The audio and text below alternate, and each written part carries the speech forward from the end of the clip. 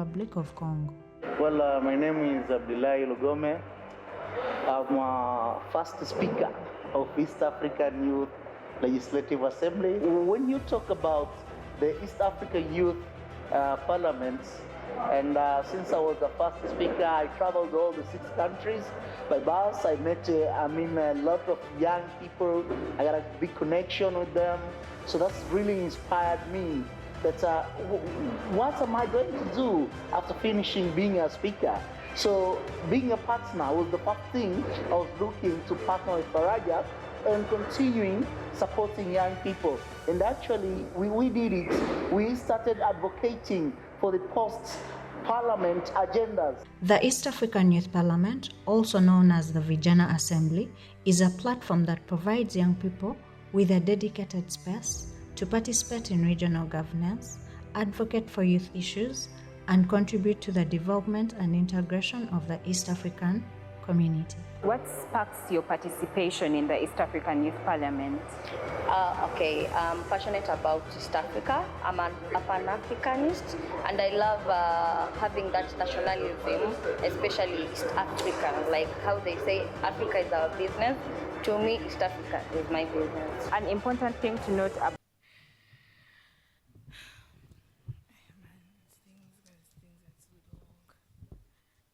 it's okay.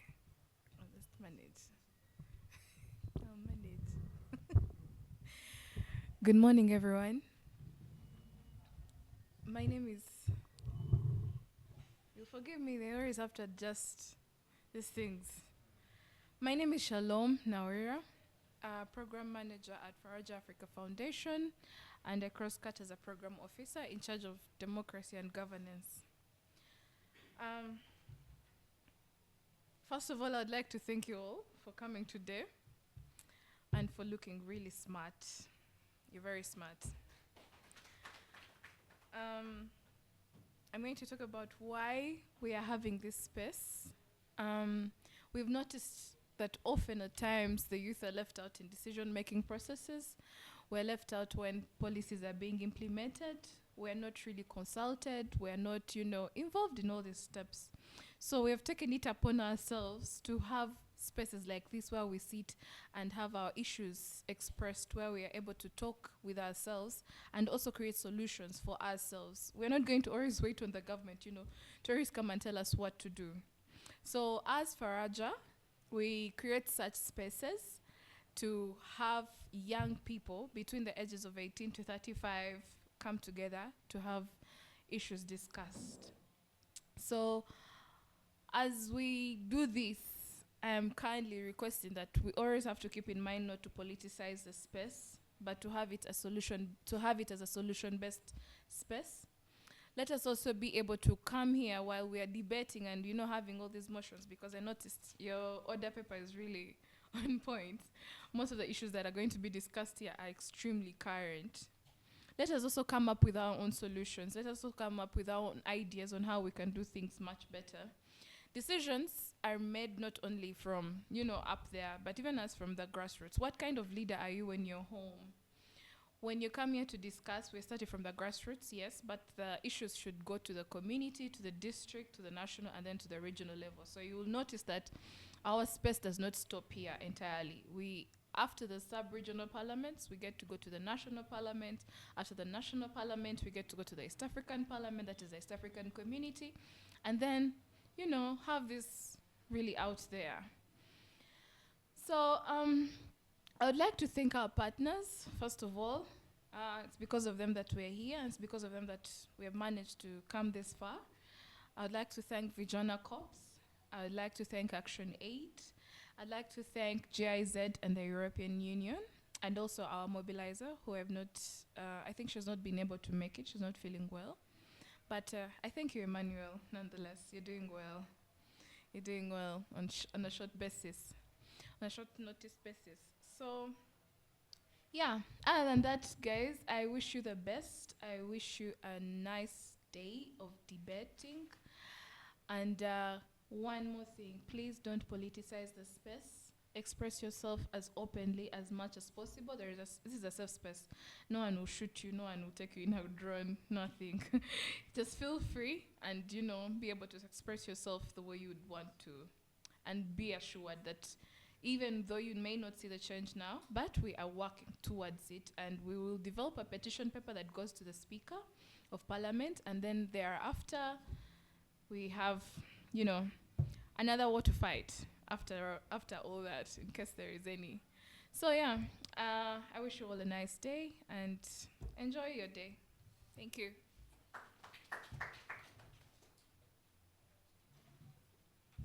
Thank you so much, Shalom. Thank you so much, Shalom, for that comprehensive remark that you're giving to us. Ladies and gentlemen, allow me welcome Mrs. Edina, who is going to take us through the next program. And yeah.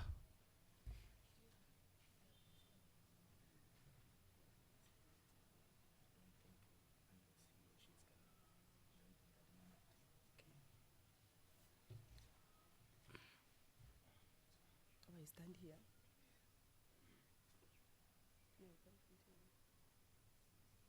Morning. Good morning.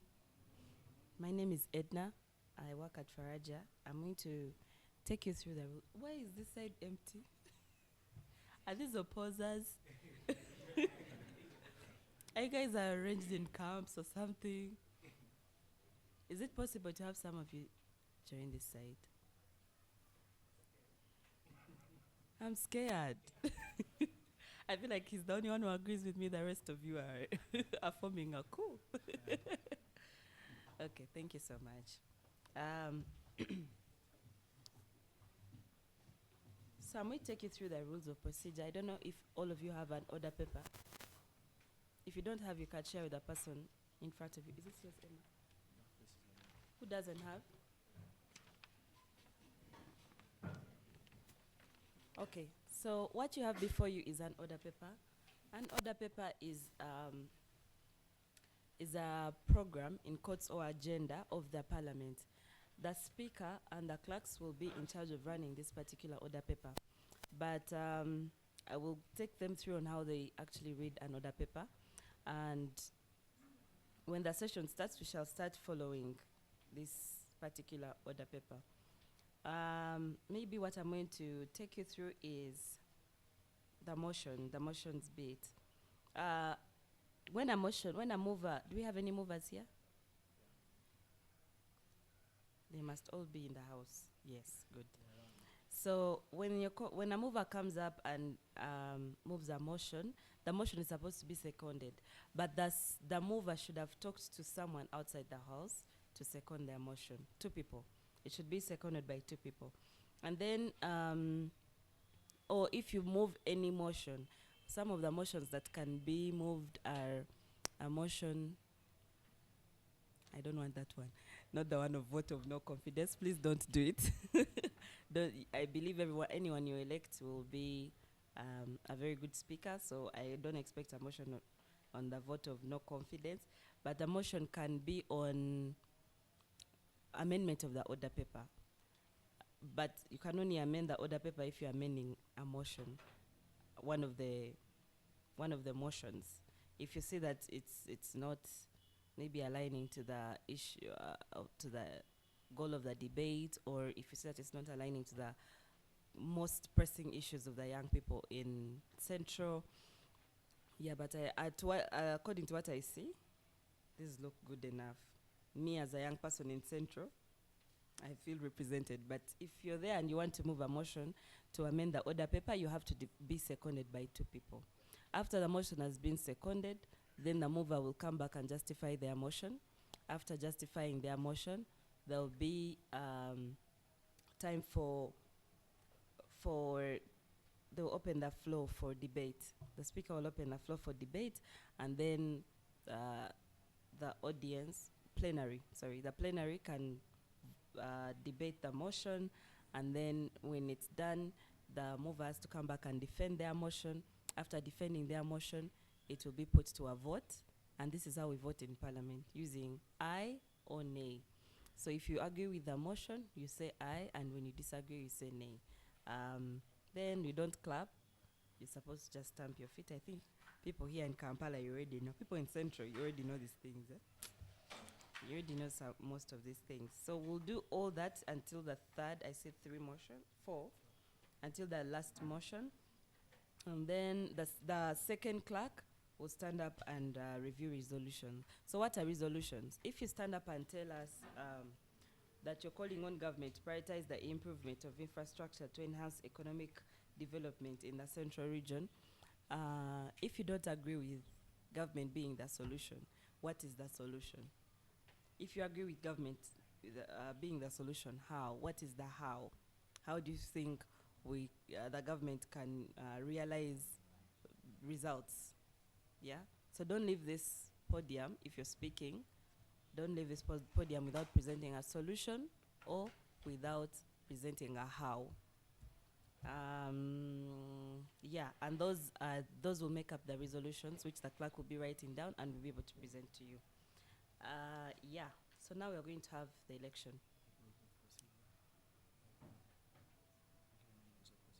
Those are the ones. The house rules will be determined by the speaker. It's according to how they feel.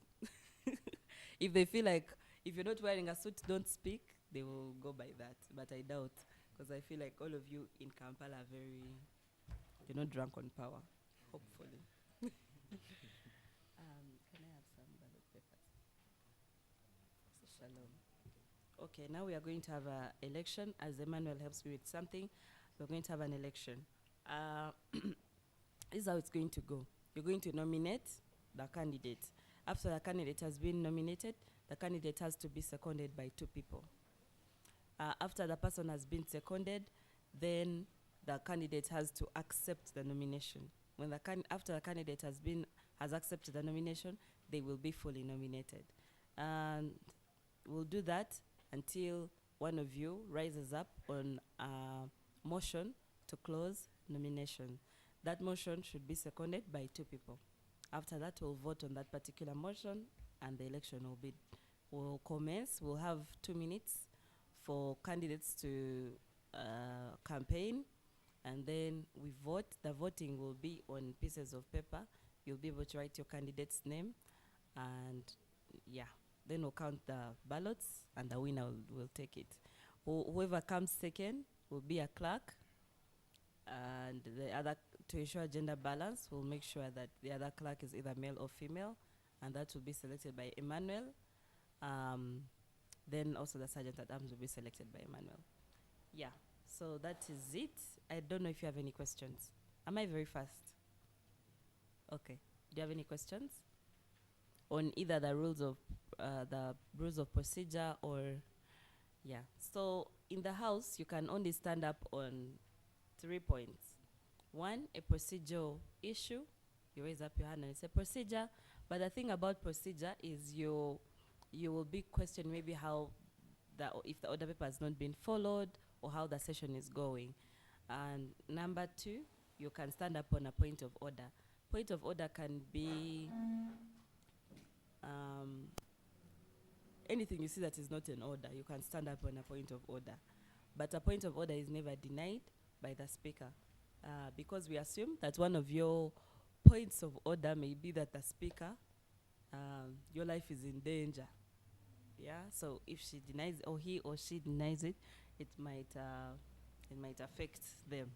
So a point of order is never denied, but it's my request that we don't focus on points of order because they can take away from the debate, from time of the debate. Let's focus on why we are here, which is to make sure that the voices of the young people in Central Region are represented.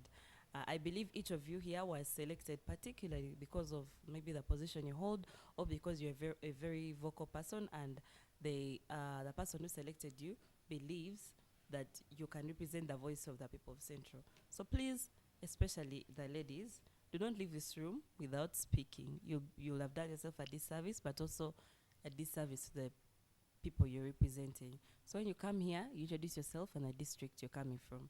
I would have introduced myself, but my district does not align with the region. So you might chase me out of your house.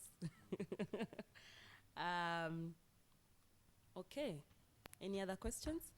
The other point, the last point you can stand up on is on a point of information. A point of information is granted to you by the person on the microphone, whoever is on the microphone, if you'd like to inform them.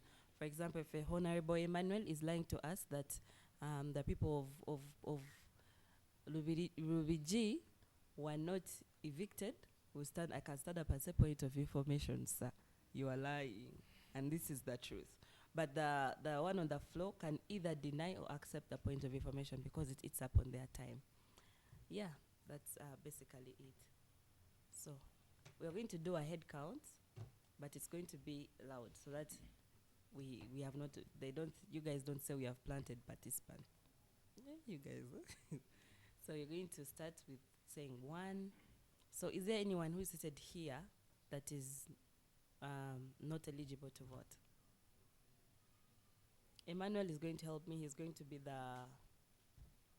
help me in the election, the presiding officer with me. The staff are already not seated with you guys, so I'm asking again, is there any partner? Are you voting? Are you voting? You're not voting? Okay, because I can see you now you're seated with voters. Either the voters come in front, the lady and the gentleman at the back, can you come to the front so that I don't count you as staff? Are you going to vote? Okay, can you come? Either occupy the seats in front of you, or there are 2 seats even here, unless you want to sit together. Can occupy the hands in front, please? Emmanuel has said you should sit in front. There's a seat here. I think the lady should come here.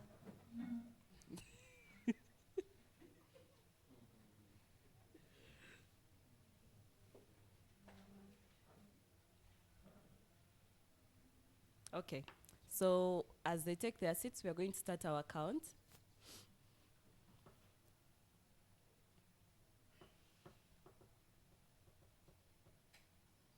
There's a seat here.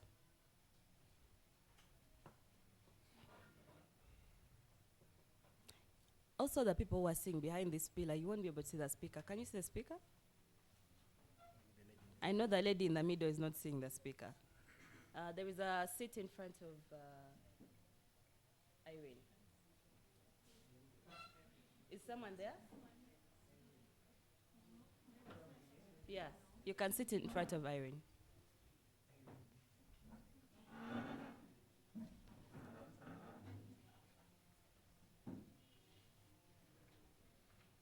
Are you voting? You're voting. You're voting, right? You're part of the voters. The gentleman in a suit. Can you come closer? There are 2 seats in front of you. Occupy them. One of them. Good.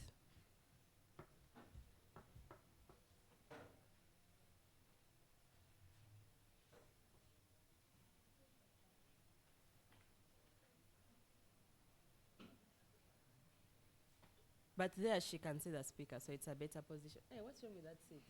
You don't want to sit behind him? No, but I want you to be close for the voting.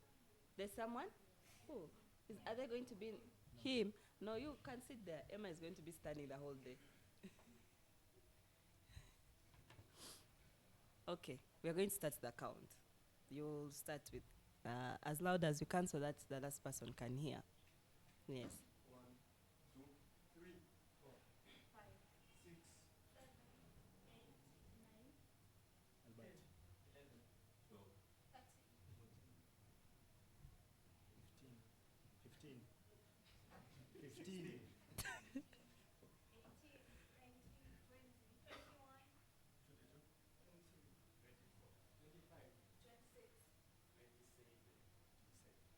27.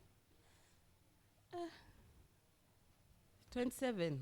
There's supposed to be how many participants here? I can't have an election without quorum. There's supposed to be 30? 34. Okay, that is quorum. Okay, I thought 40. That would be a problem. 27. So do you have 27 ballot papers?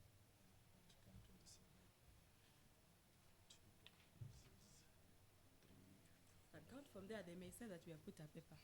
And the person who loses to concede that they have lost. 1, 2, 3, 4, 5, 6, 7, 8, 9, 10,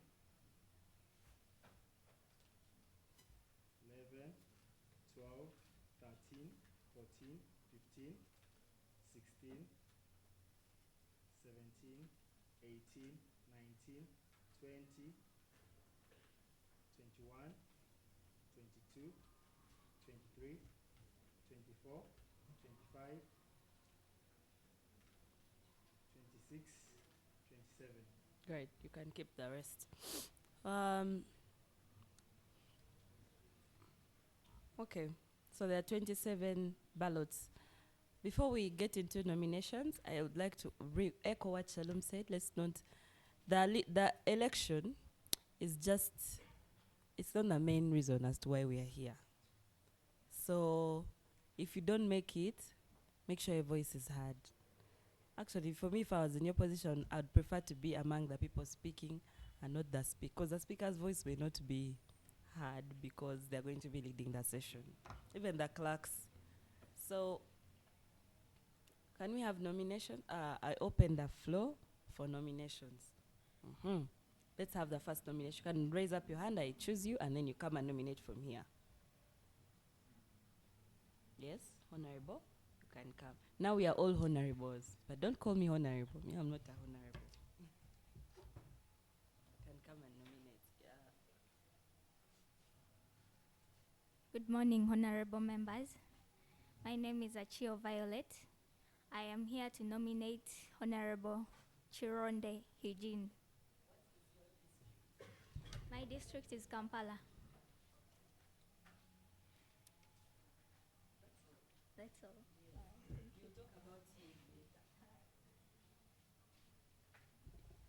Honorable Chironde. Can we have 2 seconders? You come.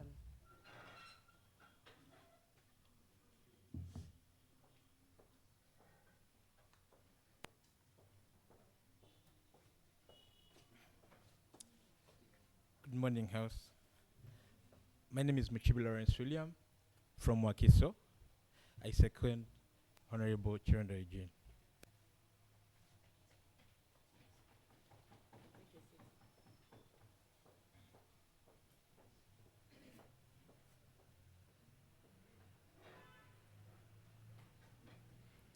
Good morning, House. My name is Sega Elvis William from Mukono District. I second Honorable Eugene Chironde. Honorable Chironde, can you come and decline or accept the nomination? You might decline the nomination. Good morning, honorable members. My name is Eugene Chironde, and I accept the nomination for Speaker. Thank you very much. You refuse to be like Joe Biden. Can we have a second nomination? Yes, please.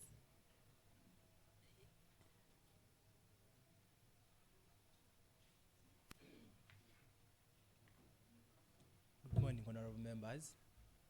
My name is Mwanika Jonah Obert from Michiana District. I come to nominate Kakoza Derek. Kakoza David? Derek, okay. Honorable Kakoza Derek. I forgot to say Honorable Chironde Eugene is fully nominated. Honorable Kakoza Derek, can we have 2 people to second? How can you nominate someone else when you're behind the candidate? Kakoza Derek, can we have 2 people to nominate to second? Yes, the ladies. Both of you come. The same time.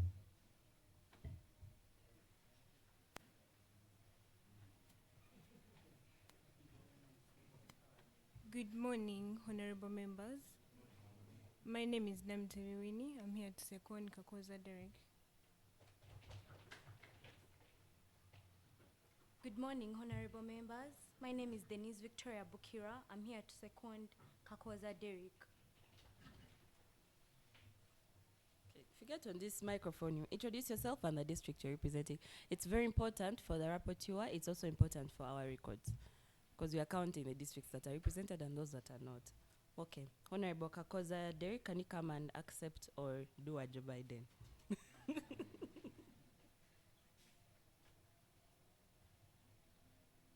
Good morning, everyone in this house. If it may please this honorable house, my name is Kakoza Derek from Masaka, Nyendo. I fully accept the nomination. Thank you. Do we have any other nomination?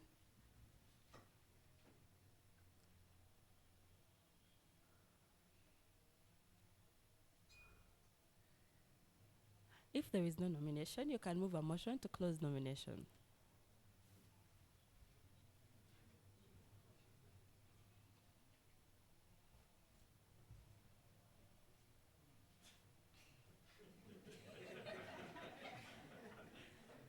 Good morning, fellow parliamentarians. My name is Fred Burondwa. I move a motion to close nominations. I'm from Liantonde district.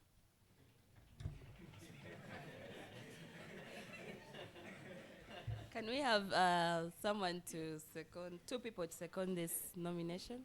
This motion? Someone who has not been here. Yes, please. Yes.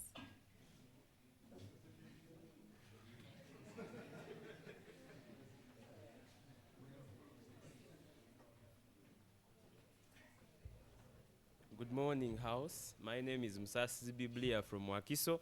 I second the motion before this House. Thank you. Good morning, House. My name is Sisi Sylvia Samuel from Kayunga, and I second closing the motion.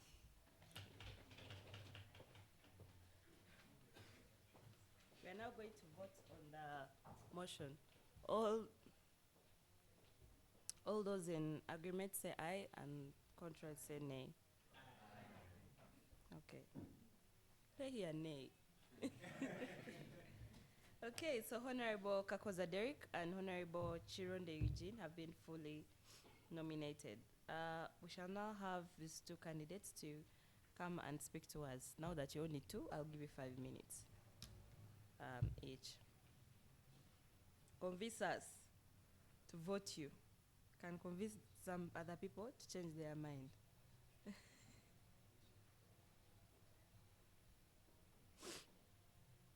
Okay, we'll start with Honorable Kakoza Derek.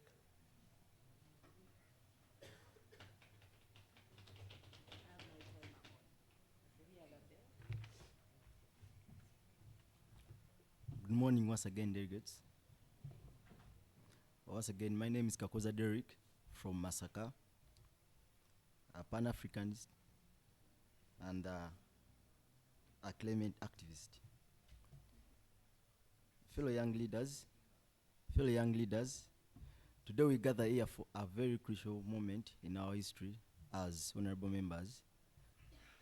And we, as the next generation, Generation Z, I pray that, yes, this is our time to shape our nation and to determine our future. I, Kakoza Derek, as a candidate contesting for the post of Speaker, I pray that may the good Lord guide you in the process. And I know that, yes, as your Speaker, I promise to amplify your voices, to listen to your concerns, and to empower you to the change you want to see. And on top of that, my vision is to create a platform where every one of you feels heard, seen, and valued. Remember, everyone's point here has to be valued because it's very important. Everything you say in this house, it can determine our future. It can help even those leaders in the offices. We give recommendations and everything. As your Speaker, I promise to give each one of you a chance for his or her voice to be heard. And remember, don't forget to speak with purpose. And today, we have to lead with passion. And on top of that, I commit through my manifesto, 1, to unite all the delegates in this house. Secondly, to foster inclusivity and diversity. And thirdly, to promote active listening and open communication. And fourthly, to empower the marginalized voices. As your youth speaker for this central region, I promise that I'll give each one of you a chance to be heard and be seen. Remember, if you don't speak, you won't be heard. And if you don't stand, you won't be seen. So each one of you here, while you are doing your voting, please don't forget Kakoza Derek, Mr. Ideology, as most of you call me, because I believe in ideologies. And on top of that, I promise to build bridges across all of you. Remember, here we expect you to be non-partisan. That means that yes, if you're non-partisan in this house, at least there's that sense of deliberating your issues without any feelings or emotions. Remember, this is not politics. This is, of course, determining what will happen either today or tomorrow. Any decision we take now may determine how we shall be the following day. You may not be affected, but then maybe your children will be affected. I promise that as your speaker, I promise to amplify your voices. Everyone will be heard. And then I pray that you vote for me and let's shape our future all together. And don't forget and remember to be passionate, sincere, and authentic in your delivery. As your speaker for this youth parliament, I promise that yes, every one of you, of course, has to be heard, because we are all here because of certain interests. And as a country, we know that maybe we are moving in a direction that at least we need at least another side of the story. We cannot be here cry, yet we have our voices. When you speak, at least maybe you'll be heard. This has been stated by Martin Luther King, the late, that yes, speak out and your voices will be heard. And remember, if you don't speak, those people in offices are all comfortable, and you need at least to tickle them to be heard, and in order for your human rights to be maybe respected. And then on top of that, as a Pan-African, as an East African citizen, basically Ugandan from Masaka, Nyendo, I promise that yes, this house will get that feeling of representation from the different areas we've come from. Remember this as we go. Speaking with purpose and then leading with passion. And I promise you, as your next speaker, that yes, we have a purpose and we have to go for that in order to have a better future. As your speaker, I promise in this house, in the time we're going to be here, that yes, your time will be valued, and yes, you're going to get opportunities, all of you, to speak and represent your views with no fear, no favor. And as a citizen of this country, from Masaka district and basically Muganda, I pray that yes, when you're making your deliberations, yes, every one of you will get a chance. And we're all here for chances. Everyone has got what to speak here, but then where do you get the chance? And when you vote me and I become the huncho of this August House, I promise that yes, all of you will be given a chance to speak, and not forgetting that through speech, everything can be what? Can be heard.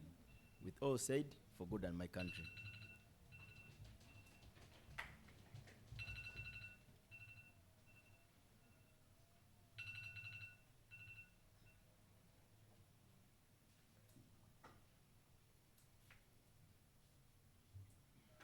Honorable Derek, do you have an alarm clock? I shall have Honorable Chironde Eugene.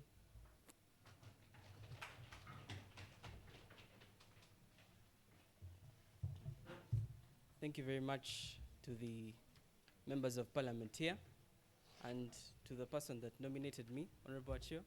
Thank you very much. My name is Eugene Chironde from Masaka district. That's where I hail from. And fundamentally today, I have come to share with you why I want to stand for this position. Any parliament that is fully functional possesses three virtues. First, representation.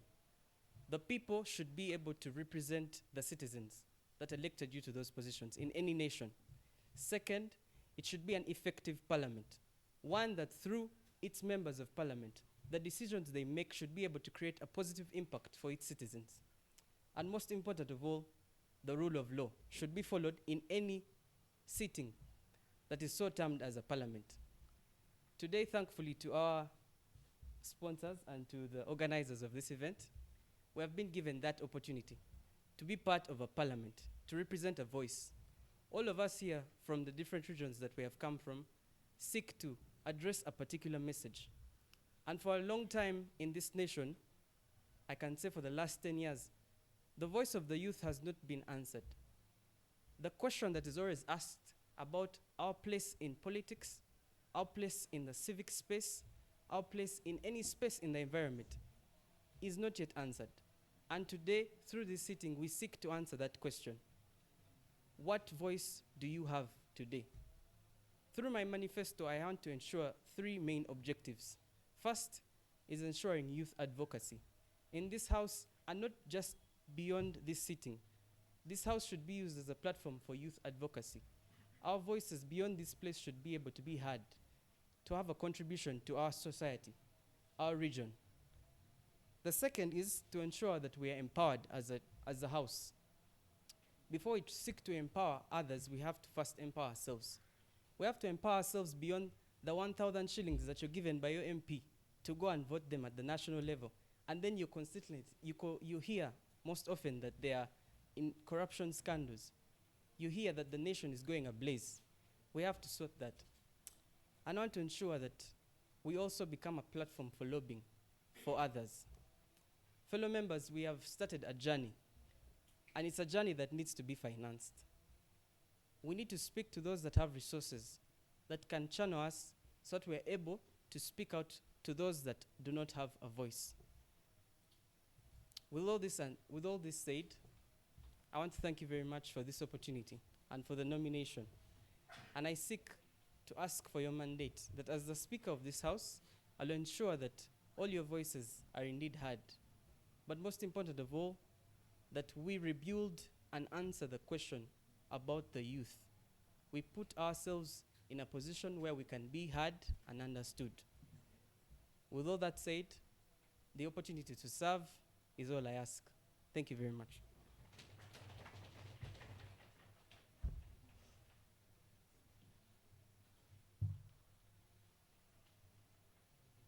Thank you so much, Honorable Chironde. Honorable Chironde will be keeping time because he left 1 minute and 43 seconds. Don't stamp, I'm just saying. Okay, so now we're going to vote. Emmanuel is going to give out the ballots. Shall give you a minute or 2 to change your mind. Then he will come back and pick the ballot from you. You just write the name of the candidate you want, fold the paper, and return it. You don't have a pen? Hey. There are pens. The hotel gave us pens. If you don't have a pen, the person you're voting should give you a pen to vote for them.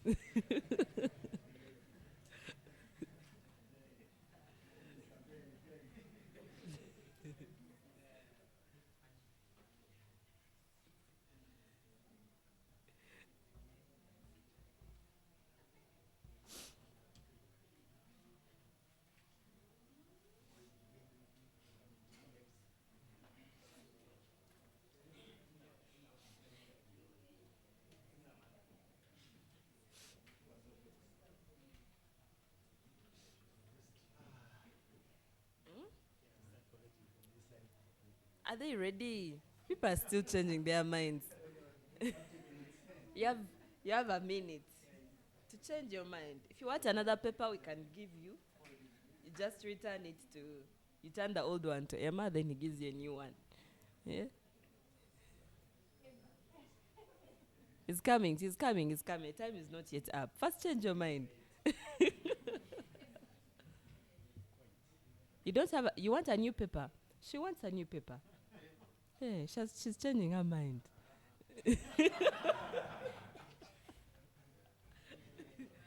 Give her a new ballot paper, return the one you had. Yes.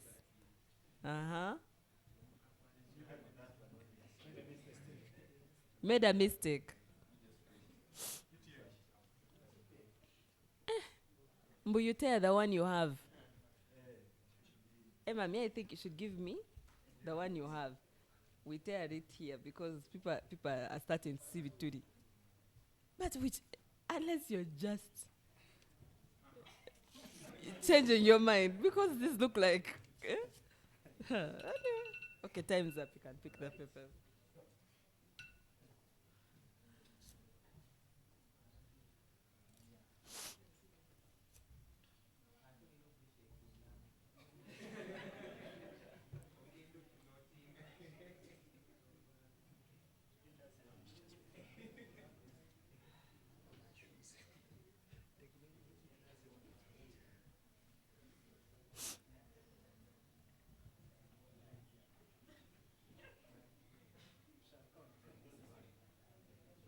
They look different?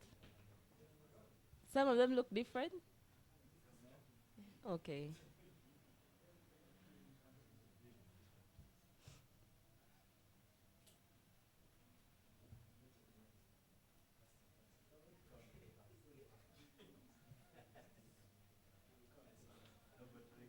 So now you're going to count the papers you have. I'll request one person from each camp to come and be an agent. One. Hey, you're representing who? Representing Okay. You're representing? Okay. First, wait. Are they? Have you counted them? We are confirming. Oh, okay. 1, 2, 3, 4. You can come and count from here. People online might say, we are not seeing. 1, 2, 3. Okay. 1, 2, 3, 4, 5, 6, 7, 8, 9, 10, 11, 12, 13, 14, 15, 16, 17, 18, 19, 20, 21, 22, 23, 24, 25, 26, 27. So we are going to start counting. Eugene Chironde, Kakoza Derek, Chironde E, Chironde,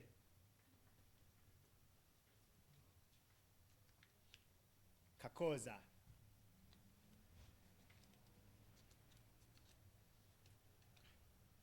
invalid. No, yes. Invalid. This is the first time I've seen an invalid vote in a video. Honorable Chironde Eugene. Hey, Kakoza. I don't know. I'm not. Chironde. Eugene Chironde. Chironde. Chironde. Chironde.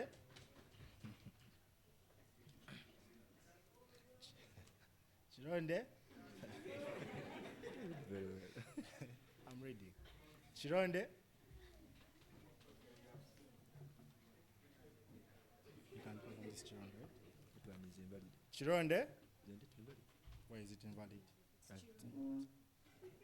Chironde. Chironde. Chironde. Kakoza.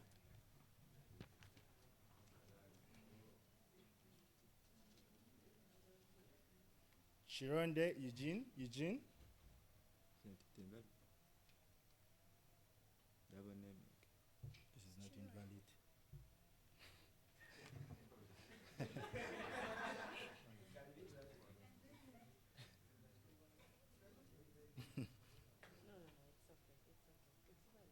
It's okay. Chironde. Kakoza. Kakoza. Don't worry. Kakoza. Kakoza.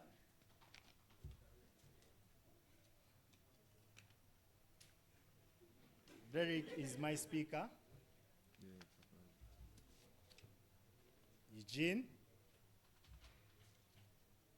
Chironde Eugene. So we are going to count first with Kakoza. Your presiding officer. We have one vote that is invalid, and we are going to count. This is 1. This is 2. This is 3. This is 4. This is 5. This is 6. This is 7. This is 8. And this is 9. Kakoza 9 votes. We are going to count for Honorable Chironde Eugene. This is 1. 2, Eugene. 3. 4. 5. 6. 7. 8. 9. 10. 11. 12. 13. 14. 15. 16. And 17.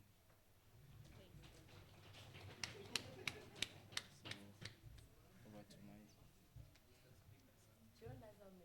17. Then Kakoza. 9.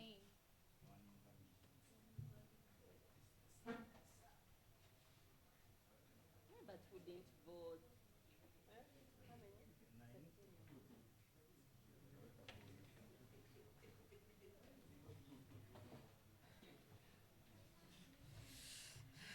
Okay.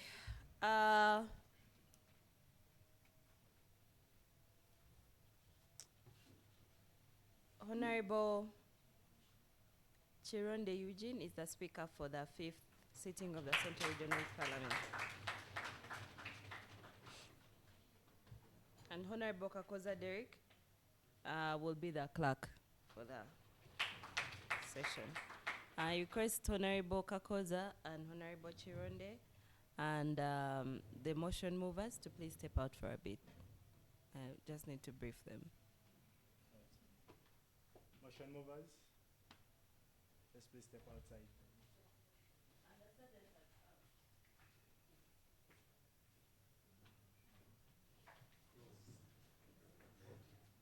I close the vote.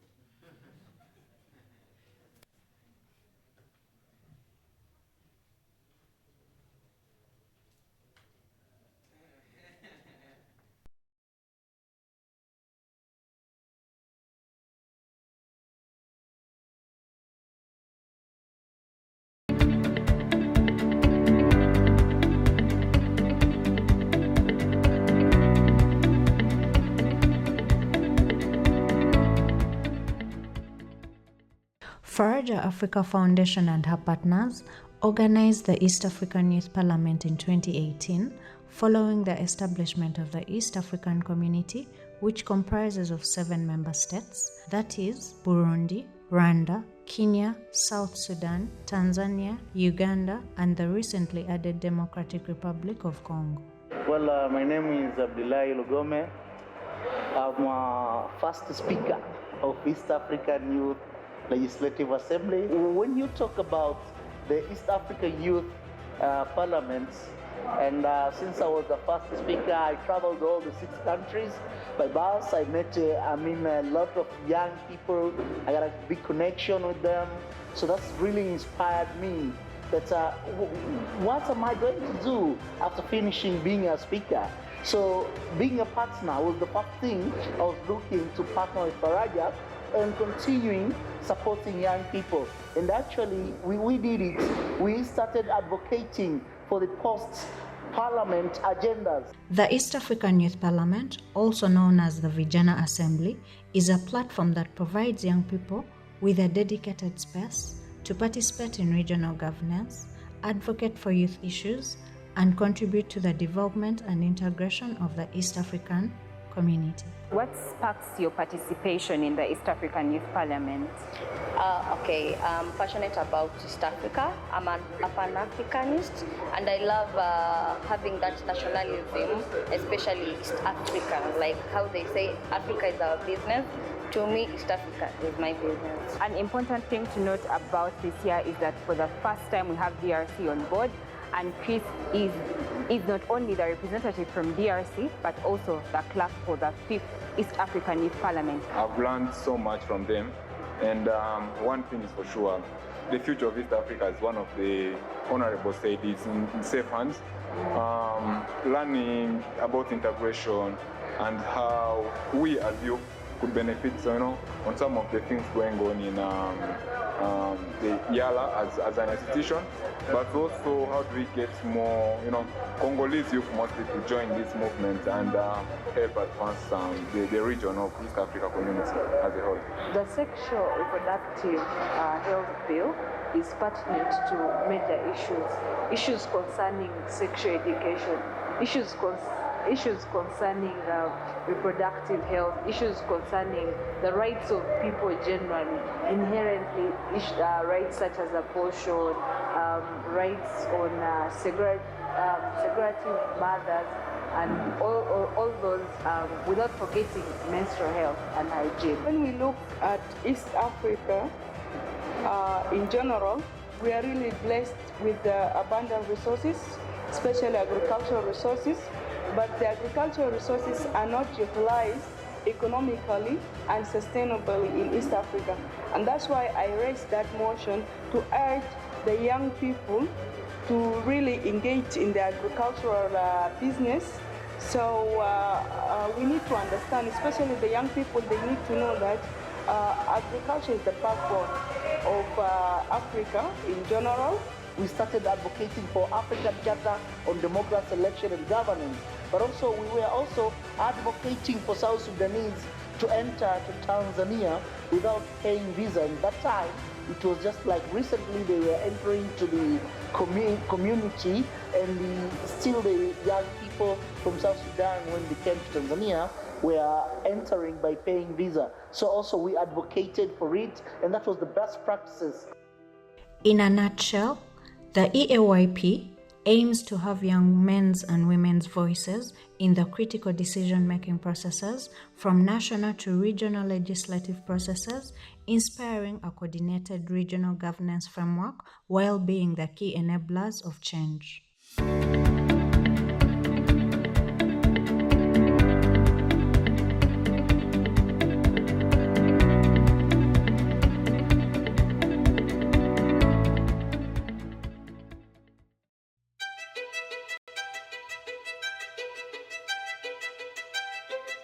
The East African Youth Parliament, also known as the Vijana Assembly, is a platform that provides young people with a dedicated space to participate in regional governance, advocate for youth issues, and contribute to the development and integration of the East African community. This is majorly a learning place. The more we present ideas here, we are grooming a leader. This East African Youth Parliament occurs every year in November. It brings members, youth from member states, the 7 member states of East Africa, that is South Sudan, Uganda, Kenya, Tanzania, DRC, Rwanda, and Burundi. I see myself as at the place that I feel I can speak for my people. Like our country is among of the country that is in the integration of East African community. So as I'm here, I see myself as a representative for others who didn't make it here. The East African Youth Parliament being diverse, being a body that, or a platform that gathers different youth from different countries, 7 of them from the 7 member countries. Then when we talk about inclusivity, on my own side, I just look at how do we bring everyone together? How do we get to harmonize their voices? Faraja has been doing this for the past 6 years, and we can see that there have been some improvement in each and every year that we come for the sitting. First of all, it's the choice of the motion. Second of all, it's the choice of the people who participate in this youth parliament. You can see that the youth are eagerly and are very much willing to air out their views, and they have researched what they are saying. They are not just here for propaganda or just speaking out of nowhere. This is my first time actually attending the 6th East African Youth Parliament. I got to learn a lot, getting together as youth, discussing what we're facing and being able to navigate and being able to discuss our problems and how to go about them. During the proceedings of the 6th East African Youth Parliament in 2023, young people engaged in substantive discussions encompassing a spectrum of motions aimed at fortifying governance structures within the East African community.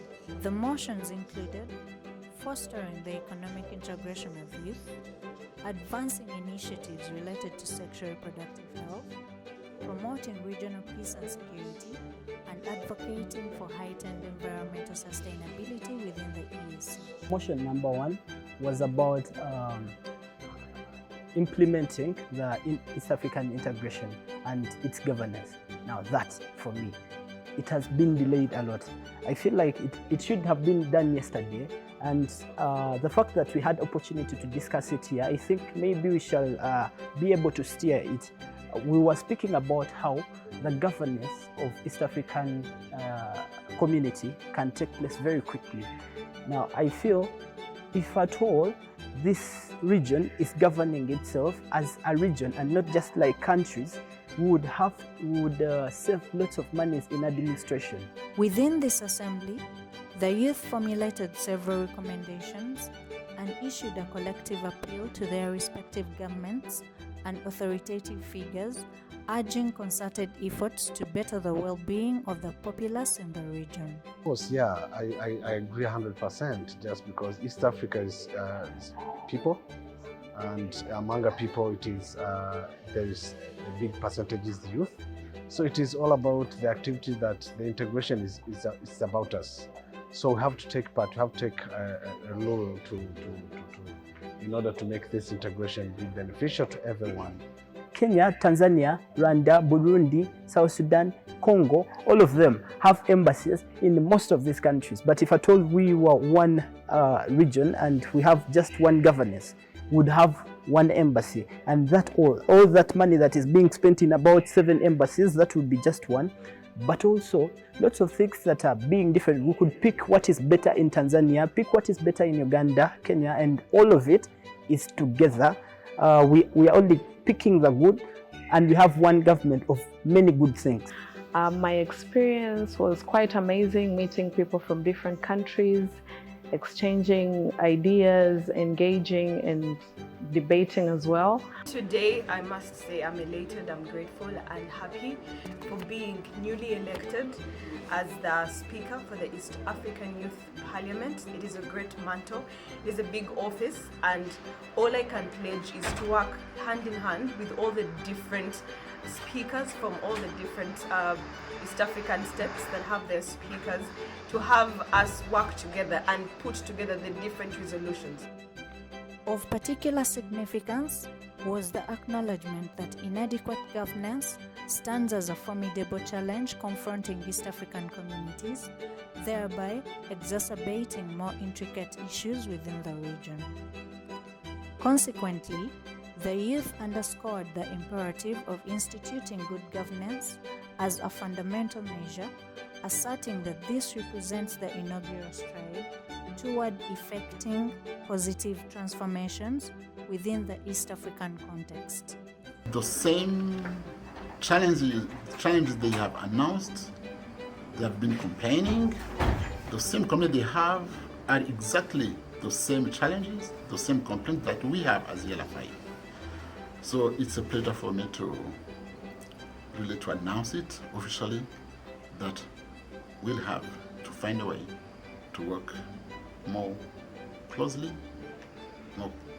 than this youth parliament.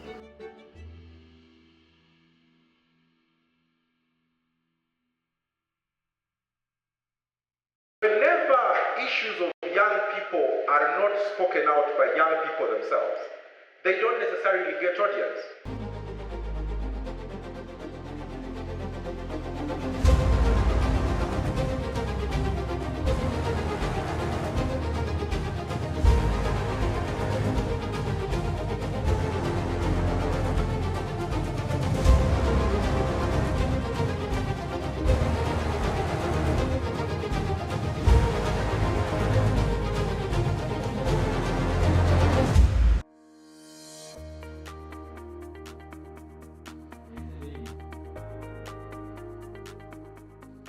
This being the 6th edition of the National Youth Parliament, organized by Faraja Africa Foundation. Yeah.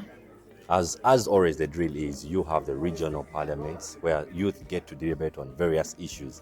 So how were the regional parliaments of this year? Well, quite interesting. They were bigger compared to last year.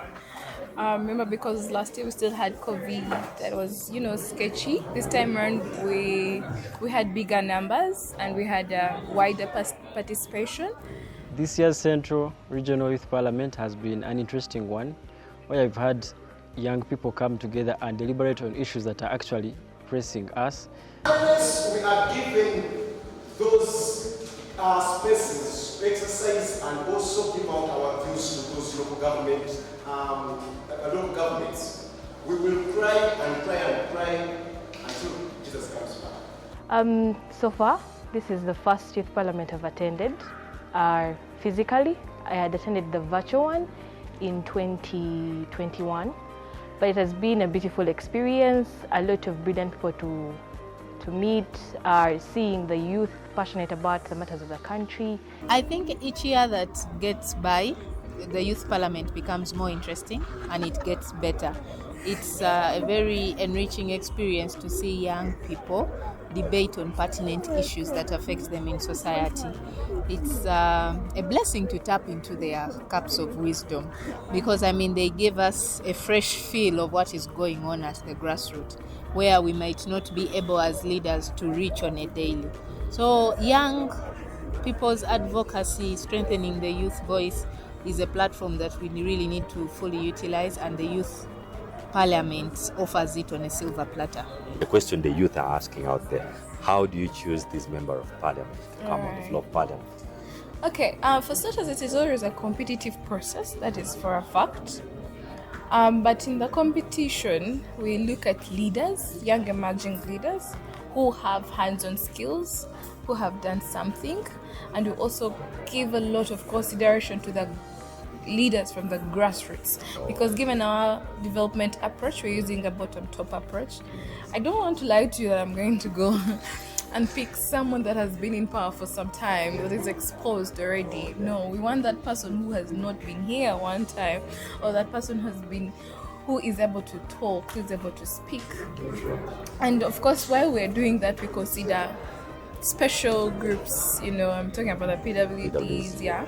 I'm talking about the special groups. We're looking at the women, the young mothers out there, and the person who maybe didn't finish school, but I tried to make it out there. So it's not like we don't want everyone to participate. I also have to have regional balances. We want each and every region. I was so inspired by the sessions. When I was cheering, at some point I got lost in my head. I said, imagine this was the real parliament, because the people were really respectful. Under my guidance, I managed to imagine in 30 minutes, 18 politicians speaking to the point. That was special, and we need to improve this, keep on going with this. Now, one day is not enough for everyone to understand the content of the motions. We tried, but we can only try. So this has inspired me. I want to really talk, say, okay, what are the chances? Can we see, is there any chance that we could keep on these conversations? Maybe even if it's quarterly. Because this crowd, if they have another chance to debate, they'll just get better and better and better. So the issues that were carried out from all these different regions were put together. And of course, we use the whole problem analysis sort of method to come down to the motions that we've discussed today in the chambers. During the event, we had 3 motions, but one of the most outstanding motions that really that really touched me was the motion on cattle rustling. in the eastern part of Achule sub-region and Karamoja. This is something that we have been talking about. We tried all angles, and when this thing was brought, and I believe what we brought out here will again spark fire on the government to at least act. Traders who have handed over their guns to the government, you would find that they have been promised that maybe we are going to give you these livestock and other things to do. Because what the Kejongs knows, most of them, they know about only cattle keeping. There should be an alternative of other things so that they don't go around and killing people, taking away the cattle. They should know that without keeping the cattle, we can also survive on our own. It is not only about the cattle raids that is taking place. As I speak right now, families are leaving their home as early as by 5 p.m. to go to seek for a refuge in one of the nearest places that they feel it's a bit safe. One of them being churches, institutions like schools, just that they can comfort themselves in. Because these cattle raiders are no longer only taking cattle, but they're also killing people. Well, the issue of climate change and then in relation to also agriculture for the young people, that one is very directly related to the young people because climate change and agriculture eventually evolve into a reduction in the quality of life that the young people are living. And if young people cannot live a certain quality of life where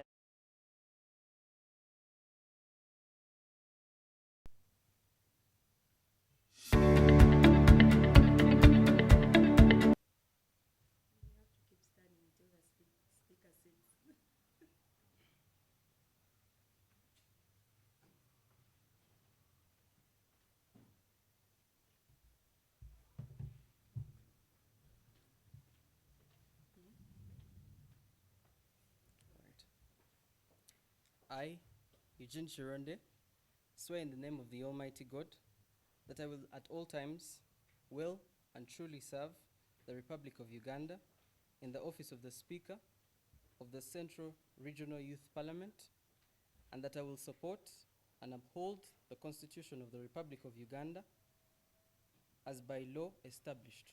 So help me God.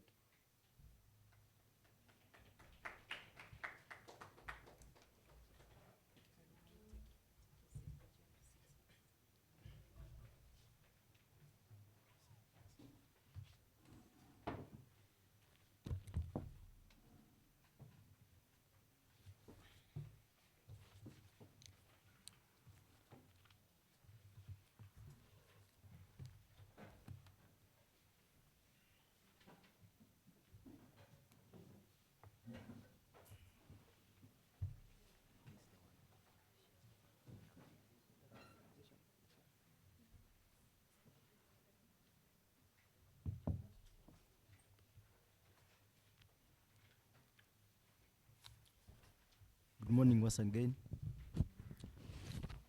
My name is Kakoza Derek, the clerk of the house today. We shall be following the order paper. First, order paper for the 5th sitting of the Central Region Youth Parliament on Wednesday, 15th July 2024, term of commencement 12:30.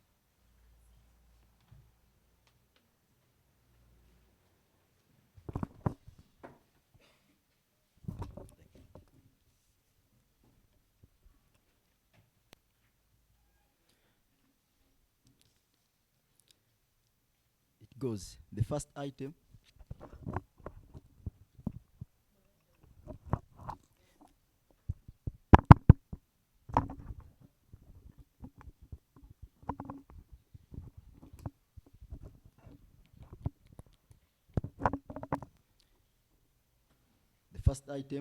the anthems.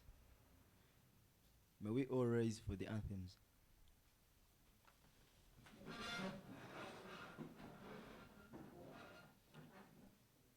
We shall start with the national anthem, the Uganda national anthem.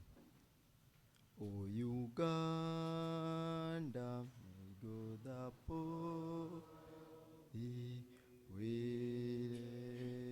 a future in their hands.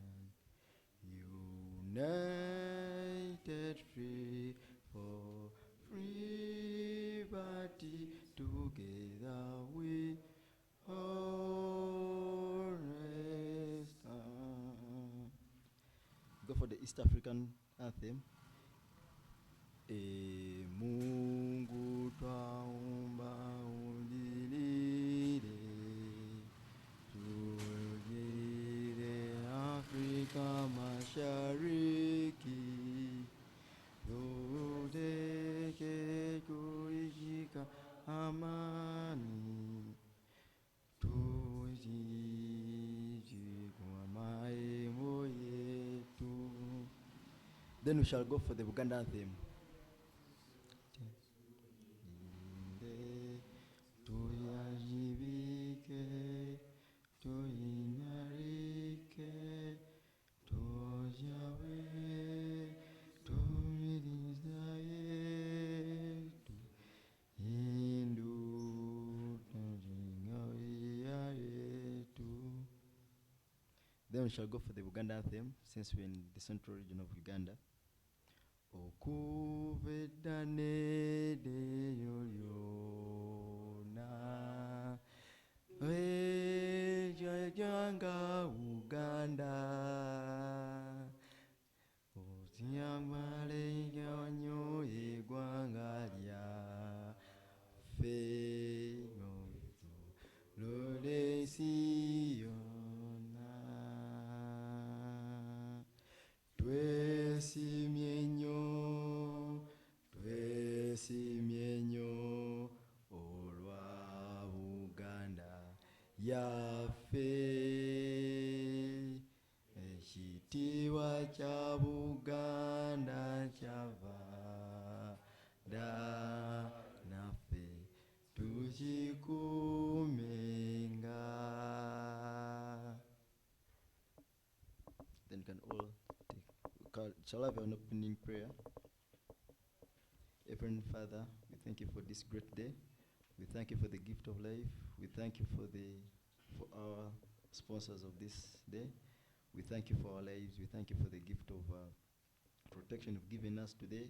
We thank you that yes, you brought us all here without any accident, without any inconvenience. We thank you, God, and I pray that we have good deliberations and a good session. We pray all this through Jesus Christ our name. May the grace of our Lord Jesus Christ and the love of God and the fellowship of the Holy Spirit be with us all, now and forever. Amen. We can now take on our seats.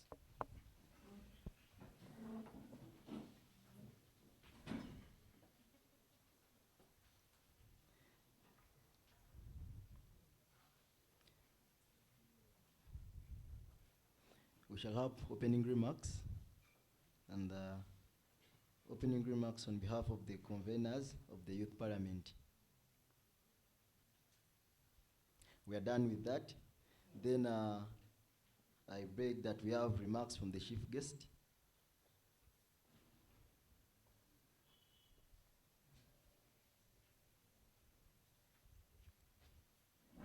Thank you.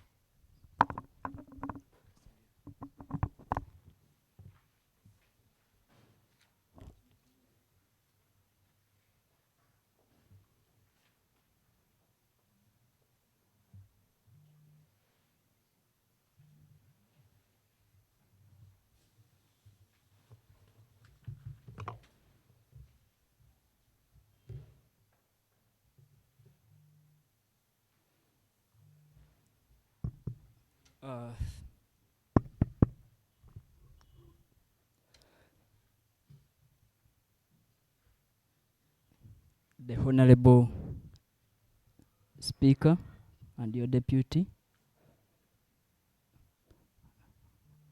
Honorable members of the Youth Parliament, distinguished guests, members from Faraja Foundation and other sponsors, ladies and gentlemen, good afternoon. It's an immense honor to stand before you today as the chief guest at this significant Youth Parliament session organized by Faraja Foundation for Buganda region. I'm deeply humbled by this invitation and grateful for the opportunity to engage with the leaders of today, though others wish to call them leaders of tomorrow, of which I disagree with.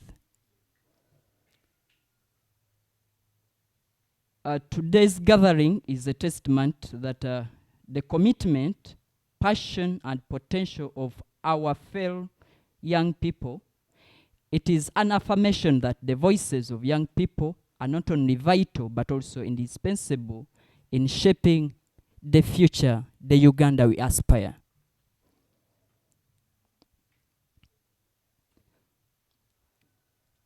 Your presence here today is a powerful reminder that young people are not just the leaders of tomorrow, but we are also the leaders of today, as I've earlier mentioned.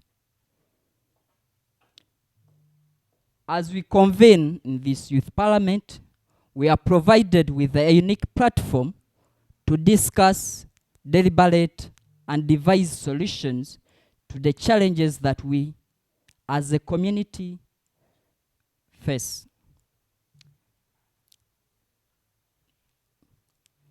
This forum empowers us to express our ideas.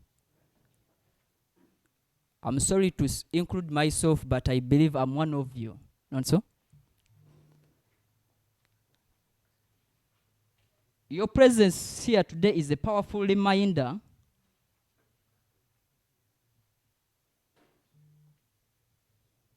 and we as young people, we must express our ideas, articulate our concerns, and propose actionable solutions that can drive positive change. It is through such engagements that can harness the collective energy of young people, creativity, such that we overcome some challenges that may be taken for granted by the so-called decision makers of this regime we are having currently. As we are all aware, Buganda region, like many other parts of Uganda, we are facing significant challenges, particularly that impact our young people. As we are all aware that unemployment remains alarmingly high, and many young people struggle to find meaningful work despite their qualifications and skills. I believe majority of you here, you might be having your bachelors, your diplomas, your masters, but you have struggled ever since you graduated to find what you can do administratively. And even some of you, your shoes are worn up now. But are we really happy for the current situation? Yes, you might have seated here, but think of other thousands you graduated with. Where are they right now? What are they going through? So, my colleagues, I think we need to pay attention and think outside the box over that issue of unemployment.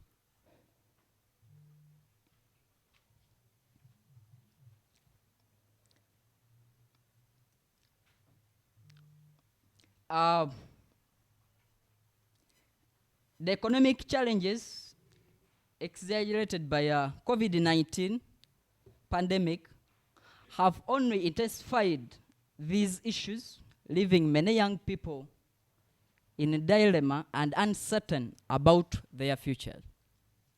We know it was 2020, around Feb, when we went through that pandemic, and I believe there were young people who had started some businesses. Even those who are in different sectors were really affected. Since then, many have not yet recovered from the negative side of COVID-19. So as we are seated here, we need to think outside the box. We need to do some checks on what the central government came up with to enable these young individuals who lost their jobs, whose businesses were closed just because it wasn't their wish or their will. But how far has our country's government moved ahead to help those individuals of ours? Some of you might be seated here and you are among those ones, me inclusive. But now it's high time we'll check on the tax regime. How is it faring? I know, yes, the central government may say that there are some programs that have been brought up, like the parish development model.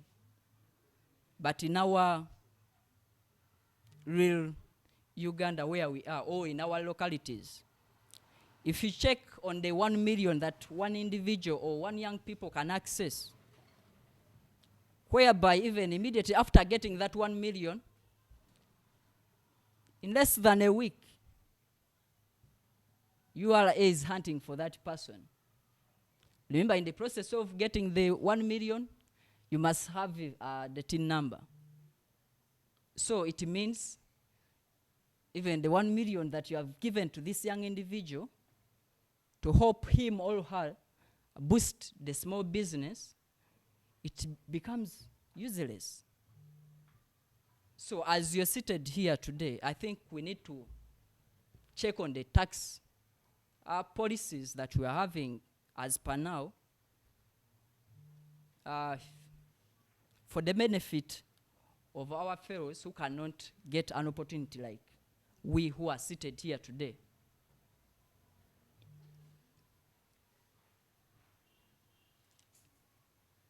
I've mentioned that unemployment, then COVID-19, they are not the only challenges that are affecting the young people. We need to think of the access to quality education. I know we are taking the right path, but are we performing? Currently, the curriculum for the education of secondary level was changed. But if you happen to visit those schools, are the equipments there? My dear sisters and brothers, as we're seated here today, we need to think, how best can we push the government not only to leave this best idea of changing or diverting from promoting or making or creating more job seekers than job creators to die like that, as other good policies or even other ideas are fuming away like that. So we need to think outside that also. We need to talk more and advocate for that. You may be seated here today, but I would request, we are from different localities. Try to visit that secondary school in your locality. Just abruptly. Yes, they are saying that hands-on skilling, which is the perfect and it's the only way to go. Because we have many job seekers than job creators. But now, are they having sewing machines? Try to visit those in art subjects. Are they having the required equipments to enable them perform and get the best out of that child the moment he or she graduates from secondary level? So we need to check the quality of education. And it's we who have gotten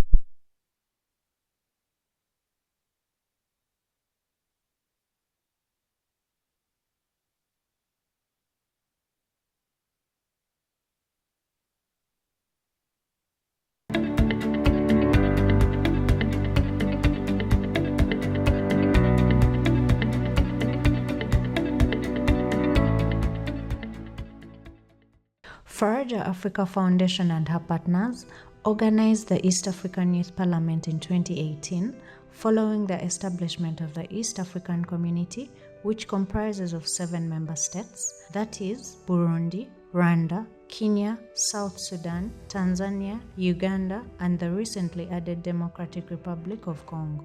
Well, my name is Abdullahi Lugome.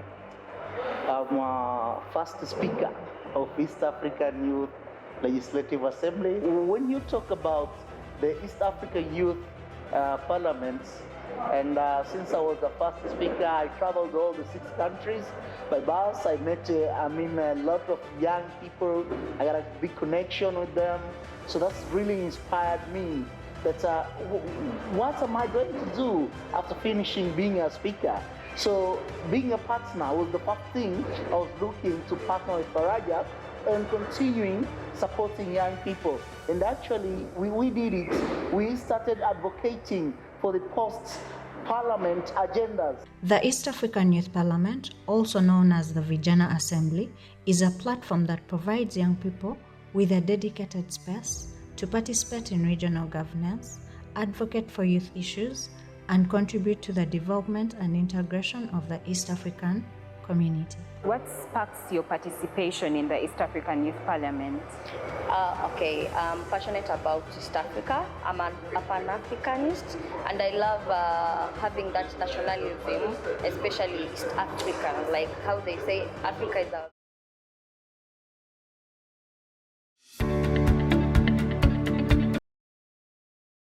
Just a mere organizing this session, I believe you're demonstrating a profound belief in the capabilities of young people, and have provided a space for we, such that we air out our voices to be heard and respected.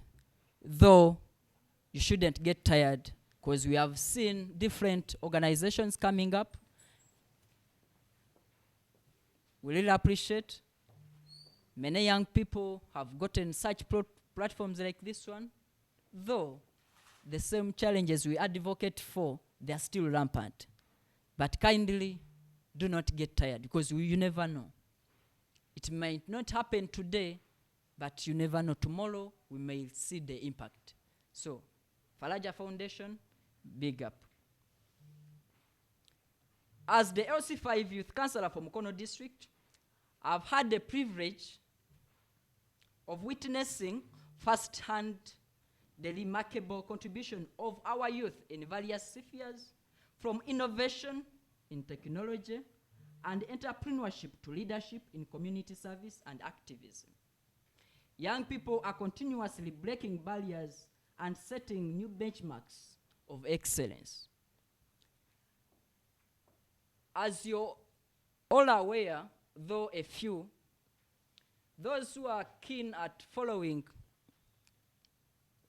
young entrepreneurs, young innovators, there was this one young person in Mukono who was creative and realized a gap in our currently the General Hospital. By then it was an health center for. I can't say that he had enough books, but he used the God-given knowledge, if I may say. He had the skill, and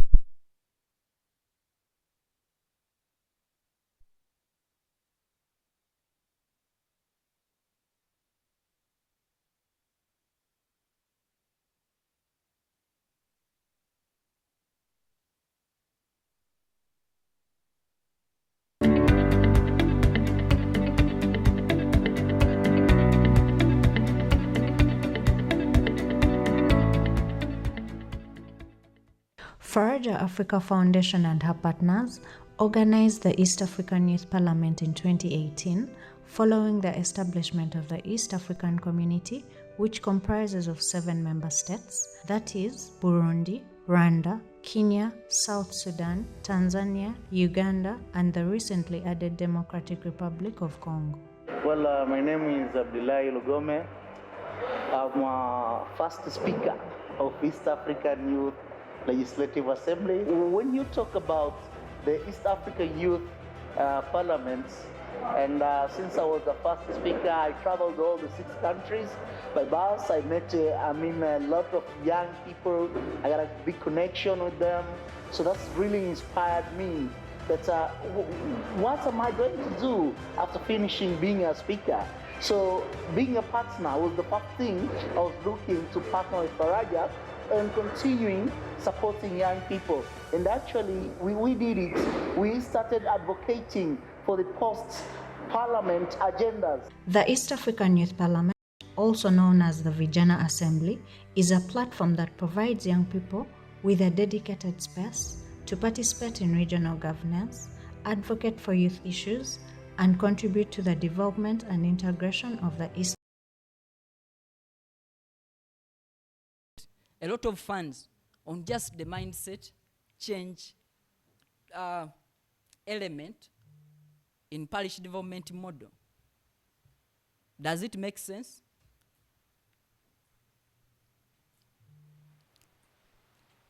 As a young person, how am I going now to play around with the taxes, the many taxes you're charging me on the 1 million you're giving me?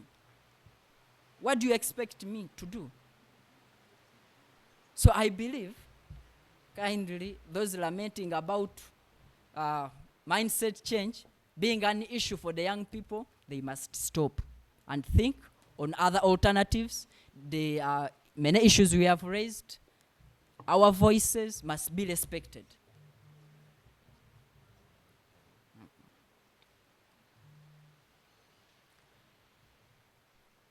However, it is essential to recognize that along with these opportunities, there are challenges that must be addressed. Issues such as unemployment, limited access to quality education, and inadequate representation in decision-making processes continue to hinder the full potential of we the young people, as I've mentioned. In this regard, I urge all of you to leverage this youth parliament session to advocate for policies and initiatives that will enhance youth development.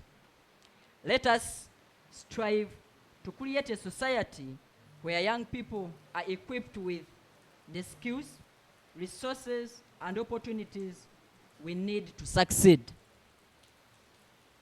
Let us work together to build a future where our dreams and aspirations of young people, of every young person, are within reach. To you, the members of Youth Parliament today, I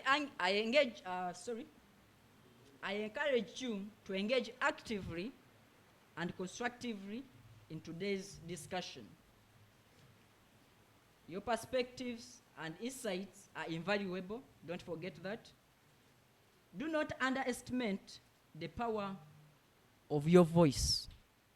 For that, I believe, if we are keen and pay attention to it, regardless of the threats we may receive, we shall win.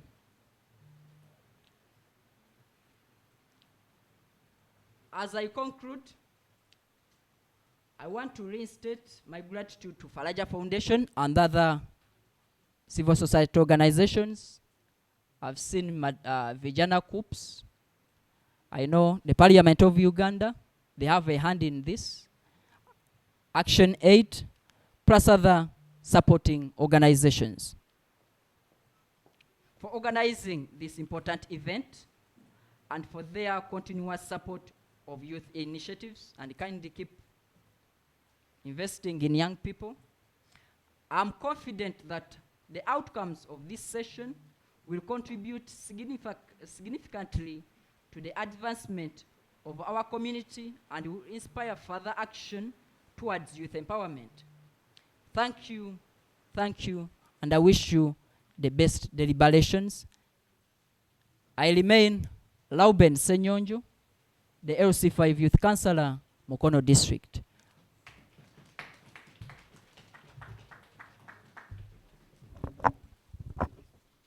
With that said, I beg that you give our chief guest another round of applause.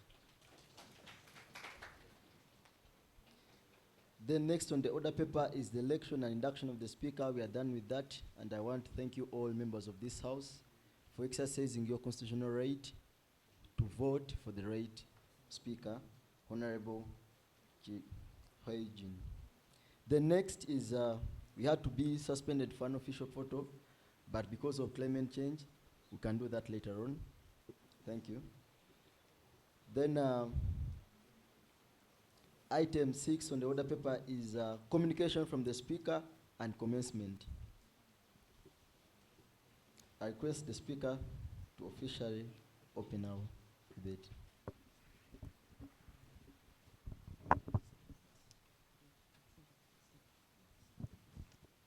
So thank you very much, honorable members. You'll forgive me. Thank you very much. My name is Eugene Chironde, the Speaker of this Parliament. First of all, I want to thank you so much for this opportunity, because if it wasn't for you, I wouldn't be here. But for most important of all, I want to emphasize the reason as to why we're here. It's not by choice that we're all here, but the fact that we've all come to represent particular voices, as I had earlier stated, and as our chief guest has stated. Thank you very much for that. Before we commence, I want to first of all recognize two particular distinguished people in this house. And first is Mariam Nampera, who's the Deputy Speaker of the 6th National Youth Parliament. Then also Mr. Ali Naitwe Jotham, who's the Prime Minister of the 6th National Youth Parliament. Those two are children of this house, so they had to be recognized. Then I want to emphasize particular rules that we shall be using in this discourse that we shall have. And without further ado, first of all, we should have proper participation from both the genders. And I encourage that all of us are able to speak. Today you should leave after submitting the different issues that you have seen while you were coming here. Then you should present solution-based arguments. Yeah? Be able to give us and spotlight how you would think the government should solve some of the issues that you've raised. Let them be actionable. And also give us research. Do not just come to speak as they say, but ensure that your arguments are backed by research. Other rules will be on how our house shall be run. First of all, we shall not clap, but rather stamp our feet. Then we shall address ourselves cordially as honorable members of the Parliament and respect each other. Then if you want to table any communication through me or to the Speaker's office, you would go through our whip, Honorable William, who has been appointed for that role. Otherwise, thank you so much for accepting this opportunity, but also thank you so much from me, and I wish all of you wonderful deliberations. Thank you very much. So this parliamentary session is open. Thank you. Another round of applause to our speaker. Then next on the order paper, we shall have the movers of the motions, and that this is how we shall be doing it.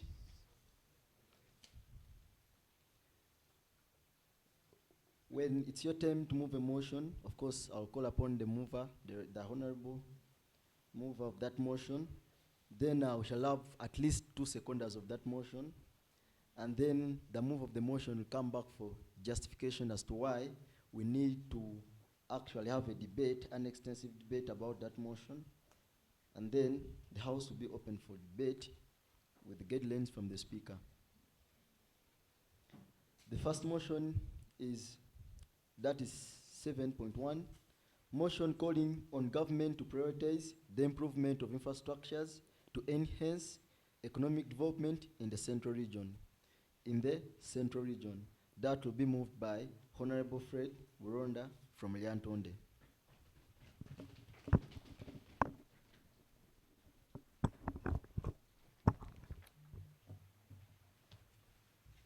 Mr. Speaker and honorable members, my name is Fred Burondwa from Lyantonde District. I stand here to move a motion on our Order Paper 7.1, motion calling on government to prioritize the improvement of infrastructure to enhance economic development in the Central Region.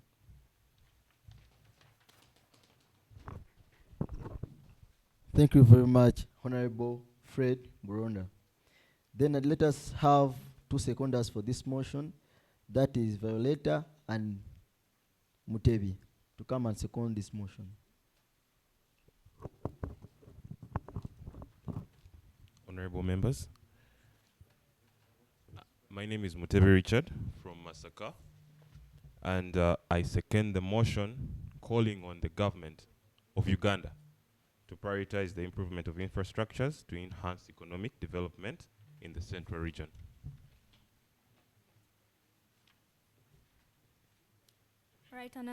Right Honorable Speaker and the honorable members, good afternoon. I second the motion. The motion to urge the government to prioritize infrastructure development in the Central Region.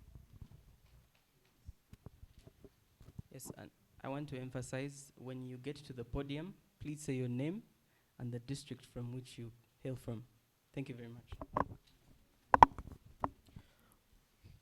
With that said, I'd like to request Honorable Fred Burunda to come and give us the justification as to why we need to adopt this motion and why should we debate about it.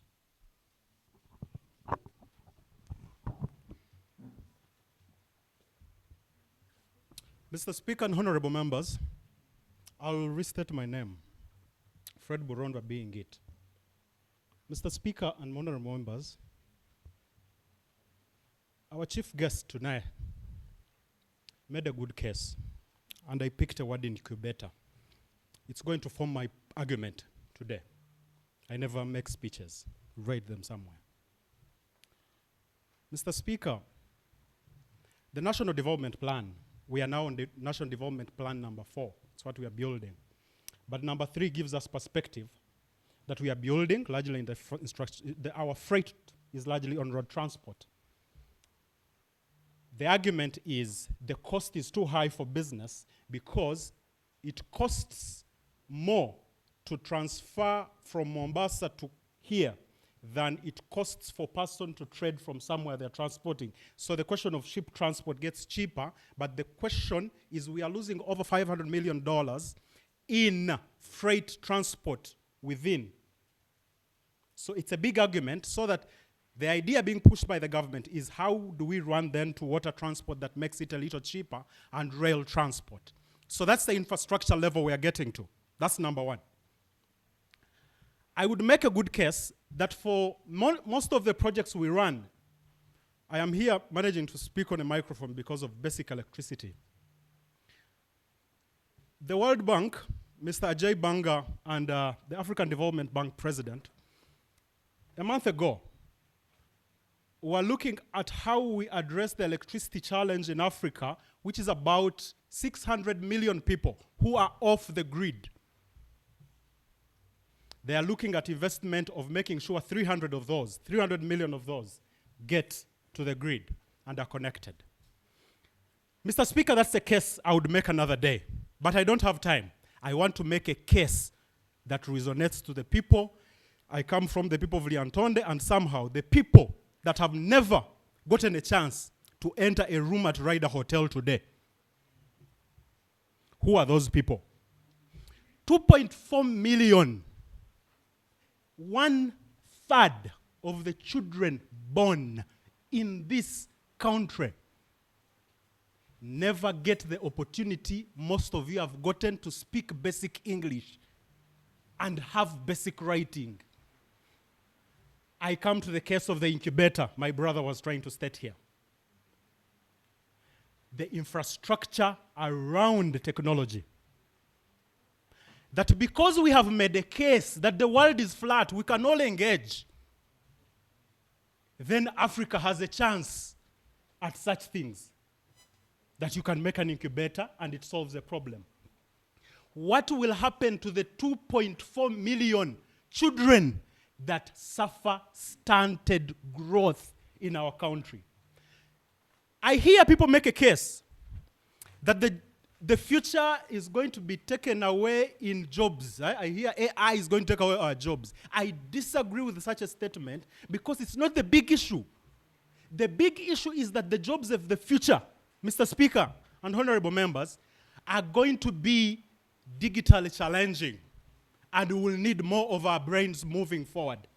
What happens to Africa and the youth specifically that have been left out because of such a challenge? So first the call is investment in health infrastructure that we are able to provide and give a chance to the 2.4 million children. That's my first case. Number two, Honorable Speaker, I'll make a case for just two things. It's on a question of energy.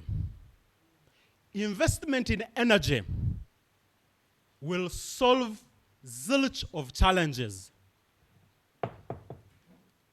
I am out? All right, thank you.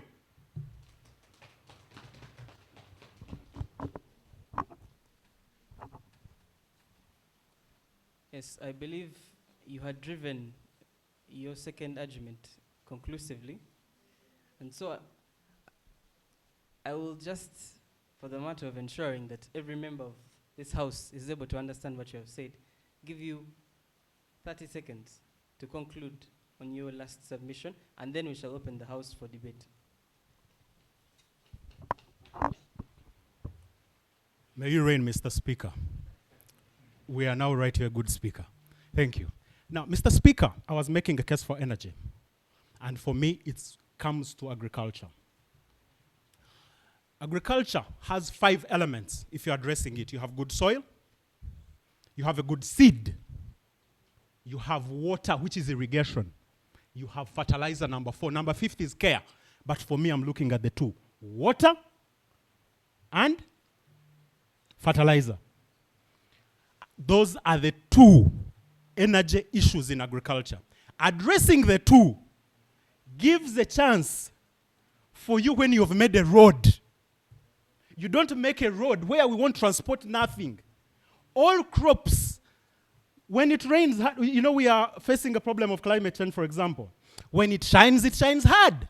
When it rains, it washes away everything.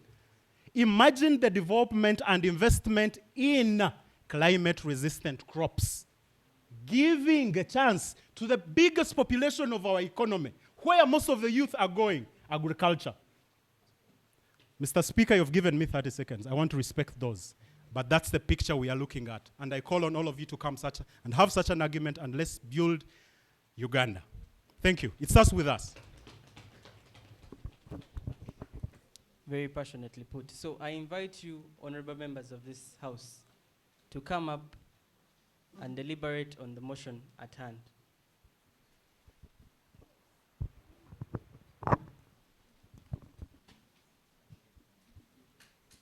Oh, apologies. Yes, I've just been corrected.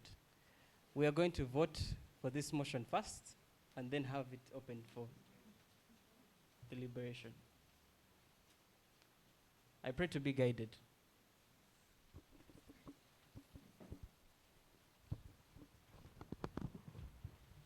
Thank you so much, Right Honorable.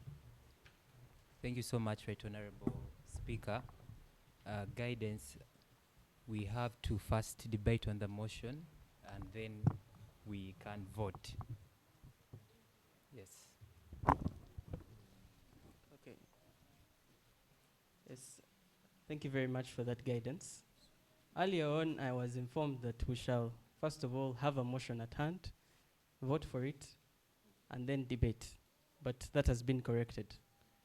So we shall move on now to debating the motion at hand.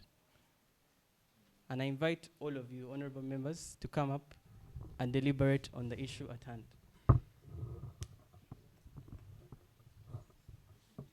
Yes.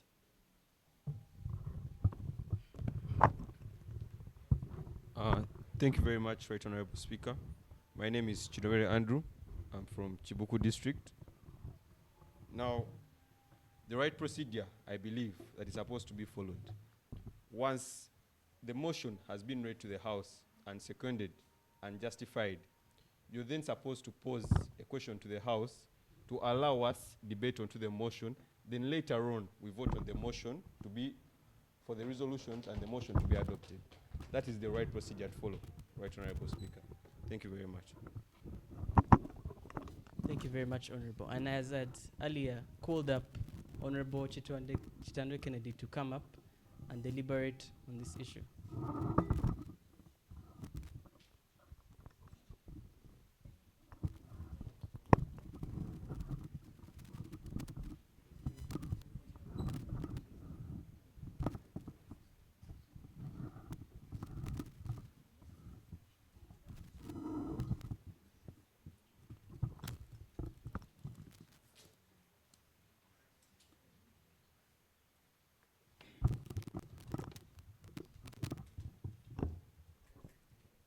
Thank you, Mr. Speaker.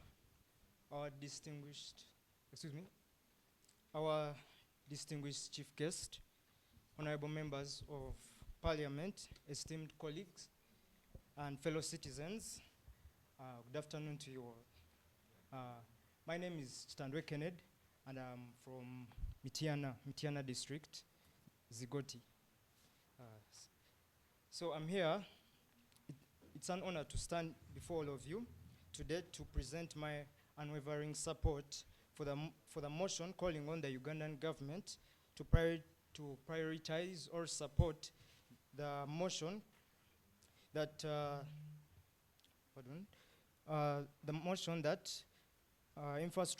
government should prioritize the improvement of infrastructure to enhance economic development in the central region. First of all, we need to understand what infrastructure is. These are the roads, these are the hospitals and schools. And Thank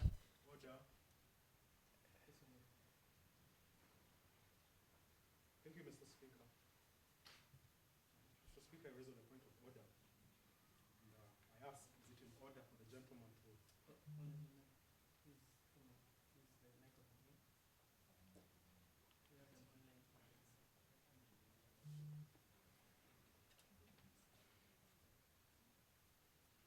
Mr. Speaker, I rise on a point of order on if the gentleman, who is a honorable member, should debate on the motion, yet I believe it's not the right step. It has been already justified, so it's just moving a motion so that you can ask if we second. Point of order granted.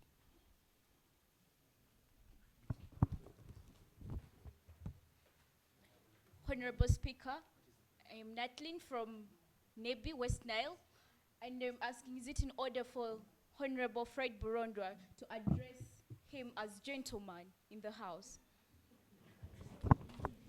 It's not in order, Honorable. Yes, Honorable.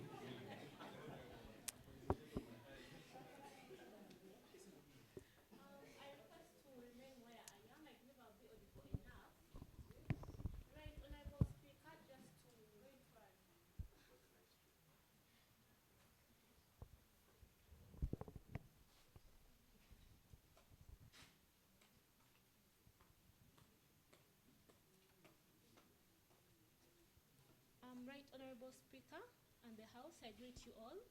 I'm Nampera Miriam.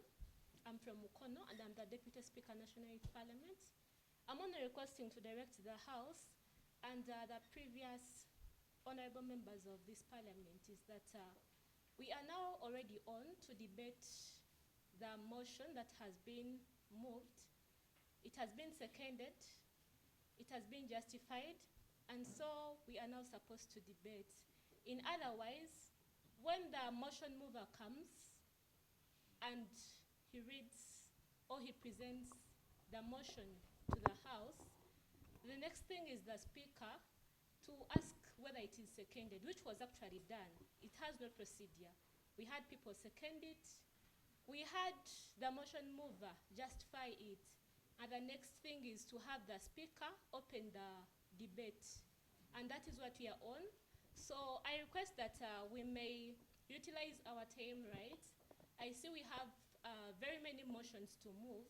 So if we spend a lot of time on just these petty issues, we may miss out on discussing pertinent issues, and in the long run, some of us may get annoyed that we've been given chance to present our minds. Thank you, Right Honourable Speaker.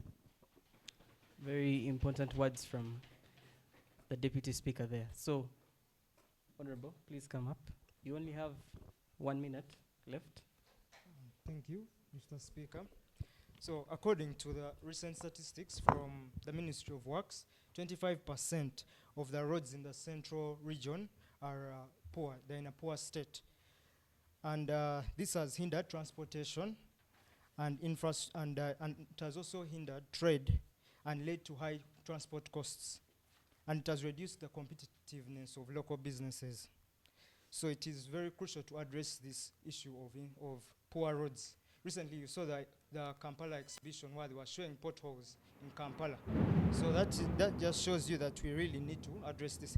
So one of the solutions that we can do to ensure that the government can come up to ensure that the roads are in better condition is expanding and upgrading our road networks, and this can, and also lowering transport costs, and also investing, like the previous speaker said, the government needs to invest in infrastructure, not only roads but also hospitals and schools, so that we can all have better roads, better infrastructure, and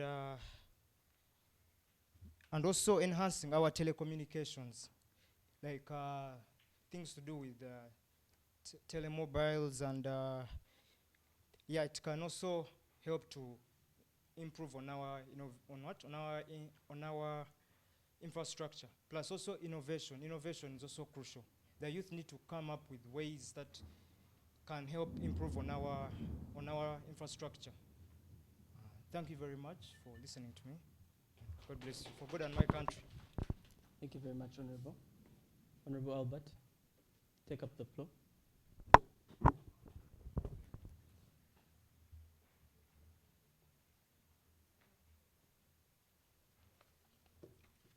Thank you very much, Mr. Speaker.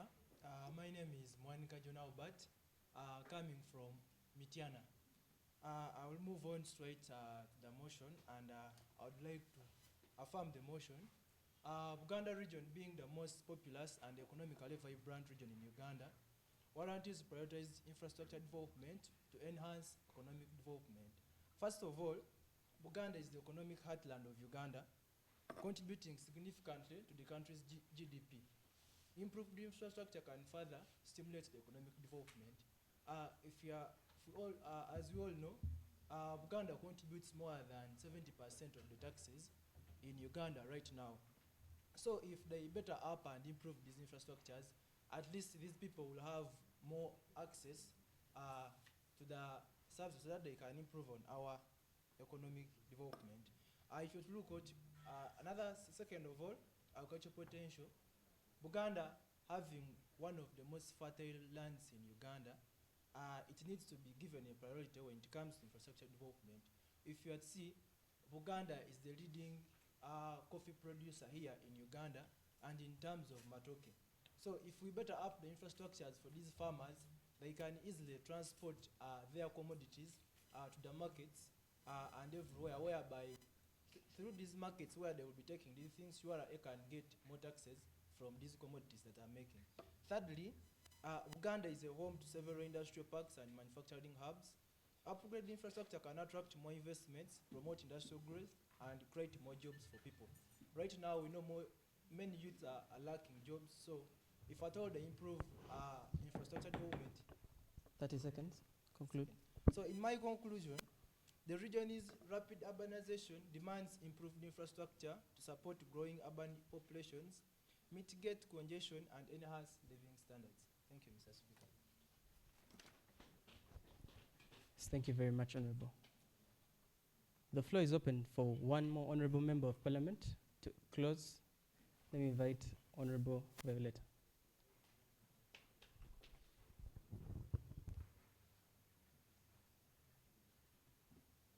Thank you, Right Honorable Speaker, Honorable Members of Parliament. I greet you all once again. My name is Achio Violet, representing Kampala. Standing on the motion calling on government to prioritize the improvement of infrastructures to enhance economic development in the central region. Mr. Honorable there spoke about the great percentage of youths not being able to sit in the same room as we are right now. As voices representing them, the challenge of social inclusion to ensure equal access to economic opportunity, I would say infrastructure for supporting inclusive growth and poverty reduction. I go ahead and say the ability to access health and education depends on the availability of health and education facilities as well as transport infrastructure. Hence, better infrastructure can increase social inclusion and improve access to economic opportunity. Growth is a prerequisite for infrastructure-led poverty reduction. I urge the government to pursue a balanced development.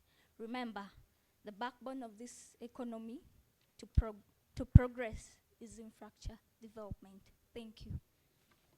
I beg to submit. Thank you very much, Honorable.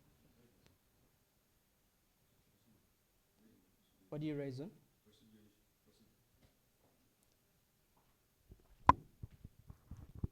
Thank you very much. My name is Chinovere Andrew from Chibuku District, and for purposes of us proceeding right, this may be a mock parliament, but later on, we're going to be leaders of tomorrow, and we have to follow what is established. Yes? I'm raising on a procedural issue, and this is something that we raised earlier on. And this is pursuant to the Parliament Rules of Procedure, and that is 63, which states that that is manner of debating motions. And one, when a motion has been moved and seconded in the House, the Speaker shall then propose a question on the motion in the same terms as the motion, and debate may then take place upon that motion. So, Speaker, I think the right procedure, according to the rules, is that you're supposed to move a question to the House, yes, for us to debate on that motion in a manner whereby we either say aye or nay to the motion. Thank you very much. Thank you very much for that guidance, Honorable Member. So we shall have the mover of the motion come up to defend his motion for just 2 minutes and then proceed to voting.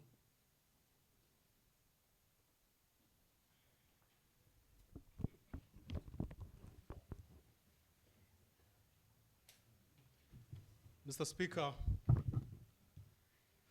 the House, I stand here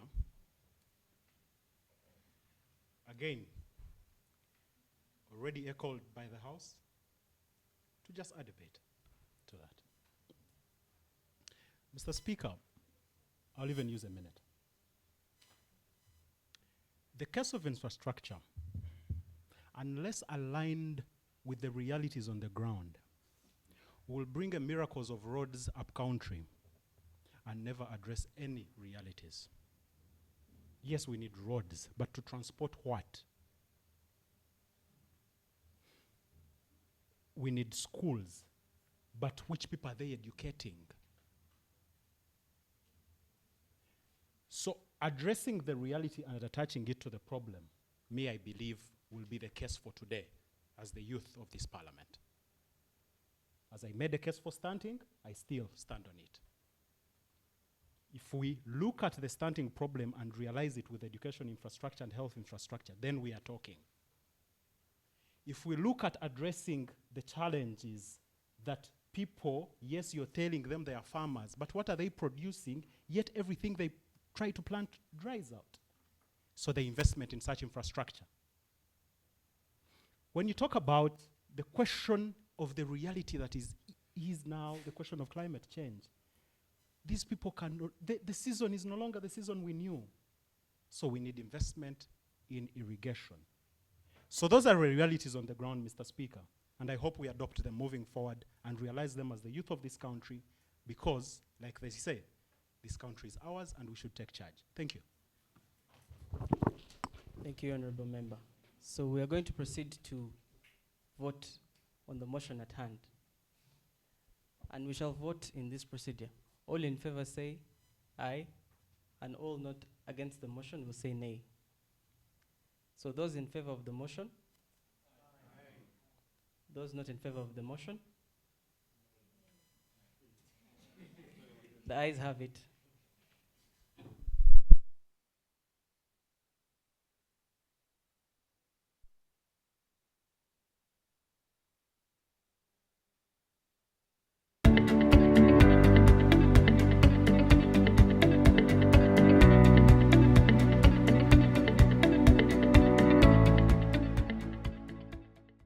Faraja Africa Foundation and her partners organized the East African Youth Parliament in 2018 following the establishment of the East African Community, which comprises of 7 member states, that is Burundi, Rwanda, Kenya, South Sudan, Tanzania, Uganda, and the recently added Democratic Republic of Congo. Well, my name is Abdullahi Lugome. I'm first speaker of East African Youth Legislative Assembly. When you talk about the East African Youth Parliament, and since I was the first speaker, I traveled all the 6 countries by bus. I met, a lot of young people. I got a big connection with them. So that's really inspired me that what am I going to do after finishing being a speaker? So being a partner was the first thing I was looking to partner with Faraja and continuing supporting young people. And actually, we did it. We started advocating for the post-parliament agendas. The East African Youth Parliament, also known as the Vijana Assembly, is a platform that provides young people with a dedicated space to participate in regional governance, advocate for youth issues, and contribute to the development and integration of the East African community. What sparks your participation in the East African Youth Parliament? Okay, I'm passionate about East Africa. I'm a Pan-Africanist, and I love having that nationalism, especially East Africa. Like how they say, Africa is our business. To me, East Africa is my business. An important thing to note about this year is that for the first time we have DRC on board, and Chris is not only the representative from DRC, but also the clerk for the 5th East African Youth Parliament. I've learned so much from them, and one thing is for sure, the future of East Africa, as one of the honorable said, is in safe hands. Learning about integration and how we as youth could benefit, on some of the things going on in the YALA as an institution, but also how do we get more, Congolese youth mostly to join this movement and help advance the region of East Africa community as a whole. The sexual reproductive health bill is part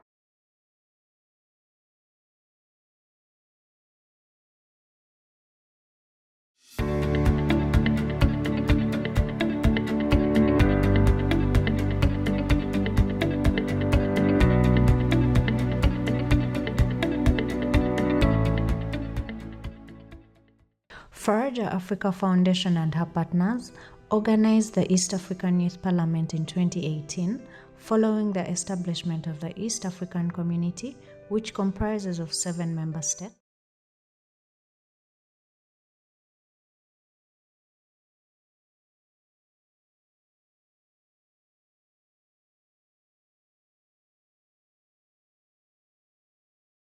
Procedures Code 2014, which provides for the legal framework for implementing EFRIS. The provision provides for the Commissioner to specify by a notice in the Gazette taxpayers for whom it shall be mandatory to use EFRIS under the various business models, that is business to business, business to government, and business to consumer in Uganda. Once a transaction is initiated using any of the solutions, complements, transact details are transmitted to URA in real time to generate e-receipts and invoices. One of the benefits, I would like to highlight the benefits of EFRIS. EFRIS helps to fast track the refund claims since the information is already available in the system. Second of all, it enables URA avoid taxpayers with pre-filed tax returns in future to minimize delays and costs involved in filing tax returns. Thirdly, pre-filed tax returns will help taxpayers avoid penalties for late on-an filing. Fourth of all, taxpayers will be in position to track and validate business transactions in real time for efficient business management. Then lastly, the solution eliminates the risk of physical loss to tax invoices as transaction data of copies are digitally stored in the system. Mr. Speaker, sir, right now, Uganda, we have a tax burden of 11.8% compared to Kenya, which has a tax burden of 17%. So apparently we have a lower tax burden, and this is, I can say, a big threat to our economy if at all we cannot raise enough taxes to support our economy. This system is not only increasing the tax collections, but also alleviate the tax burden on compliant taxpayers, thus fostering contributions towards national growth and development. So this system was established in 2020 and it became effective in January 2021. But since then, the tax base has shifted from 1.7 million people to 4.2 million people, whereby the VAT was increased from 15% to 18%. So,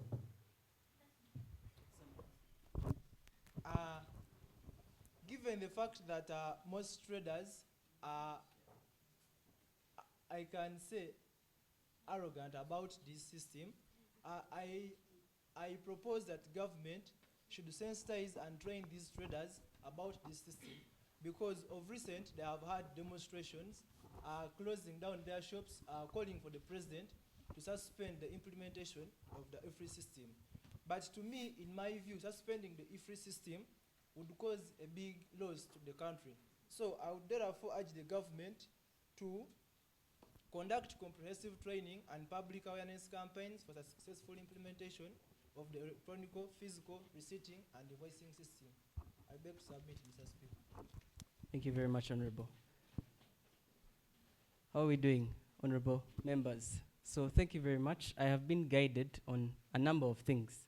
And moving on, we shall proceed, as a fellow honorable member said, as a real house. So we are going to vote on whether we should debate on this motion. But first, the way we shall vote is that we shall all vote at once.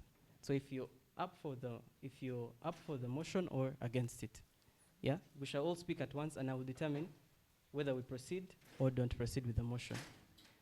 Yeah? So we have a motion before us, moved by the second mover, and it's that point that we vote for this motion. So, honorable members, should we adopt this motion?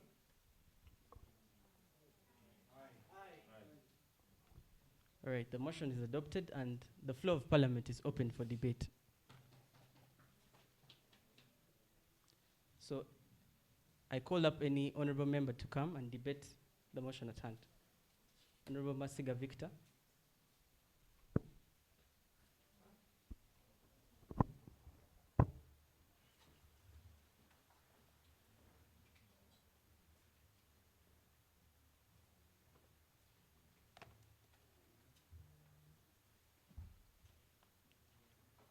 All protocol observed. Right Honorable Speaker, honorable members, my name is Masiga Victor Enoch, representing Mukono. To proceed with a motion today on whether we should have awareness in as regards to the new EFRIS tax, I will basically, first of all, present on how exactly, what is the necessity of this tax, or why exactly do we require awareness on this tax. Now, the problem that we are having currently in Uganda is the fact that this tax has been, there's a propaganda going around this tax, whereby people really believe that this tax is meant to, it's basically like double taxation. However, it's not double taxation in and of itself. It is rather a way of the government protecting the traders from exploitation. So it is not the government exploiting, but rather it is the government protecting exploitation from these middlemen. These middlemen who call themselves container men, these men who basically are they are Honorable member, container leaders. Before you submit, please guide the House. Is the IFRIS system a tax? It or is it's a system? It is not really a tax. Pardon me for that. It is basically an electronic fiscal receipting and invoicing solution, which basically entails the use of electronic fiscal devices, what we would call EFDs, and then e-invoicing, or we have direct communication with the business owners through their business transactions. So that we realize that before, with the traders, that what has been going on in the country is there has been dodging of VAT. So when we see that dodging of VAT, it is basically the problem that comes at hand. So I would really support the motion in the affirmative because of the grounds that there is propaganda and that propaganda has to be corrected. It is why I would support that there should be awareness in as regards to the electronic fiscal processing, electronic fiscal receipting and invoicing solution. I beg to submit. Thank you, Honorable. Honorable Jotham.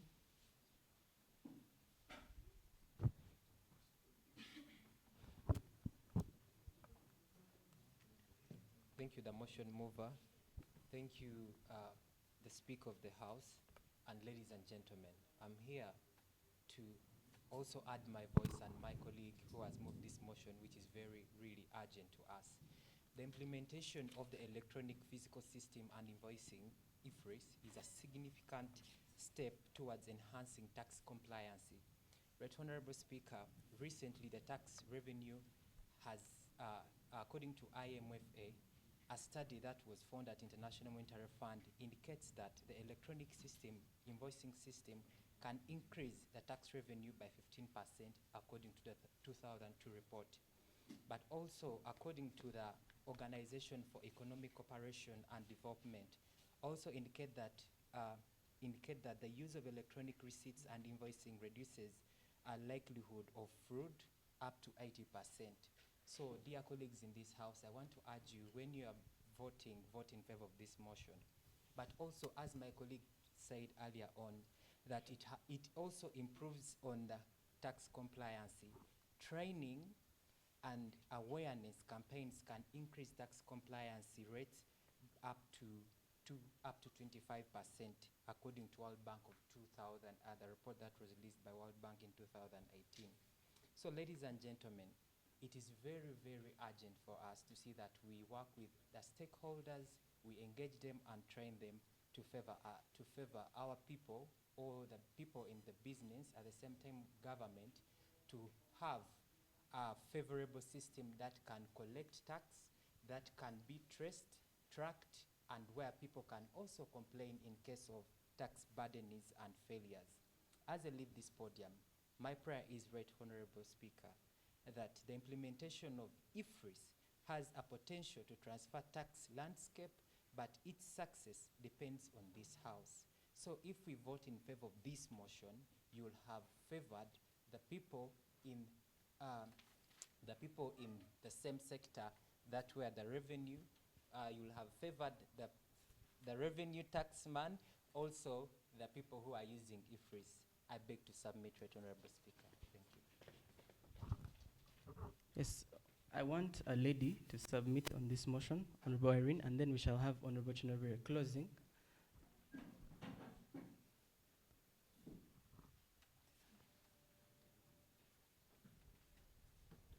Right Honorable Speaker, the Chief Guest, and the House at large, good afternoon. We have had my fellow colleagues submit on the importance of sensitization about IFRIS. And I'm here to tell you how can this be done.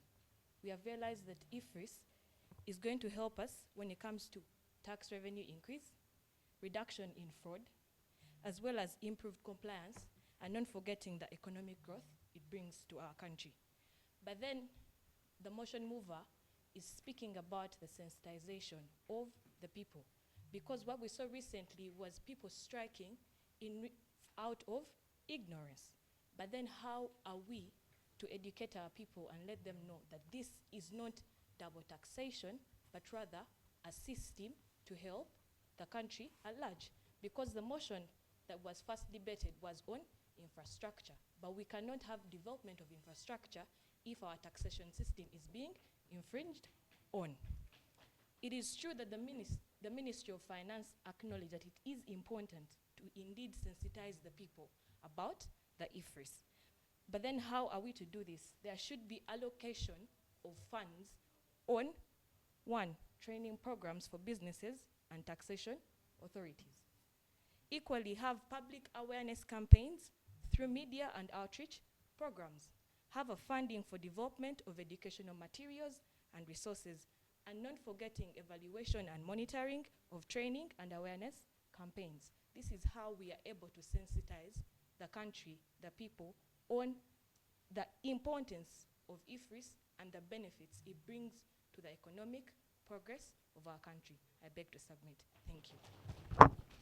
Honorable Chinabere, thank you very much.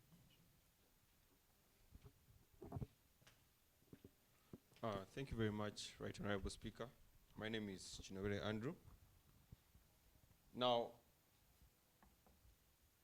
for me, when I look at the motion that we're having right now, and I think this is a problem that we are having generally in Uganda with so many policies that have been brought up, and that is the problem of English, if I'm to say. Because if you're to look at IFRIS as a system that was proposed by the government, it is for something good and it is something that has worked elsewhere. But usually, the government of Uganda and the people that think for it always bring these things with a lot of English. They package them in a lot of English. And this is so with the other bills that have been brought up, even in climate change and other spheres of life. Now, what does that bring? That is going to bring a problem of manipulation from people who are trying to spread a certain propaganda.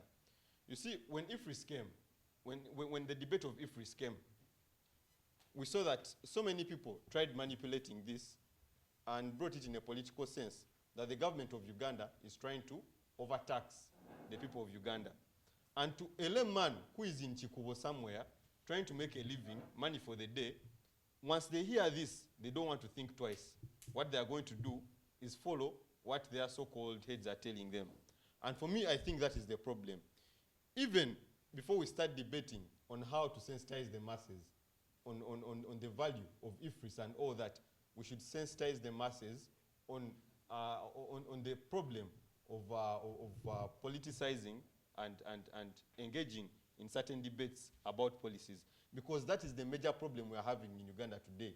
And being the fact that majority of Ugandans are youth who are political in nature, anything of this nature is bound to strike them off, whether they understand deeply what it means or not. So the major problem as a country that we need to fight is the issue of propaganda. Because if there was no propaganda and the propagandists that spread this propaganda, then we wouldn't have a problem with the IFRIS system, because it is something that is to help fight issues such as corruption, fight issues such as misuse of taxes and the misappropriation, So even before the debate of IFRIS and its implementation is brought up, we should make sure that what is put on table is what is understood, and that is fighting propaganda. Because propaganda has always been there, and it has had an effect on so many generations. Way back from the French Revolution, propaganda has always been an issue, So if we do not fight the issue of propaganda and the way politicians nowadays are trying to bring it up, then we're not going to have effective implementation, even if we say that we are going to sensitize masses, because the people who are supposed to sensitize masses are the people that are spreading the propaganda to them. Thank you very much. I beg to submit. Honorable, before you leave the podium, how do you propose that we fight the propaganda that is leaving guidance? Now, thank you very much. Now, the propaganda, because when you look at, for example, when you take into consideration the IFRIS system, propaganda came from the opposition politicians, sorry to say. they told us not to politicize this, but it came from the opposition politicians, that they have brought something to the House, but because people want to use this as a way of manipulating the people. Point of information granted. 30 seconds. Thank you, Right Honorable Speaker.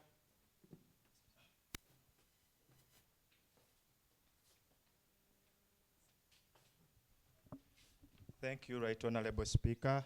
My name is Chirana Emmanuel from Kampala region. I want to inform my honorable colleague here, who's overemphasizing the issue of propaganda. And when you've been asking him a question, he's saying that the propaganda came from the opposition. That's not right. Because the people who are concerned about the issue of IFRIS, they are the traders in Uganda. As the president was meeting the traders in Uganda at Kololo previously, in the event that happened in June, the people who were invited at that occasion were all traders, isn't it? And we are all coming from the different associations of traders of Uganda. And they were represented by their presidents who gave out their issues. They are about IFRIS. The electronic way of invoicing and receipting, the issue is very simple. Yes, they are saying that it's going to be a formal way of collecting taxes and what. The issue is not about IFRIS itself, but the motion is about training and creating awareness to these people who are the traders, because they are the victims. Me, I'm a farmer. I'm not concerned about IFRIS as a person in my job, but as a Ugandan who is also going to engage in trade, I'm concerned. Do you understand? So the issue is, these people are concerned because IFRIS at one point, that it does not give a room of privacy to their businesses. You get?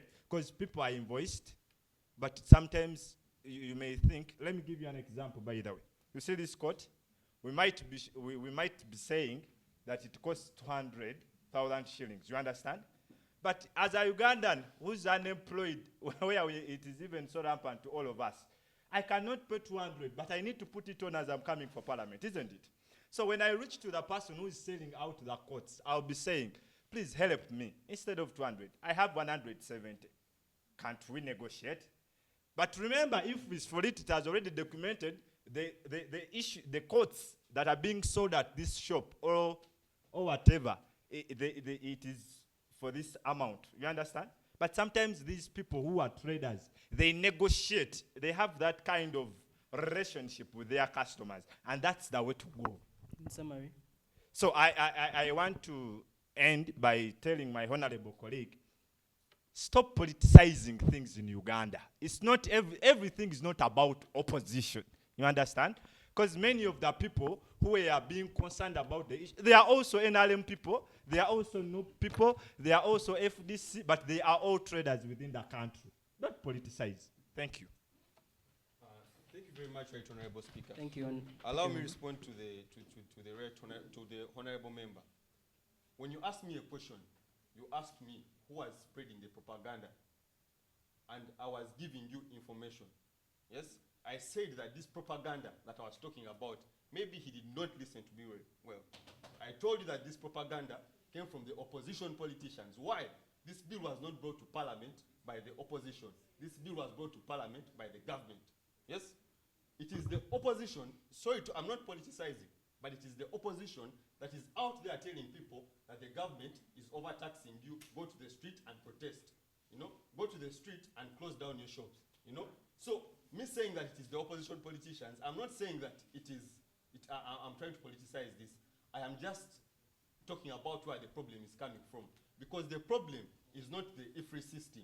The problem is the information and how it is being sold to the people, and that is what I am talking about. Thank you very much. Yes, thank you very much, Honorable. Pardon, I didn't hear you. Granted, 30 seconds, please.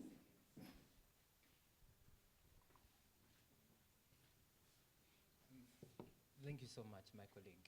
The concern was that it wasn't politicized or influenced from opposition. These were traders who were organized, and they had issues that were suppressing them, and that's why they wanted to meet the president. The unfair tax, the penalties, and business transparency. So it was urgent for the government to see or tighten things they can improve in this. And that's why they had to organize themselves. And why I seconded this motion and why I rose up and seconded this motion is because some things were not, people misunderstood information in IFRIS.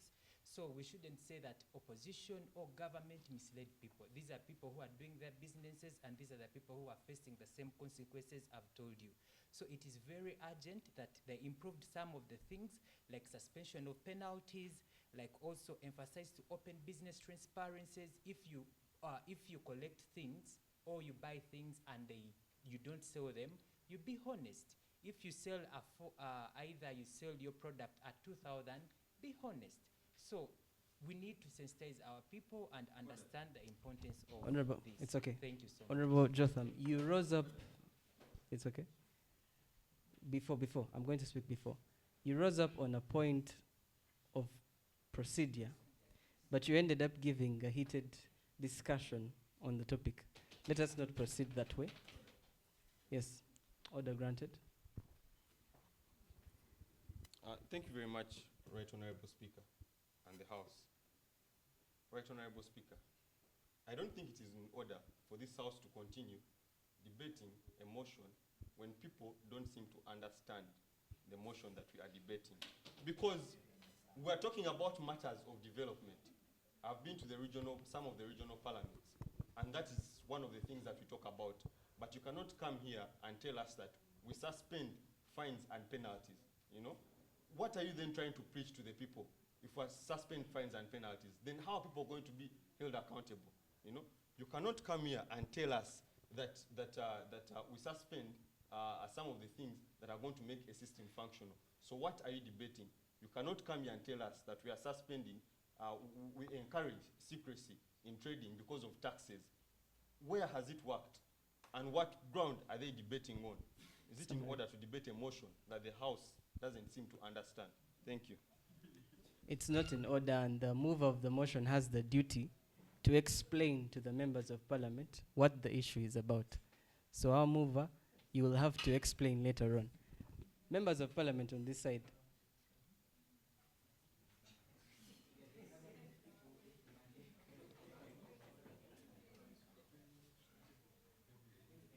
Yes, members of parliament. I'll have Honorable Miro come up and deliberate. And then, Honorable Namutebi, I saw your hand up earlier on. You will come after Honorable Miro. Thank you so much, Right Honorable Speaker. My name is Mutebi Richard. I hail from Masaka, but I'm representing the people of Nakawa. I am also I'm knowledgeable in the area of finance, so I'm not here to lecture the House on the importance of tax. I do know that without taxes, without the taxman, a government does not exist. So I do know that the tax is relevant. However, this is a digital-based solution, and many like this are yet to come. Digital-based solutions. The more pressing and fundamental question should be, why is the response to digital-based solutions what it is? Pardon. Order.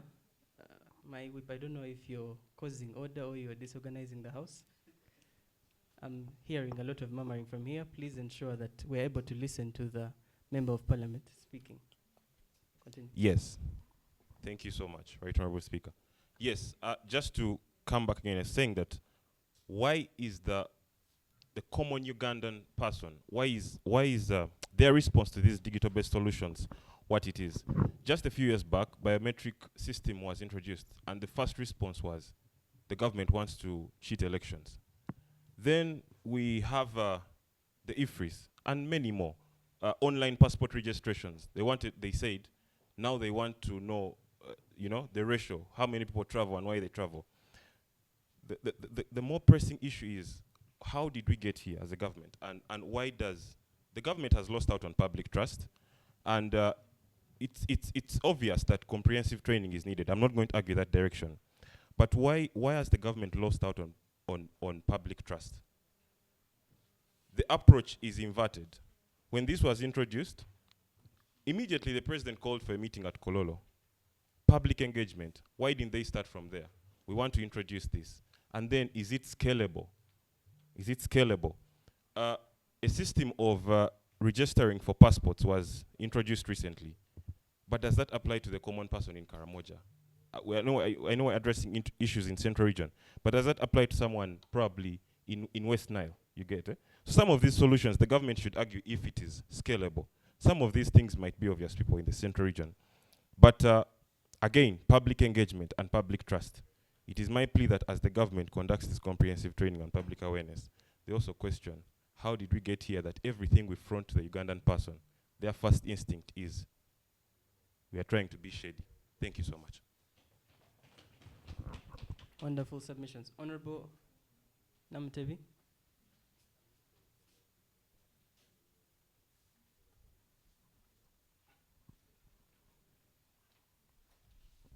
By the names of Namtevi, Winnie from Masaka, all protocol observed. Thank you, Right Honorable Speaker. After me raising my hand many times, you finally picked me, but it's okay. So, about the motion urging government to conduct comprehensive training and public awareness campaigns for the successful implementation of electronic IFRIS. So we have to know what is the rationale of the IFRIS. The introduction of IFRIS represents a significant step towards enhancing and transparency, improving revenue collection and combating tax evasion.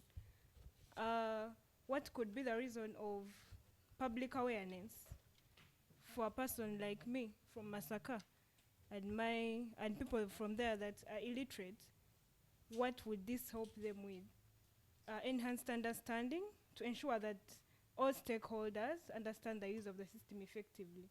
That could be one of the reasons why the government should conduct this sensitization of the electronic collecting of taxes. Smooth transition. Proper education will facilitate a smoother transition of the electronic systems. Increased trust. This could bring security of the people's data, like to protect their data more so than traders. Improved compliance. Educated taxpayers are more likely to comply with tax regulations, thereby increasing revenue collection. This could boost the revenue collection for our country, Uganda as a whole. So the government, I would admit or submit that the government adopts the following strategies: public awareness campaigns, launch nationwide awareness using various channels. In affirmative, with you, the honorable members, I pray that you vote for this motion. I submit. Thank you very much, Honorable. The floor is open to 2 more members of Parliament that would like to deliberate on this issue, on this motion. Honorable members from this side. All right. Let me invite the... Yes, Honorable Biblia.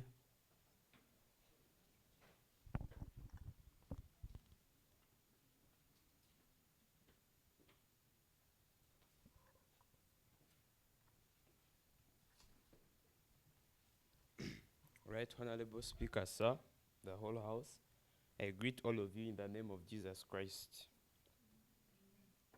Yes, I'm a Christian. My name is Msasi Biblia from Wakiso. And the motion at hand speaks about IFRIS, a tax collection system. Of course, government wants the taxes, which is VAT, value-added tax. However, just to inform us, value-added tax has a certain category of people it targets, depending on the money in their businesses, what they earn, and income. The further thing I discussed somewhere else was the fact that whereas IFRIS collects VAT, it also finds out your income. So it is going to help government further your income tax. How? Because IFRIS is connected to your supplier who enters your details, and then it is connected to you selling. So we know your profit. Regardless of whether we can change the selling price after buying, I know your profit. So I'm going to also tackle that direction. However, I'm sure if we had services like earlier discussed infrastructure, people would have no arguments on whether to pay taxes or not. The issue is service delivery after we've given you our money. If we give you this money, do we get the replica of it? Leave my money with me and I deal with myself. That's the argument of the traders. We are trading in Kampala, we are trading in Wakiso, we are trading all the way in the central region. But our transportation is expensive not because of the distance, but because of the infrastructure. The education of our children and us is very expensive in Kampala, trust me. Even government schools are paying fees. So why should we give you our money, yet we are also paying for the services that you should provide? That's the question the traders are posing to the government. Yes, most of our traders are illiterate, I can say, but they're just illiterate in the angle of education, primary, secondary, and university. But they are very literate about many factors you can't even discuss. I saw them discuss at Kololo, and they were very aware. So the awareness we are speaking about here is not them speaking about IFRIS or knowing about it. They know because they are dealing with the system. You're talking about what you haven't dealt with before. We were purchasing some commodities from a Chinese person, and he's reducing prices. But he's working with IFRIS. So the people you want actually to deal with this thing, they cannot understand the math of tax evasion. But the people that will understand it will propose it continues. Why? Because they know the art of twisting the information around. Now, these we are calling illiterate are actually genuine. They are going to write in or type in or give you information that is right. So they are going to be oppressed against the informed and literate that are going to lawfully evade tax. And here is a fine that is heavy on them. Meanwhile, in the bid to enforce, they were not segregative that we have a list of registered VAT collection centers. No, for you to collect VAT, you should be registered, but they were just passing by shops. Do you have the system? Am I a registered VAT collector for your government? So, whereas we are dealing about, I'm sure they are aware, that's why the whole country was shut down. My friend, there is no more awareness than that. The whole nation was shut down. Not only Kampala. In Mukono, the same. Wakiso, traders, the same. Prices of stuff started increasing. That's when the government was like, oh, these guys are actually a vibrant middle class. Do you know organization where something starts in Kampala and the whole nation is down, even Gulu? These guys are informed. We are just more literate in the academia, but in what they are talking about, they know. IFRIS is a tax collection system. They call it a tax because it is taxing them. So they are not misinformed. They just don't have the art of saying, this is a tax collection system that is collecting a tax. So it is for them, they will call it a tax because it is taking a tax. So they are informed. Honorable Member, your colleagues and my colleagues as well have argued that it's possible to know, but know under propaganda or under another notion that can derail the different people that are supposed to pay this tax. So kindly advise on how the government can respond to the different protests that it's having about this system. First and foremost, in regards to that, whereas we are talking about the propaganda, personally, I started by saying I listened to these guys speak at Kololo. They look to know what they are talking about. We are the ones bumping propaganda onto them, just to justify our tax system. And as usual, everything in our country, the moment there is a mess, we throw it to propaganda, social media, young people, and the same. However, the people speaking the fact are feeling the pinch. We are not. We are not. You're here because you're not feeling the pinch. You invested your own transport. The refund comes after in case there is any. There is someone there who cannot afford. The people closed, invested, and went to Kololo, and you think they don't know what they're talking about? Trust me. But what can government do? They have to go back to the drawing board and ask themselves what went wrong. What went wrong? Everything that happens in the country is operational and it is not welcomed by people. One reason, people are not receiving the outcomes of their taxes. So they see no reason of giving it to you. I'm just giving you tax to increase your salary, allowances, and enjoy your life. Free medical care inside Uganda and abroad. Why don't we discuss policies like salary reduction? If a Chikubo trader can draw out of his P2 class 2 blackboards seen and pay taxes, build a family, buy a V8, they are driving, my friend. Why can't a member of parliament do without a car and deal with his salary to buy a car? You see, people are working themselves out, and here is a member of parliament promising heaven and earth. They reach there, they are working for themselves and their families. LC ones work on charity. Why can't we do that for parliament? They only have, I think, an appreciation from government, which is, I think, unless it's changed, like 10K.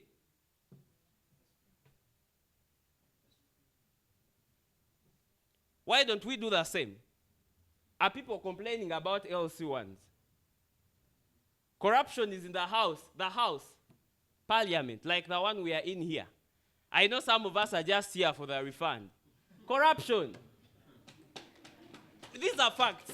And you're talking about IFRIS traders. The problem is not the system. Honorable member, in summary. So, the motion we are dealing with, which is awareness, is okay. But I'm here to inform us that awareness is done. The system made its own awareness through pinching the people. What do we need to do? We need to tell the government that the people you're dealing with, you failed to educate. So the system you're bringing about, they can't understand and operate. Personally, I also have issues with online stuff because I don't our internet and online stuff is not utmost protected.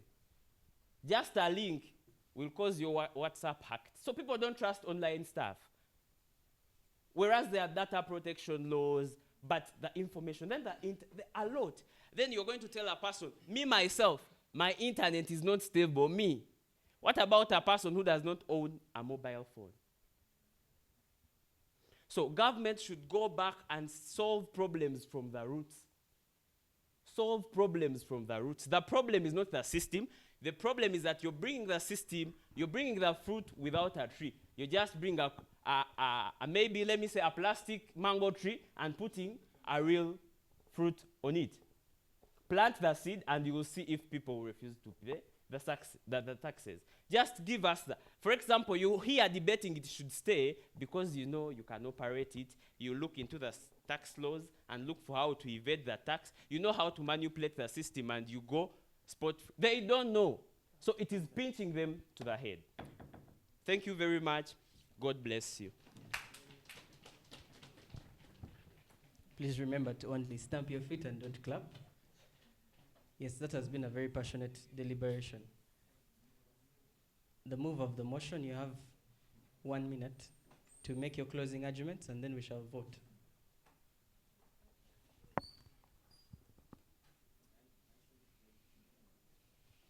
Thank you, Mr. Speaker. Maybe to react on what my honorable colleague has said, this free system has been tried out in several East African countries, and it has been a success. Looking at our tax burden right now of around 11.5%, we need these systems because these traders are so wise. They try to dodge these taxes. But as with any new system, they need to sensitize the traders on the use of the free system cannot be overlooked. The use of the system comes with the requirement for business to train personnel on the EFRIS as well as investment in data and system. In addition, there continues to be a conflict who is required to register for EFRIS since taxpayers are denied a deduction for expenses in their income tax returns where purchases of goods and services are not supported with electronic invoices. This means that even though it is not mandatory for non-VAT registered persons to issue electronic invoices, they need to provide e-receipts to their customers so that customers can enjoy a deduction in their respective income tax returns. So, honorable members, if this system is if government sensitizes the masses on how to use every system, there will be a smooth transition. This will be through the training and awareness campaigns, which will ensure a smooth transition from the manual to the electronic system, minimizing disruptions to businesses and taxpayers. There will be an improved understanding between government and the people. It will ensure the stakeholders understand the benefits, features, and usage of EFRIS, reducing errors and resistance to change. Even proper bookkeeping. Yes, people are saying EFRIS is double taxation, what, this and this and this. But if you've paid your VAT, there's no way URA will come to your door in the next month that you have not paid your taxes. It is automatic. And we shall be even saving on the costs the government is incurring to employ these people who are going to look for taxes. Some of them are even brutal. So we shall have saved all this. So, honorable members, I would like to urge you to vote for this motion. I beg to submit, Mr. Speaker. Yes, thank you for using your time well, honorable member. So, my colleagues, the honorable House, before us is a motion urging government to conduct comprehensive training and public awareness campaigns for the successful implementation of the electronic fiscal receipting and invoicing system. And we've had a number of submissions. And before you now is the opportunity to vote for this motion. What is your response? The ayes have it. This motion has been passed. Thank you, Right Honorable Speaker. We should all agree that yes, no one would like to pay taxes because taxes are hectic. It's just like injections in the hospital. They cannot, no one will go and say, I want an injection. So the government should come out on board and first teach us about all these systems before, just like any other laws, just like these other laws about land, about mortgages, what? Because recently I was seeing my uncle crying in court because of tax arrears from URA. Chirumira, that means that even the rich don't want to pay taxes. But then how do you go about trying to bring these people on board? Okay, thank you for that. Then we move to motion 7.3. Motion urging government to take immediate action to address the escalating corruption scandals in Uganda and to ensure the effective prosecution of those implicated to restore transparency and accountability to its citizens. The move of this motion is Honorable Ngabo Timothy.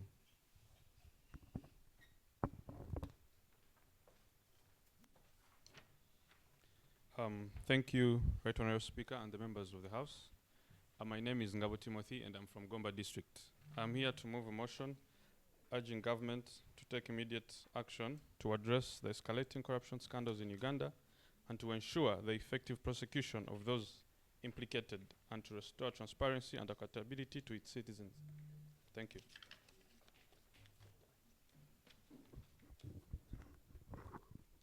Thank you, Honorable Member. I'd like to request the movers of the seconders of this motion, Albert and Sisi, to come up and second this motion.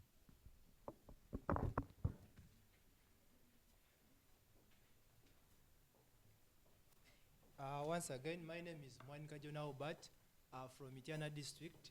I second the motion urging government to take immediate action to address the escalating corruption scandals in Uganda and to ensure the effective prosecution of those implicated to restore transparency and accountability to its citizens.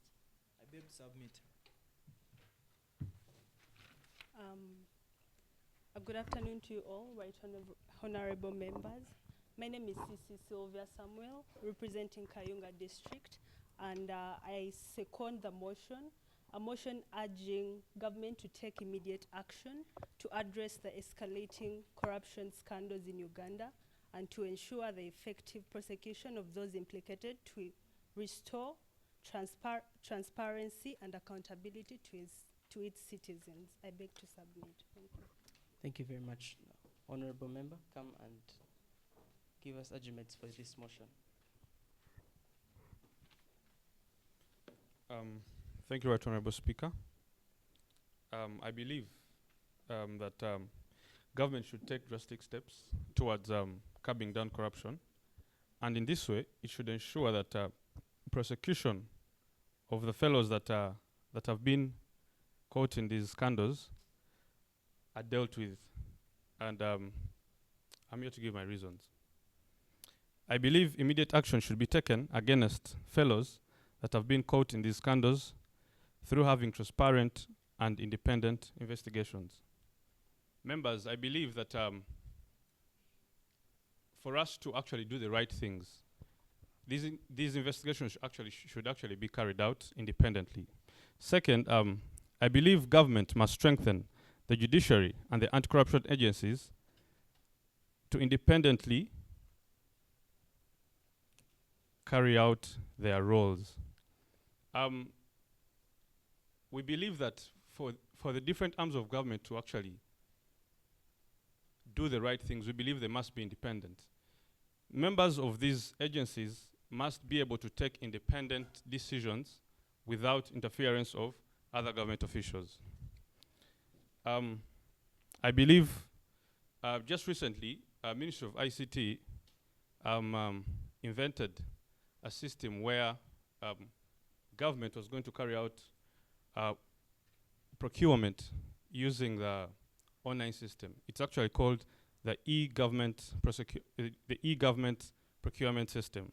And in this way, we believe that through using this system, we'll have transparent and we will actually avoid cases of being corrupt. We'll avoid government officials who will ask some money from, the different people that are going to actually request for these tenders. My other reason, I believe that as government, we should actually benchmark with other countries to find out how are they actually dealing with corruption. What are those measures? What measures are they actually using to actually fight corruption?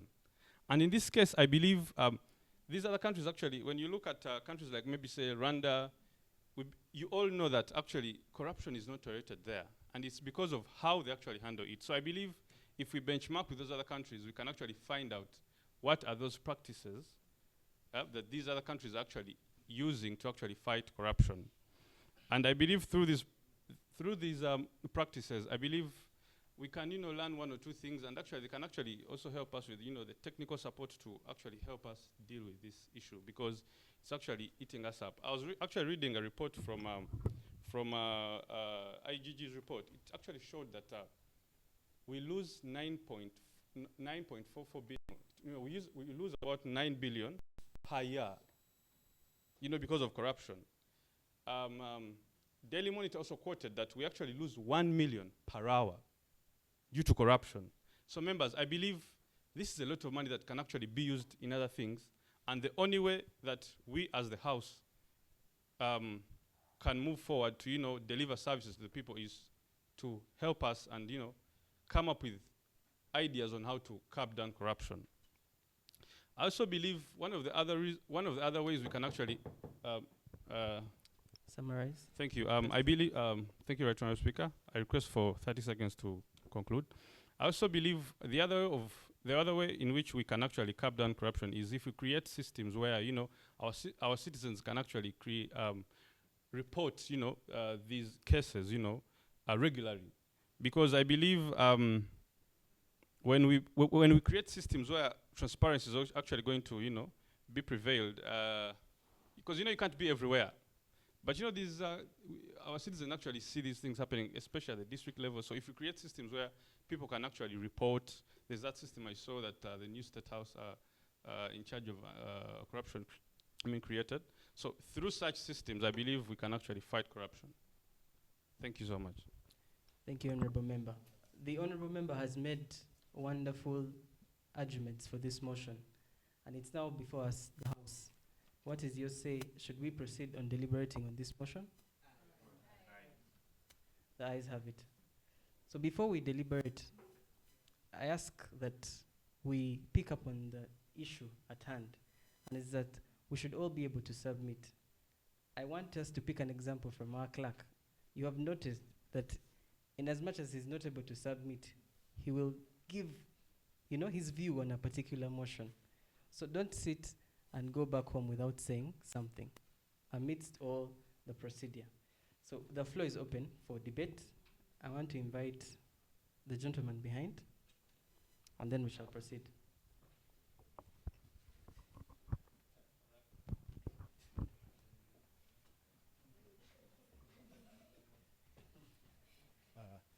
Thank you so much, the Right Honorable Speaker, for the opportunity. My name is Edon Emmanuel, and I'm from Mukono. Mr. Speaker, I stand here with a very heavy heart. Corruption in this country is so alarming. And I look at the young generation that we are, and I see that we are so bothered about this vice that has eaten up our country. I remember when I was studying history, constitutional history in particular, when the NRM government was coming into power, it came into power with the 10-point program. And in particularly, point number 7 was to do with the eradication and elimination of corruption and misuse of power. But it's so sad that from 1986 till to date, that Uganda as a nation has become a champion in corruption, and we are so proud about it. It has eaten us up. It has slowed down progress. Do you have statistics for us championing? Of course, we are among the leading countries in corruption. If I'm not mistaken, we are the 3rd. Yes, that is evident. It's very evident. But that aside, Mr. Speaker, it's a topic that has been debated on over and over again. I just want to urge the government to do or take up measures that are a little bit robust and aggressive while handling these issues of corruption. We have in place institutions like the IGG, the Anti-Corruption Unit, that has been established. And some of these they have constitutional mandates to handle corruption. But till to date, when the IGG releases a report, we have one man.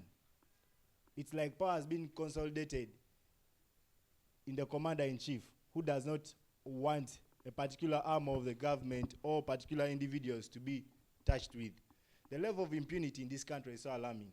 And I, for one, I believe that if the government is to strengthen these institutions and allow them to exercise their mandate, we'll be reducing on the levels of corruption.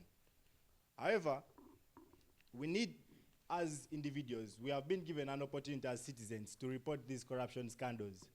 As of tomorrow, we are planning a march to Parliament. I will participate in it. But the president the other day warned us. Honorable member. Yes, please. I pray that that is not an invitation to. No, I'm not inviting anyone here. I am not withdrawing any statement. I stand on my statement. I was informed earlier on that this is a safe space, and I want to ride on that existing presumption. But also, one thing I urge the government and the citizens of Uganda is that we shouldn't keep quiet. Let's keep on speaking, because as a matter of fact, we have seen that as a result of speaking and exposing this behavior, we are trying to see some of the small fish being implicated because of corruption. So I urge the government and the citizens that we need to embark on increasing accountability, and we need to promote a culture of integrity amongst us. Corruption to be eradicated starts with us, starts with me, starts with you. You're seeing a pen in front of you, you pick more 3 pens and you go out with them. That is corruption. You get? It's not per se aspects to deal with money, but it's wide. So this vice can only be curbed if we are to promote a culture of integrity amongst ourselves, and it will continue. I beg to submit. Thank you, Honorable Member. I'll have a lady first, Honorable Natalie, and then.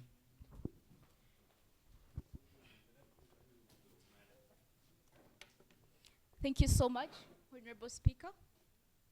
I am Natlin Judith Kurora Aferoth, and I come to submit and affirm the motion of corruption. This is a very pervasive issue that is happening in Uganda. Why? Because it's hindering economic sectors, even democratic institutions, and even trust among ourselves, okay? We can no longer trust ourselves to do certain things because of corruption. This is a very, very big vice in the country. But how can we work to eradicate this? Taking a swift action on the people that are implicated in corruption, regardless of their positions, because recent scandals have showed that there is a widespread of corruption in high offices, okay? Given the fact that these people are in different high offices does not stop the government from implicating them. And after implicating them, we need a progressive report to show that there is something being done about the people that are implicated for corruption. We need to see that our country, of course, it starts with us at the end of the day. Corruption has really, really eaten us up as a country. Let us also strengthen the different institutions that are trying to implicate these people. If we are looking at the IGG's office and different others, but I think I would particularly work on protecting the whistleblowers, okay? If these people are able to report, then they should have institutions, or they should be these institutions should be strengthened to protect them. That when information is given out, there is a safe space where they feel okay, that regardless of what you're saying, it's going to be implemented and later on placed in the right place. Our country needs all of us, and we need to be people of high integrity. Because we are the leaders of today, I will use what he said earlier on. We're not leaders of tomorrow. We need to stand up and face the challenges that is coming onto us. Lastly, I would like to say the government should partner with the different organizations, the media houses, okay, to keep exposing these people and to keep showing us that there is progress on this. So regardless of your position, regardless of the office that you hold, we need these people implicated, because the scandals keep increasing. I beg to submit, Mr. Speaker. Thank you very much, Honorable Member. Honorable William. Oh, sorry, apologies. Honorable Emmanuel. Yes, apologies.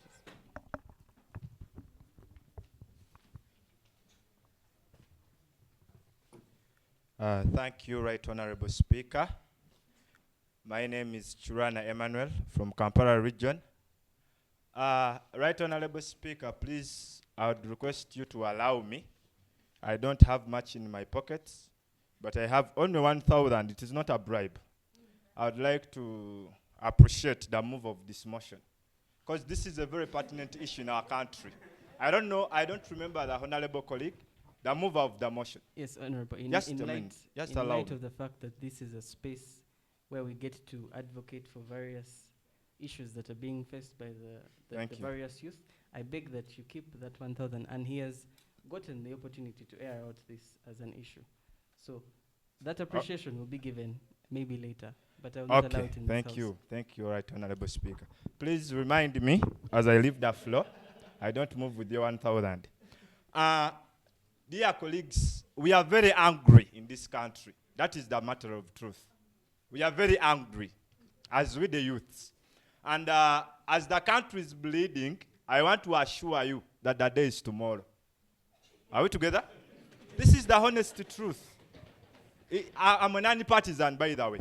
I don't align or affiliate to any political party. But any matter that oppresses a fellow Ugandan, I feel concerned.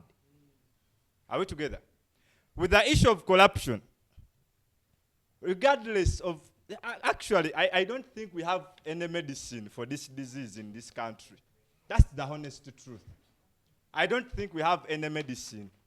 But the only procedure we could take, we have to go back in the times of 1972, 1973, 1974, 1975, when His Excellency, the late Idi Amin Dada, was the president of this country. The only problem we are facing currently is that we may not have the opportunity to directly also do the same to the people who are actually being corrupt or engaging in the corruption scandal.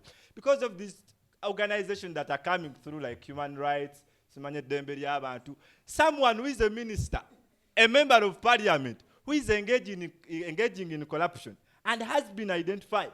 Why are you taking them in a car with the suits and let him also be treated as a prisoner? Are we together? This is the honest truth. This is the honest truth. These people, they even question us, what are you going to do? As the president is giving speeches saying, come and report those piglets. Report them. Where? Where? Because they are very confident that even if they engage in corruption scandals, none of you has power to do anything upon them. Are we together? I am just very happy about the issue that happened previously, where we saw Honorable Akamba Paul, who involved in the scandal of the money that was mishandled for Buyaka cooperatives. You understand? Many of our colleagues were saying, that's absurd. It's not right. I know most of you here are law students. Oh, some of you, if I'm to say. You understand? And you will defend your judiciary. You understand? That's okay to go in courts of law, someone to be given an opportunity to talk about himself, and we confirm whether he did it or not. But seriously, we are tired of dancing on the same song all the time. There are many times we have been going into courts of law over issues of corruption. But what has been the end result? What are the repercussions? What are the outcomes of it? The same people who are being corrupt today, they are the same people who are moving tomorrow, like the big bosses in the country. But yet, by the way, let me tell you, corruption has levels. Someone engaged in 500 million scandal. We all saw him. The Commissioner of Parliament. I don't want to mention. You understand? Many people, the one who engaged in Buyaka cooperatives, they sold billions of money. You understand? And we get to know them, and things end in air. After we know it, they notify us, after they put us in the dark. Then what's the issue of notifying us about them? I would end by saying, Right Honorable Speaker. In summary, Honorable Member, I would like to first of all ask you, do you suggest that corruption doesn't have a solution and the government can in fact not in any way work around corruption? Or is it your only suggestion that the government should be brutal against those who have been implicated in corruption scandals, as you summarize? I'm summarizing. Thank you so much for the little time given. One of the wise men told me one time that if you want to achieve something you have never achieved, you have to do something you've never done. We have been listening to these people for very many times, and I think it is now the time to give a deaf ear to them. The truth is, these people, I think, we have what we call political circumcision. That is the whole truth. Such that if they are engaging in corruption, I'm taking corruption as issues of rape, we circumcise them and we know they are done. Because I won't say we kill them. You understand? That is the only truth. Dear honorable colleagues, we are the youth leaders and we are building the future generation. When we leave this to go as it is, it will never be tampered with any time to come. And the more we leave it to go, the more it becomes rampant and escalating. That's why I was giving that man an appreciation. Because the motion is not asking, how are we overcoming corruption? The motion is saying, how can the government take immediate action to address immediate action? Meaning, we have been listening to a lot of issues over time. Now, what can we do now to stop corruption? Thank you so much. I submit. Yes, there is a gentleman in a grey suit. Thank you very much, Honorable Member.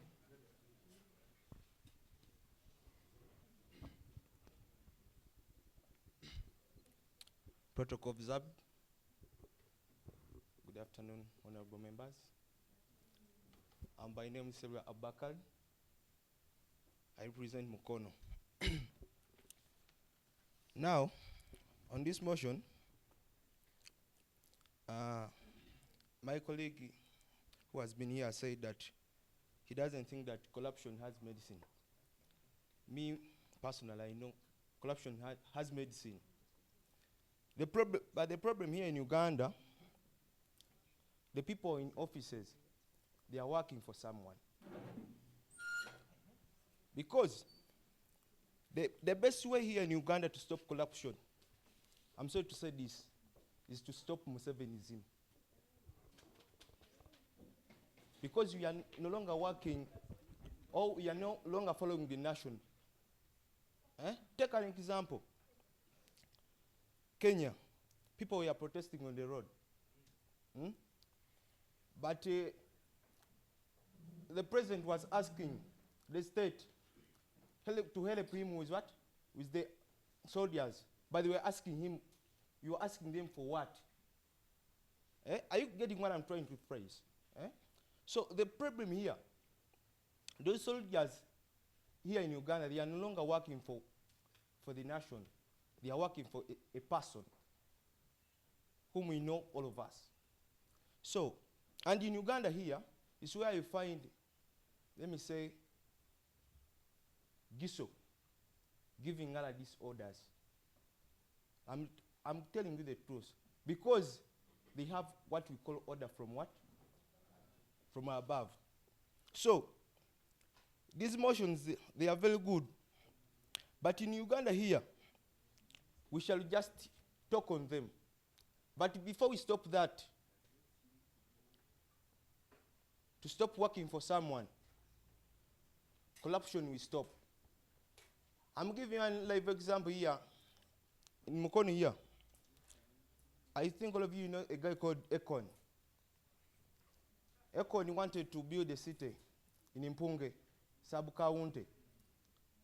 But instead of buying land, the big people in the offices, they were saying, because corruption has ways, not only eating money, but also embossing people's land.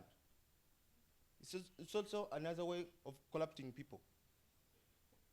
Those big people are saying them, you go and build it on the other hill, forgetting that that hill has some people who are staying where?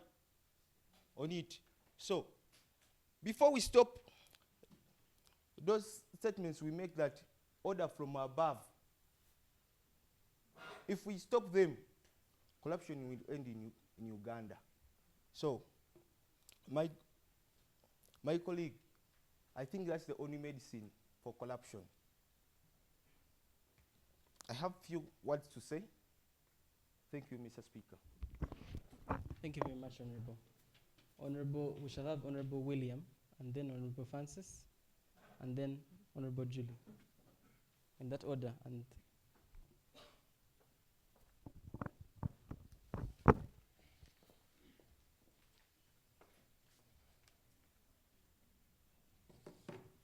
thank you, Mr. Speaker, and the current House. I'm Honorable Muchibi Lawrence William from Wakiso, and the issue of corruption has really sparked my integrity, and I'm here to really tell you all, give you a small preamble about the corruption thing. First of all, as the previous speakers were saying, that corruption really doesn't have medicine. Because one is the people that are presumably fighting corruption, they're the ones that are even corrupt. That is one thing. So there is no way we can fight corruption. I can just give an example. He brought a very nice example of one of the commissioners that was alleged with 500 million shillings. But now the council that came up to fight him, for it requested for 496 million. So you can imagine, the other one is taking 500 for you are requesting for this, now it's corrupt. You can imagine. And just for collecting signatures, you can imagine, Mr. Speaker. That was one. Then, my humble submission on that is that at least we can have a transparent cash flow, such that when the government is assigning money, let that money be very transparent. Now, very, very few people even got to know about that 496 million that they requested for, just to collect for signatures to censure one person. Then we have also authenticity, Mr. Speaker. The authenticity in most of the ministries. I can just give a very good example of the Ministry of Works. Nowadays, most of the ministries, they work on what they call an appropriation of budget. Do you know why? The appropriation of budgets, someone comes and Uganda is very blessed by that. We have very many good auditors that have really gone to school. Uganda has those auditors that can do that. But someone comes in the ministry, I can give an example of Ministry of Works, and they say, now for this kilometer, we can use this amount of money, but no, there we can't get money out of it. So they go for what we call appropriation of budget. They come and they estimate 1 kilometer, 7 billion, and they pass it. And when you go to fight them in court, they say, we anticipated there might be a big rock around there. There might be a big rock. So if you find a big rock there, so who are we going to cry to? So they put that money there, and it has never been brought back, meaning they have always been finding big rocks around Uganda. So that is one. Mr. Speaker, I would also allow me to tell this current house that corruption, let me give an example of Parliament, the current Parliament. When the money is being released, I was talking about the point of authenticity. You cannot imagine this current budget. The biggest proportion was given to something called others. The biggest amount was given to something called others. So now we are no longer looking at these small things. These people are not looking at, you want to enter an office, give me something. No, that's not the corruption now they're looking at. They're looking at very huge sums of money. And I don't think there is any medicine, as I stated earlier. Because if you budget the biggest amount of money to go to something called others, then I don't know where this country will go. Thank you so much, Mr. Speaker. Thank you very much. The order. Honorable Francis.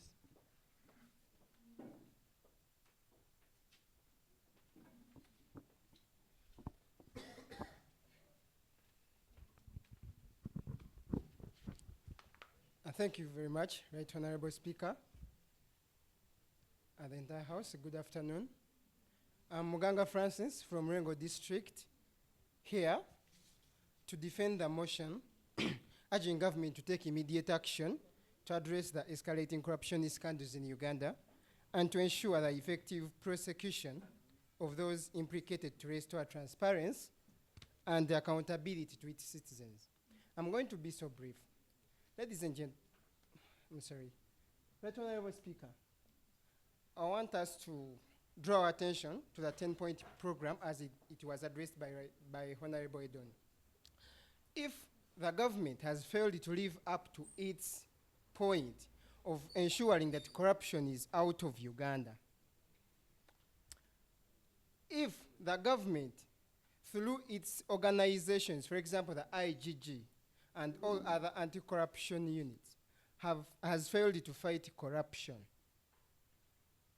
then it is high time we took another step. Which step then it is? In the first place, in my opinion, I'm so much disappointed that a full government fails to address one issue, the entire government. So what should we do? I suggest that in the first place, let thorough investigations be done against the allegations which are on board. Yes? Allegations have been brought up, but we don't know how they cease. They tell us about the corruption of 500 millions. We don't know how far they have gone. We are now hearing about those people on social media. I'm calling them allegations of 1.7 billions. Nothing is ongoing to ensure that actually a thorough investigation is done to come up with a report that is going to address all these issues. So in my opinion, they should come up with investigations to address, did these people really engage in corruption? And if they did so, then let them step out of the public offices that they are having. You cannot tell me that a public officer has been found all the evidences against him in terms of corruption. After all that, he still remains in the office. Then in which example is he or the government giving to the people outside there? It is actually literally meaning that even me, when I get a chance, because the other person was got, nothing was done, I can still do the same. I believe if those people can be forced to step out of the office that they are having, then it will give a very nice example to the rest of the people, and they will live up to their expectation. I'm going to give an example. In April 2023, Honorable Amos Lugolobi, the current Minister for Finance in charge of planning, was charged with corruption. You remember the Mabat saga, the iron sheet scandal that was supposed to go to Karamoja. Right now he's in office. After assuring us that indeed this person was involved in this scandal, he's still in the office. Then which government are we, and to what extent should we trust the government in as far as fighting corruption is concerned?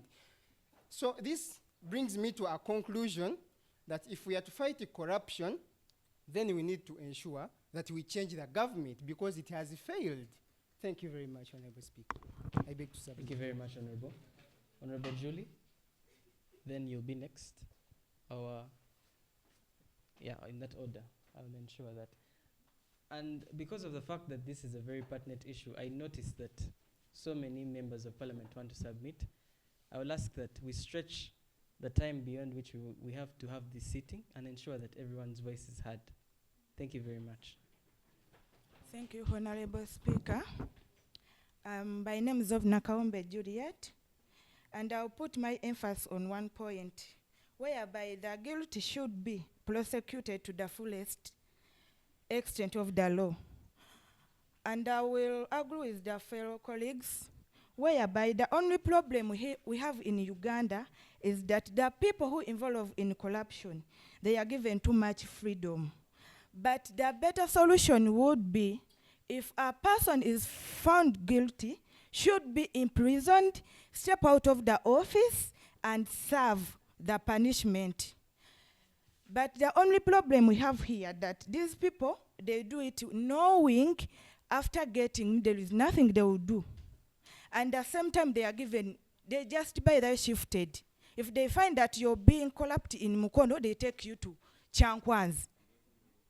So I think there should be a fullest extent of the law. The law should work. And for example, for that minister, Honorable Lugolobi, but now he would have been in prison serving. But now he's in our office working. What are we giving to the rest? That continue doing what you're doing, there is nothing they will do for you. So I will conclude by saying that the only solution we have is to change from the top. Because these people, they are doing what they are doing because they know that the president will do nothing to us. Because even president is also part of this. And there is no way we can get out of this when the president is the head. So I will conclude by saying that the law should work, and if possible, we need to change this government. Thank you. Thank you very much. There are very strong statements being made. And we do encourage that, by the way. This is a very safe space. As long as you argue with evidence. Honorable Fred Bronda.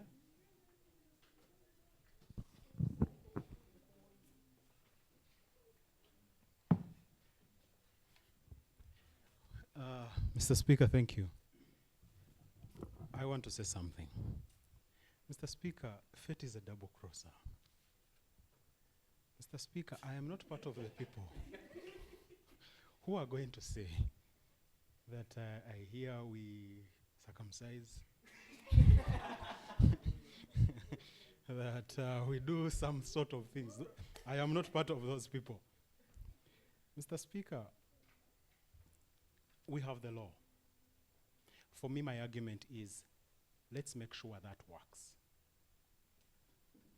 First, I want to be part of the few who will say somehow corruption has been fought in this country, but we need to do much. And we should agree it's there. One, back in the day, government used, you would easily go somewhere and pay some money. Even in private schools, our private schools, people who were bursars were taking people's money. But schools started saying, no, go and pay in a bank. That was a system. You get?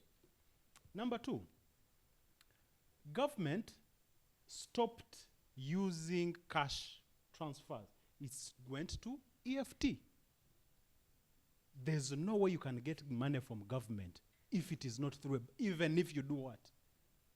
Apart from people who are handlers of bags of money, I don't know where they get it from. I don't know about those things. But it's clear, if you have something with government, it is paid by EFT. We reached a point where we said, no, you people sit in offices and because it's a closed door office, so there's some corruption of sort that goes on. So we went for a mode of open offices. For those who have gone to URA, that system largely was built on that, how URA runs and all that. Then we come to the court, the anti-corruption court. I'm sorry, I shouldn't be sorry. I have some good experience in that court. I have followed cases in there, which are a little personal, but also how the court works. I want us to look into a problem, which all of you want to look into. Me, I like solution-based, not running ideas that we can't put on the ground. You get? So we advocate knowing what we're advocating for.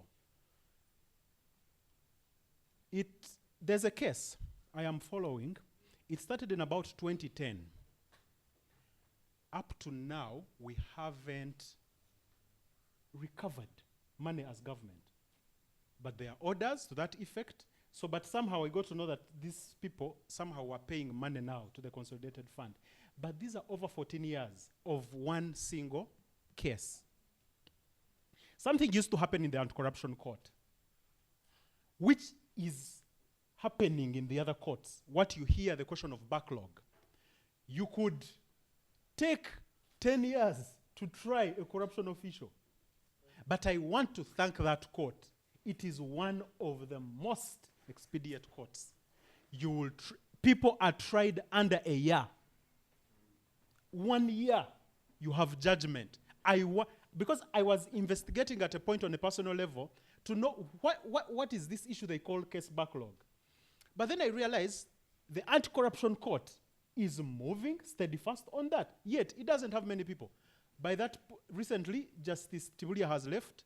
I think it's Jidudu that is there, and they must have added another judge. So 2 justices and other magistrates. But they have managed to handle the case backlog issue. I want to conclude, I know. Yes. Apologies, Mr. Speaker. So, let me conclude. Mr. Speaker, to conclude, there's a gentleman called Clarence Darrow. He was a lawyer. He represented a family of blacks that had entered a neighborhood that had whites. That neighborhood, by then, was saying blacks cannot stay with whites. So, one night, these whites attack this black family. Henry Sweet, for those who want to read the case, the people versus Henry Sweet. So Henry Sweet, because of that attack, they are moving out in self-defense. He shoots up and somehow he kills someone. So he ends up on trial for murder. Clarence Darrow, as he was stating his submission, he stated this because he was representing Henry Sweet. He said, these black Americans, these black people were made equal by the law. The law was already there to state that all people are equal. But man, fellow man, was saying, no, you can't stay close to me. The laws on corruption are there. We have the best Anti-Corruption Act. But it will take you and me, it will take good human beings to put that law in practice, to make sure we are not corrupt. It will take people. Because let me give you an example. I'm concluding, Mr. Speaker. Give me 1 second. 1 second. You have 1 second. Thank you. Mr. Speaker. In conclusion. In conclusion. Everywhere I go in a ministry, we are here. It is people I know. So if they said someone is corrupt here, then it would be someone I know. When I go to ministries, I find human beings. I don't find animals. The change starts with us. It starts by being better human beings. Then the best will come. Thank you. Yes, Honorable Albert. Thank you very much for your submissions.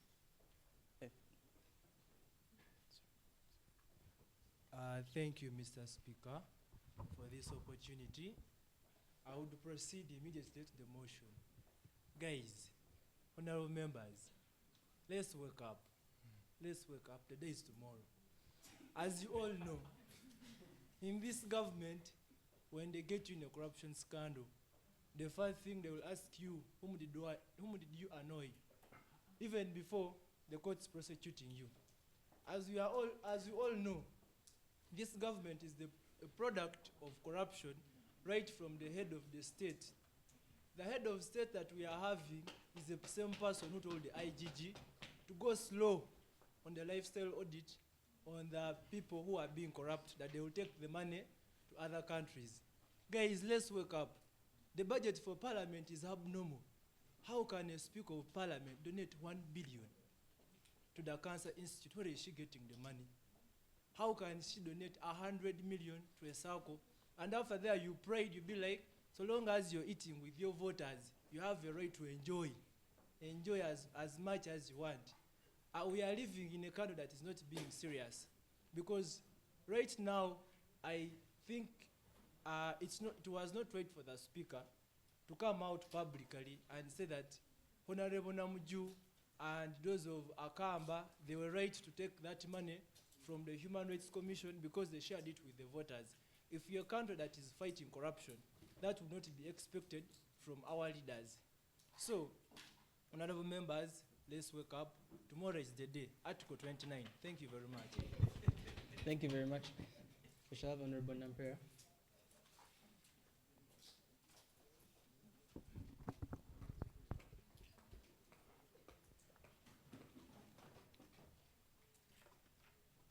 Thank you, Right Honorable Speaker. Once again to the House, I'm Nampera Miriam, Deputy Speaker, National Youth Parliament, Uganda. I'm a lawyer and Emeritus Vice Guild President, Gulu University. Now, when we talk about corruption, it is a very pertinent issue, just like we see that the House is really burning. But one thing I would like to say is that democracy begins with you and I. When we speak of right from our home where we're coming from, how do you treat children of why maybe you don't share a mother or that little child? We may start right from there. So I'll talk about leadership and political will.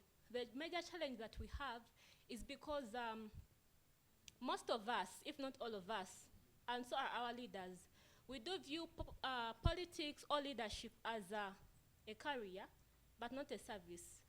Whereas these political positions per se, or the leadership positions, there would be opportunity for us to serve. But we go there with the aim of earning. That is why we have corruption cases. And it is so unfortunate that many people in those positions, per se some MPs, and not only MPs, but also in other big positions, they earn a lot, but still steal. And they're exemplary, which is actually affecting as far as primary schools, nursery schools. That is why you find nursery kids giving out sweets to get votes. That is why we find secondary schools, primary schools. There is one which was moving around on TikTok, and a primary 6 child had to bring, a very big vehicle to campaign, contesting for Heady Girl. So then, if the future is even in us, the young people, then where are we heading? May we be exemplary. Democracy begins with you and I. So we actually look at leadership, politics as, we need to look at it as an opportunity to serve. I don't want to delve much into that, but I hope my opportunity is seen. Perhaps we may not change our elders per se, but very soon, we are taking on office, or we have started. We can start from the little that we have to be the change that we have. When you look at transparency and accountability, the big fish versus the small fish, you may just go on Twitter or on Google and you put big fish, small fish, you get a lot about that. It is where we focus on the petty corruption scandals, looking at traffic or policemen getting those small ones, leaving the rest. we shall say that we push it to the judiciary, but then we shall come and ask, do we have the separation of powers and checks and balances indeed? We have the three arms of government. We have the executive, legislature, and then the judiciary. But then you find that we have MPs MPs, and they're also serving as cabinet members or ministers. So literally, we have now mixed the legislature and the cabinet. And then now we have the judiciary, which judiciary is funded by the government. And their budget is actually discussed and passed by the legislature and the cabinet. Or there are also some appointments. So then how do we expect actually the judiciary to be really independent or to act? How do we expect the legislature to check and again balance itself when they're sitting in the legislature and in the debate? Maybe under cabinet, we need to think more about that. It is just an eye-opener. So we also need to take decisive actions against corrupt officials. We have the law. I'm concluding, right, Honorable Speaker. We have the law. 2 seconds. We have the law, but it is just on paper. We have good laws, but it is on paper. What can we do to have it operational? Maybe then the hope is in us, the youth. I urge us to go and read the book, Why Nations Fail. I can't really discuss more about it, but just read that book, Why Nations Fail, then compare Egypt with Uganda. We shall really see as youths, and we shall wake up and take action. Thank you so much, Right Honorable Speaker. Honorable members, I think you have taken note of the book. Have you taken note? So we shall have, let me see members who want to submit. We shall have the 4 of you and then 5 and then close. So Honorable Khalid. Please ensure that you're brief because we're running out of time. Yes, I'll be very brief. Thank you, Mr. Speaker and the House. I didn't have plans of speaking, but the subject is really pertinent and important. So my name is Khalid Nawaf, and I'm a Ugandan. I've grown here all my life.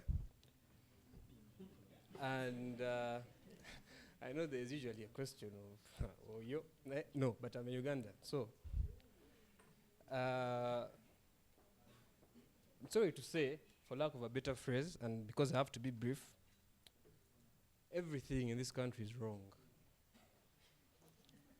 Everything in this country is becoming a joke. The country in itself is becoming a joke because we don't take things serious, and it starts with the smallest of things, and it grows and grows and grows and becomes bigger. So it's a country that needs, for lack of a better phrase, sort of a radical surgery. Everything needs to be changed. The system has to be changed. Everywhere has to be touched and twisted, because as things are, as things stand, everything is wrong. Even in this room, the corrupt ones are there, in their own way. Some of them even came here and spoke. But Honorable member. Okay, I sorry. need to protect my members of parliament. Okay, apologies, Mr. Speaker. So please retract that statement. Apologies, Mr. Speaker. Apologies, Mr. Speaker. But members have given in. We've had honorable members coming here to say there's no solution. It means you've submitted to the vice. It means you've given up. It means you're also going to be bribed at a point because you believe there's no solution. If I don't steal, someone will steal. That's what you mean by giving in, by saying there's no solution. Because if you don't have a solution, it means the problem will remain. Even you, when you go into that office, you will steal. That's what you're trying to mean, indirectly, of course, not directly. So that means even the youth are being affected. They now have the mentality that I have to get somewhere, somehow, somewhere. Yeah, so, and it all comes in because the country is becoming a joke each passing day. Each passing day, no one takes anything serious. People just talk, talk, talk, and that's it. And the more it happens, the more the country is affected.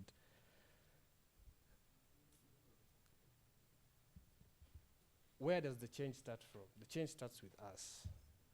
for you to come and start and say that we are the change, I am not going to be corrupt, I am not going to accept the bribe. It starts with, if you don't do it and you accept that there is no solution, you are gone, you are finished. You've succumbed to the vice. So that's my call. I know people have said it, but I'll say it again. Let's try to remain. I know it's hard, but we can manage. Thank you so much, Mr. Speaker. So thank you very much, Honorable Member.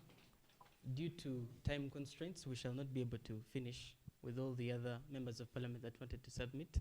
And we're going to head straight on into voting for whether this motion should be passed. So honorable members, you have had the different debates around this motion. What is your say? All right, the ayes have it. The motion has been passed. Let's proceed to the fourth and final motion. Thank you, honorable members, for those submissions. But before we go into the last motion, we should remember that yes, the next national budget is going to be at around 72 trillion, not so? And as per the AG's report last year, they say that actually we lost over 10 trillion in corruption. So when we subtract 10 trillion from our national budget, we remain with 62. And when under 62, we remove 30% for debt servicing, debt payment, and then a paying of interest. That will go to around 25 trillion. So we shall be working on a budget of 45 trillion. I'll use the president's words.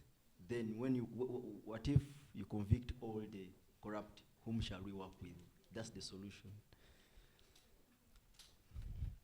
On the last motion, 7.4, the motion urging NEMA to ensure a fair and transparent eviction process for the communities affected by the recent wetland conservation developments in Uganda.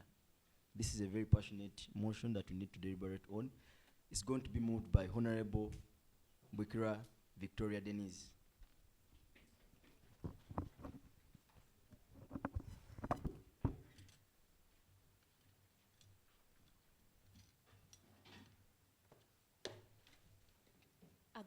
Good afternoon, members. My name is Denise Victoria Bukira. Moving the motion 7.4, motion urging NEMA to ensure a fair and transparent eviction process for the communities affected by the recent wetland conservation developments in Uganda. I urge members to support this motion. Thank you. Thank you, Honorable Bukira Denise. Without wasting any time, I'd like to request Honorable Elvis and Honorable Francis to come and second the motion.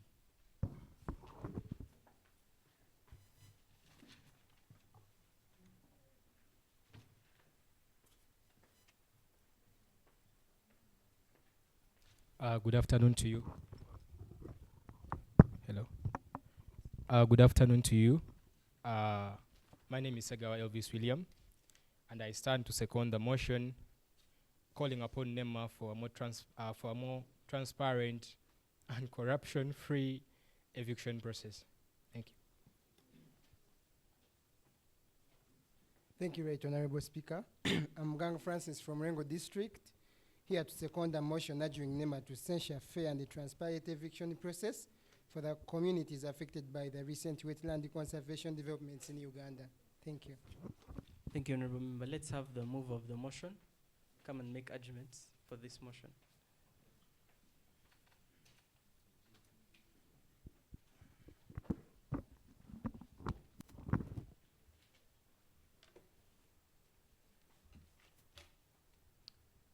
Thank you, Honorable Speaker. Once again, I'm Denise Victoria Bukira, moving the motion urging NEMA to ensure a fair and transparent eviction process for the communities affected by the recent wetland conservation developments in Uganda. So why should we adopt this motion? It is now a crisis in the country, especially in the central part of Uganda. We see people are claiming that they have land titles to the parts that they are being evicted from. So someone is saying they have land titles. Yes. We also see this in the case of Nyakana versus Nema, where a court says that yes, you can have a land title. It gives you a land title, but it doesn't give you user rights. So now what should people do? What should people do? If they have the land titles, if you get a land title, you're supposed to go and you get, before building in an area, you're supposed to go and they give you the rights to build in that area. Yes? And people have done that. People have gone, they have got rights to build in those areas. And so now why are they being evicted? Yes, it is, we should conserve the environment. That is true. We should conserve the environment. But are we as NEMA, where has it been as these people were building? These people have built their homes. They have gone ahead to pay the Busulu taxes. So where has NEMA been? Yes, we see there's a gentleman that came out recently on NBS, and he said he has been in his home for over 50 years. This gentleman is called Serunjoji. He has been in his homestead for over 50 years. His parents left him the place, yes? And they are 11 children. So 50 years, NEMA has been there since 1995. And in 2024 is when they are coming to evict this gentleman. What is he supposed to do? Where should he go? He has been paying the Busulu taxes. Are we saying, should we put the Buganda Land Board, should we get the Katikiro and put him on stand as to why these people have been paying Busulu taxes and now are being evicted from their homesteads? Is it fair that people are being evicted from their homesteads and a petrol station like Starbucks is being left? How dangerous is a homestead in a wetland compared to a petrol station? Members of the House, how? In case, okay, a house catches fire, is the damage more than when a petrol station catches fire? Is it? Article 4 says... Honourable Member, I beg that you summarize. Article 4 says that government should be able to teach people and give people knowledge about different laws that are implemented. But has the government done that?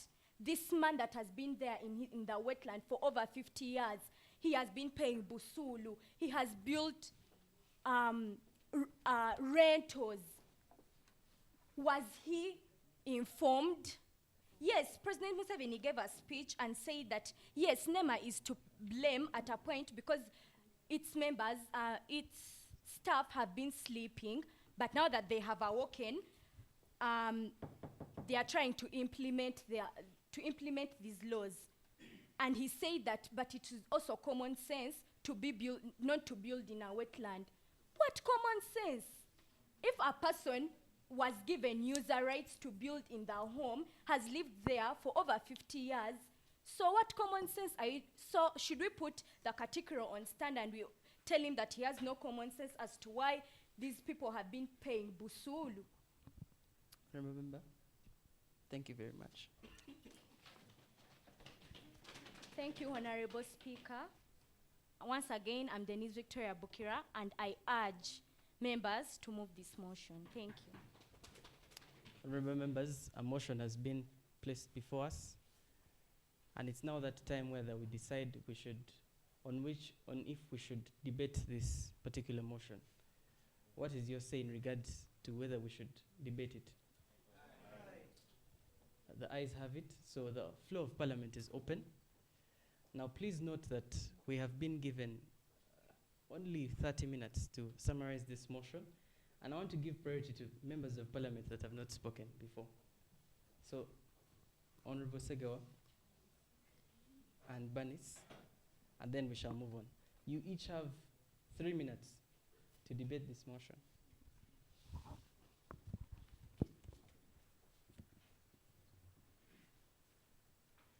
With due difference, Mr. Speaker, I petition to deliberate more on the motion about NEMA. Standing before you is Segawa Elvis William, and I'm from Mukono district, specifically the islands of Kome. The recent evictions of NEMA, okay, I'm very saddened, and I get emotional when it gets to things to do with livelihoods and families.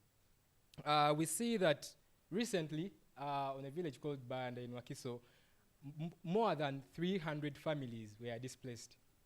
In the where NEMA is now telling us, of course, we are supposed to be climate conscious, the environment and everything. We've had these stories, but you're evicting for who?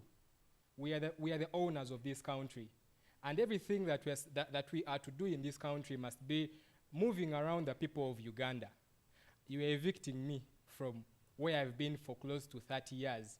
And you are not giving me a solution of where I'm going to go. I have 4 children. You've thrown me out of my home. Moreover, destroyed it to the ground. And then you're leaving Starbucks standing. The question is, me, the person who has been living there for more than 20 years, and then Starbucks, who is exploiting the environment? Who is spoiling the environment more? Who is emitting more? Who is in charge of the ditches that are being dug? The household or the police station and Starbucks. NEMA, much as it has made very much noise around this time, NEMA has kept on doing these things over the years. We see that in 2021, NEMA evicted people in Kasoko. So these were vulnerable people, elderly people. We saw elderly people. We saw young children, people below the age of 5, and you're telling you're not even telling him, you're like, go. And we saw after some time a luxurious hotel pop up in that very land. And the very thing happened in 2018, whereby close to 200 families were evicted from Rela wetland. And we see that these people were not given an alternative place of residence to call home. You've come, you've told me to move away, and you're not telling me where to go. I've been here, I've been paying taxes to that same government that is paying you. I'm even paying you. You get? NEMA has kept on doing very many eviction drives over the years. We see the same story in Namwandi, 2021, where you have 30 seconds. Please okay, summarize. in Namwandi, whereby people were evicted and the land was later on taken up by some other person. And now we are seeing they are building another hotel in that very land. We see that in the islands of Kome, there are people that were removed from some wetland called over, I'm forgetting the name, but it was removed, and now we are seeing a palm oil industry popping up. Parliament, I'm giving now a solution. Parliament should put up, how should I call it? Should put up a task force that is going to look into the operations of NEMA over these years. These guys have been enacted since 1995 by an act of Parliament. But now, we are seeing these guys coming in 2024 to make sure people's lives are hell. Where should the Ugandan go? I've been living here for close to 30 years, and you're telling me, hey, bro, go. And it doesn't really make sense, right? So I'm calling up Parliament to put up a task force that is going to look into the operations. We need to know who we are going to fire. People are in offices doing nothing. We've been in an office for close to 20 years, silent, eating taxpayers' money. And in 2024, you come up, you want to enjoy the world as if you own it. And then the other solution is that we want NEMA to write to the people apologizing to them. These are 200 plus families with househeads, vulnerable people that you are telling to go. We need them to write to us, apologizing for the things that they are doing. We know that maybe we need to protect the environment. But where have you been for the 20 years that I've been in this place? And then lastly, Ministry of, 2 more seconds. Ministry of Disaster Preparedness should also come out. People have been evicted, 300 plus families. Where are you as Ministry of Disaster Preparedness? I have nowhere to go. I have nothing to eat. My whole livelihood was staged in this place that you've evicted me from. Where am I supposed to go? As Minister of Disaster, this is a disaster. Disaster preparedness should come out to start and help out these people. Immediately, you've been evicted, they come out because we have funds allocated to that. Thank you very much for listening to me, Right Honorable Speaker. Thank you for the opportunity. First, hold it. Point of information granted. Thank you very much, Right Honorable Speaker and the House at large. My name is Chinovere Andrew. First and foremost, I would love to inform the Speaker, current Speaker, and the House that evictions are not classified under disasters. It doesn't. So the Ministry of Disaster Preparedness does not have any issue to do with the evictions of NEMA. Then secondly, I would love the House to understand, and maybe it's going to guide the debate, because what we are talking about now is an issue pertaining climate change, and that is what NEMA is fronting. The effects that the settling in these wetlands, brings about. Yes, the evictions are unlawful, but then what is the end goal in each and everything? That is the fact that these settlements in the wetlands have a very big impact when it comes to the climate. So I think as we are debating, yes, we can talk about the solutions and everything and the government leaving Starbucks to stay in the, but what we should prioritize is the thought of the climate and what it does, because this is going to affect all of us, So I think the solutions that should be brought up and the solutions that we should suggest are solutions that should be premised on that factor, that climate is a serious issue and it is changing very fast. It doesn't matter whether it is a small house, it doesn't matter whether it's Starbucks, it affects everyone. Thank you very much. Thank you very much for the point of information. You will take your seat. After 1 second, please summarize. Okay, yeah. I'm talking about the same NEMA that is the Management Regulatory Authority. What happened to Namave? Who knows what happened to Namave? Is it a forest anymore? We are seeing an industrial park. Why is the government prioritizing industrialization, economic growth, at the expense of the environment? These are the same people who are giving these people licenses to operate in forests, and the same people that are evicting people at the same time. My call is that these people need to be more accountable and transparent. That's it. Yeah, thank you very much. Thank you very much. Honorable Banis.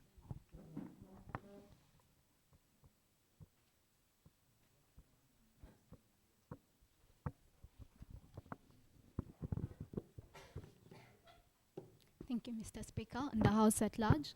Before you is Natkunda Banis from Wakiso District.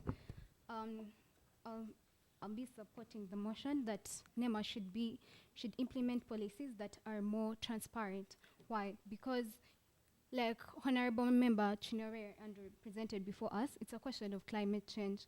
But even with climate change being enforced, the people that are being evicted, these are their homes. So what can NEMA do? NEMA can actually give the people that are being evicted alternative housing solutions, yes? So that instead of leaving, because it presents a question of human rights. If someone is evicted from their house, where do they go? If a young child, because majority of the people living in these wetlands are people who do not sustain what I would call, who have high incomes. These are basically low-income earners, where the schools in these areas are not quite the best. So if the authority is moving these people out, what is it presenting to them? Because someone out there may say that all these people that are in the wetlands should actually be restoring them, because that's what the Act says, that if someone is in this wetland, then they should be working on restoration of that part where they have been. But no, in the event that government has realized we have this problem and we are trying to move towards climate action so that we have a better Uganda, then give these people relocation, give these people other schools after you've been displaced. Then the selective evictions. Some of these evictions have been selected to just the poor. Like some have been saying, the small houses, we have left industries such as Mandela Millers in these wetlands. So why carry out selective evictions? Why not remove everyone, move these industries to other places? There is vast land in Uganda, so we can have these industries as well moved to places where they can be other than the wetlands. Thank you, Mr. Honorable Speaker. Thank you very much, Honorable Member. I had said, so Honorable Albert and the gentleman after. Then we shall have the other Honorable Member.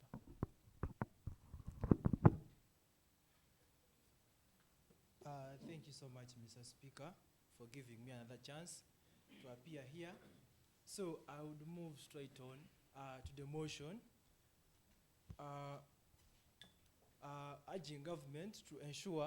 urging NEMA to ensure a fair and transparent eviction process for the communities affected by the recent wetland conservation developments in Uganda. First of all, before we urge NEMA to ensure a fair and transparent eviction process, we have to ask ourselves, who are these people settling in the wetlands? Let's first leave aside at what happened yesterday. If you're to find these are big factories, I can give you an example of Tiang Tiang, just as you're heading to Namang. That company is in the middle of the swamp. Seta High School, this side. We all know we all know who owns Seta High School. It is in a swamp. Starbucks, the way route has become a problem to Kenya, Starbucks has become a problem in Uganda. In every swamp, you will find Starbucks. Point of order granted. Mr. Speaker, is it in order for the gentleman to prove shareholder value in the company that is in Uganda to allude it to Mr. Ruto? And if so, could he give us evidence to that effect? Yes, it is not in order to speak out of evidence, out of the lack of evidence. So if you have Mr. Speaker, my point was that the way Ruto... So have you retracted the statement? I still stand on my point. My point was, the way Ruto has become a problem to Kenya is the same way Starbucks has become a problem to Uganda. Because in every swamp, you're going to find Starbucks. Everywhere Starbucks. And the same Starbucks has been left where they evicted people previously. So, before NEMA should ensure a fair compensation, they should look at protecting livelihoods. There was a very old woman who has been settling there for some good time. But this woman was evicted. She was not given a notice. She had gone for burial, coming back, no house, don't know where your plate is, your saucepan. So how do you expect this woman to start a new life on the streets? So in summary, I will not grant it. We are out of time. In summary, NEMA should uphold the law, ensure the eviction process is conducted in accordance with the national and international laws, including the Uganda Constitution and the human rights instruments. Because if we don't put this in place, that's how we shall keep on evicting each and every one. As we're evicting these people, let's also look at the kids that are in swamps. Let's look at the factories that are in swamps. Right now, I think central Uganda is running out of wetlands. So if we don't put this in place, it will be a big problem for this country. Thank you very much. There's an honorable member that was seated behind Albert, and then we shall have Honorable Miro.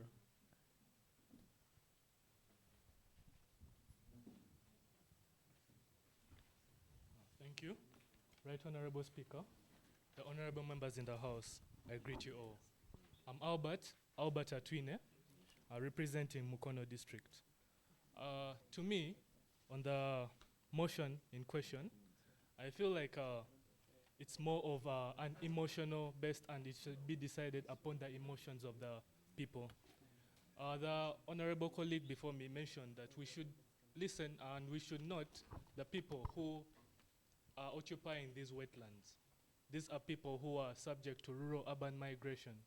An example is in the Luvigi wetland, where they disrupted over 10 schools that were providing education to over 1,500 students and over 214 households.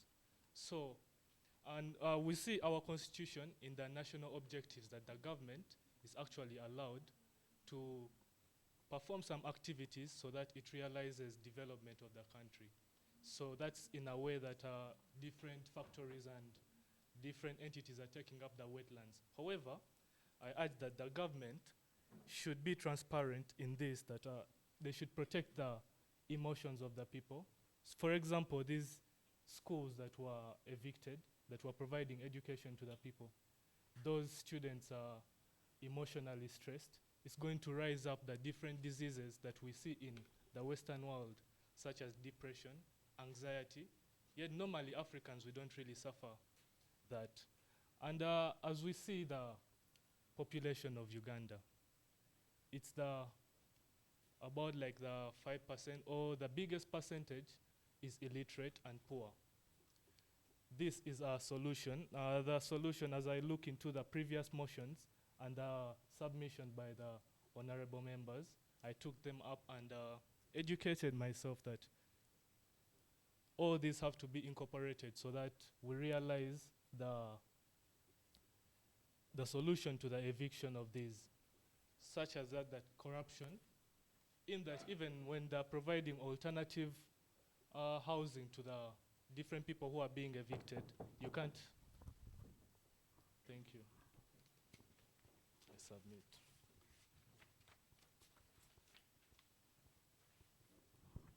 Yes, we had Honorable Mayor. Thank you, Right Honorable Speaker. Mine is a humble invitation to members, honorable members, to think about a question. A gentleman once said that evil triumphs when good men do nothing. And Uganda has not run out of men of honor. I believe that at a certain point, good behavior divorced from good politics. And now we find ourselves in a situation, in line with all the motions we have debated today, where bad behavior is good politics. So let's ask ourselves that question. Sometimes bad behavior is good politics, and the head of state knows this. He knows that the things you call him out for, on one end, score him. He gets a political score on one end. So it's a question for us, future leaders, aspiring leaders. How do we then reconcile good behavior with good politics? Because as it stands, bad behavior is good politics, and we live in a state. Thank you. Thank you very much for being precise. We have Honorable Biblia, but I am requesting that we have at least a lady be the closing debater for this motion. So let's have Honorable Biblia.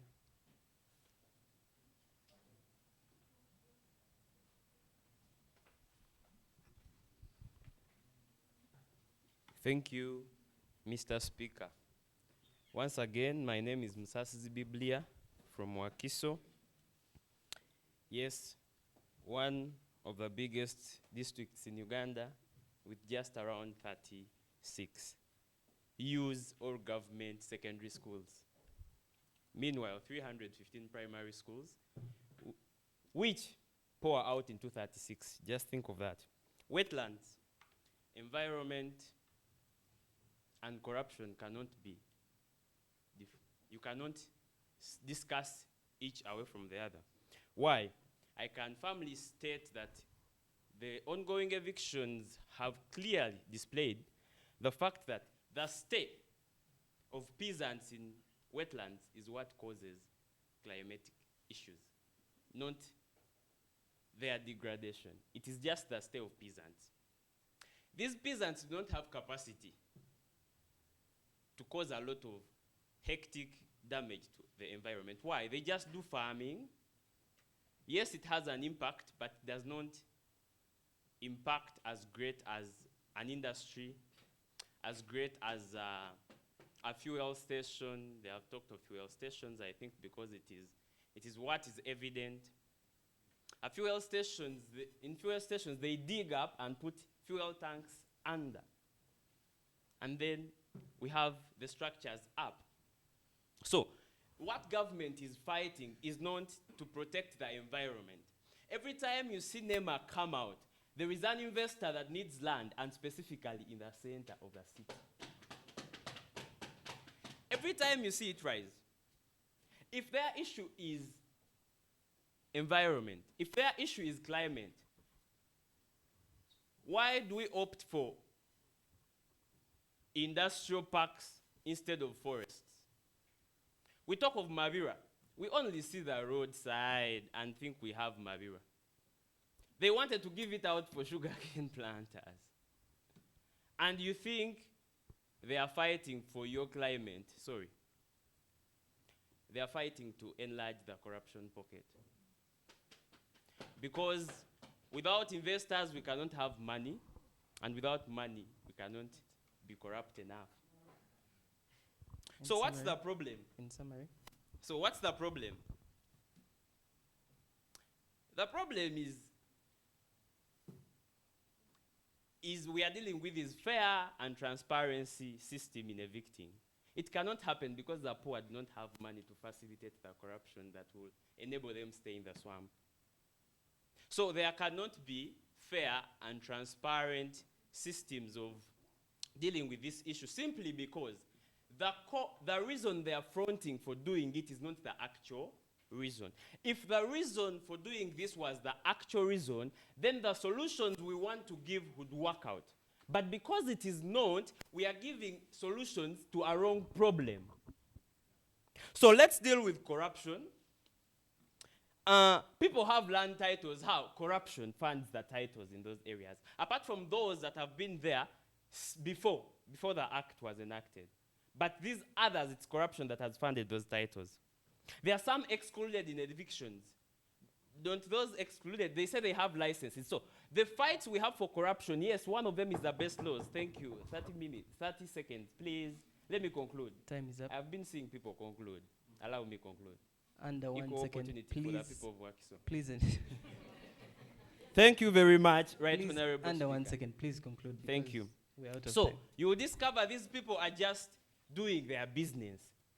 The laws we make for corruption leave loopholes for them to continue with the system. For example, why do you say we are fighting people in wetlands and then leave a loophole of licensing? So you're funding the exploitation of the same.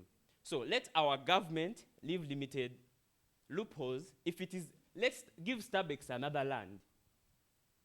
Is it supposed to be? By the way, it has a tendency, everywhere is wetland. I don't know what they're up to. But we want to tell, or to say this as youths. I know we were born in the government. We have grown up in it. It has groomed us. Our parents have somehow, somewhere fought their way for us to get educated, but we don't forget the fact that we have fought the way to the top. And we are here to state that we are going to fight for what belongs to Ugandans, because the people claiming to fight for it are actually fighting for their own stomachs. For God and my country, be blessed to bless. Thank you very much, Honorable.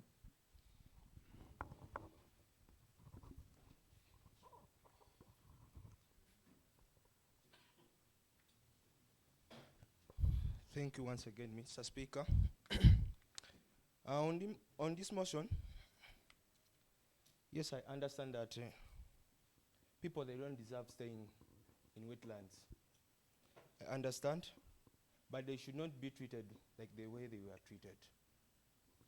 The government of Uganda, I don't know if it has advisors. Does it have advisors? Because if you're a government advisor, you have to think before people start putting things into action. The government, I have, for example, I have an auntie there in Luigi.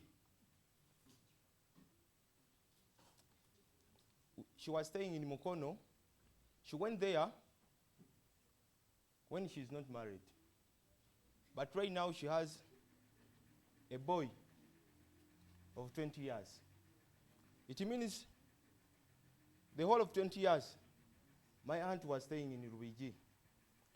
And she has a house there. She had a house there before she was evicted by the NEMA team.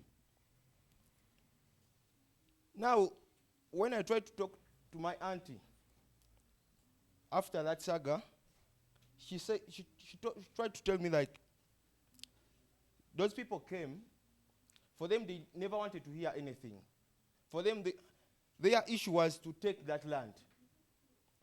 For her, she said, for her to stay in Lubiji, it's not a crime.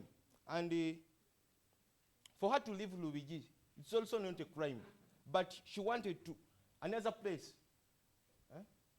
The government should have thought of another place where these people should have, where these people would have shifted. But the government, this government, likes investors more so their people. Okay, please, time is up. I know that your time is up, Honorable Member. Please summarize and Okay. By the government, okay, would have given a holistic approach to their people before this eviction to take place. Honorable Speaker, thank you so much. Thank you very much. So our time is fast spent, but it is my plea, and I'm just requesting that we have a lady close up this debate in just under 1 minute.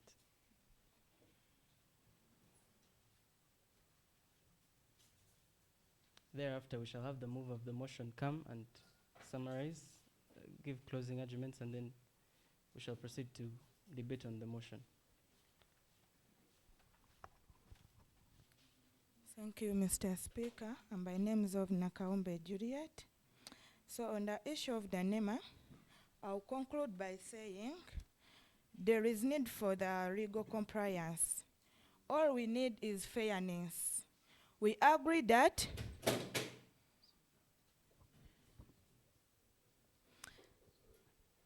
I agree that we need to conserve the environment, but how do they do it? There should be fairness, whereby they should, if it is the point of evicting all the people in the wetlands, all of them should be evicted, not leaving the bigger companies, those so-called investors, staying there and living at the expense of the poor. So there should be legal compliance. And there should be also social disruption, whereby this calls for the transparency also, where these people, before they evict them, they should be given enough time and be informed in time. They should not just come abruptly and tell them that, no, you're going to leave this place. So I'll conclude by saying we need fairness in evicting the people from the wetlands. Not only the poor people are the one affecting, not only that the poor people staying in the wetlands are the one affecting the environment, but also those companies, they are also creating a big problem. Remember, they are manufacturing different things, which comes out with, okay, thank you. I'll conclude by saying that there is need for fairness.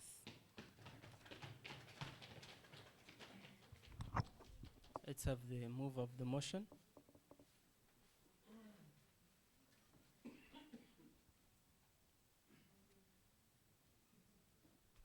One minute.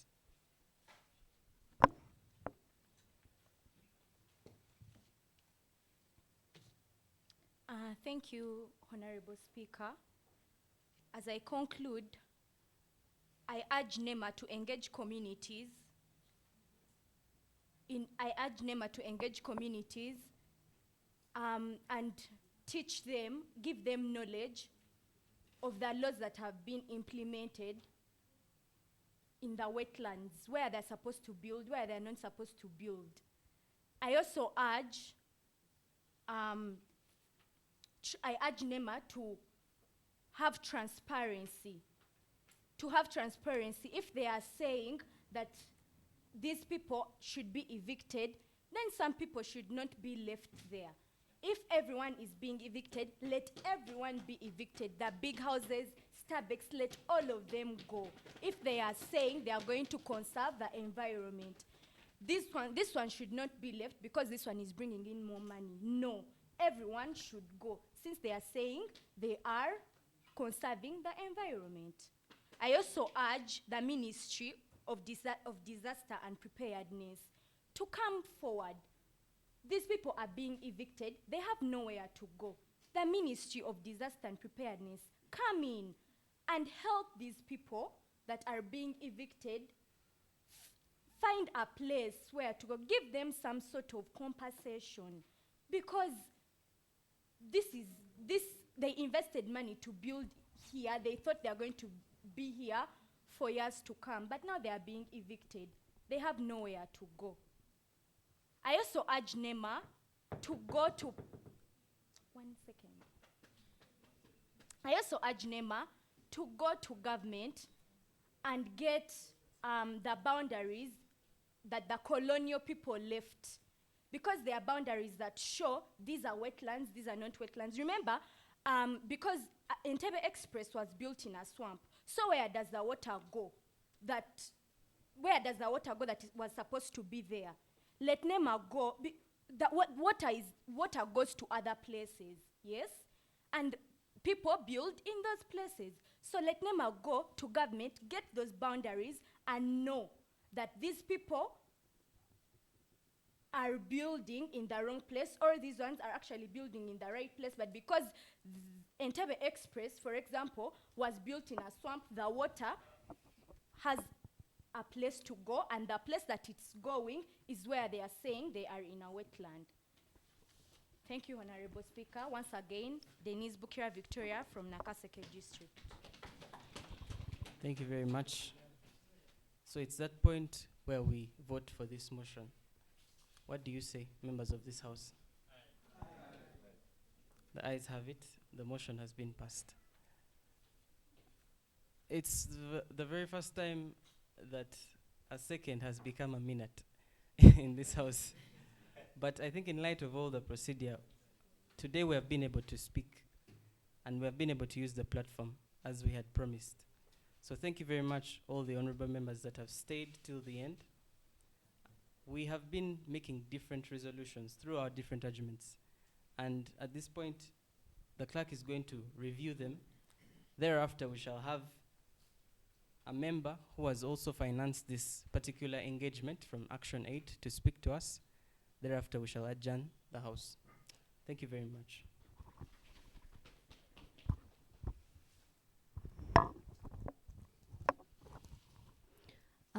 Honorable members of Parliament, good afternoon. My name is Vanessa Lynette Nampija, and I come from Masaka District. I'm the clerk of this honorable House. So we thank all the speakers that have been able to come up to speak to us about the different motions that we have had.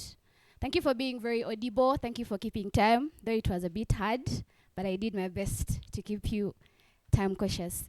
So the first motion that you have had was a motion calling on government to prioritize the improvement of infrastructure to enhance economic development in the central region. So we heard from different speakers.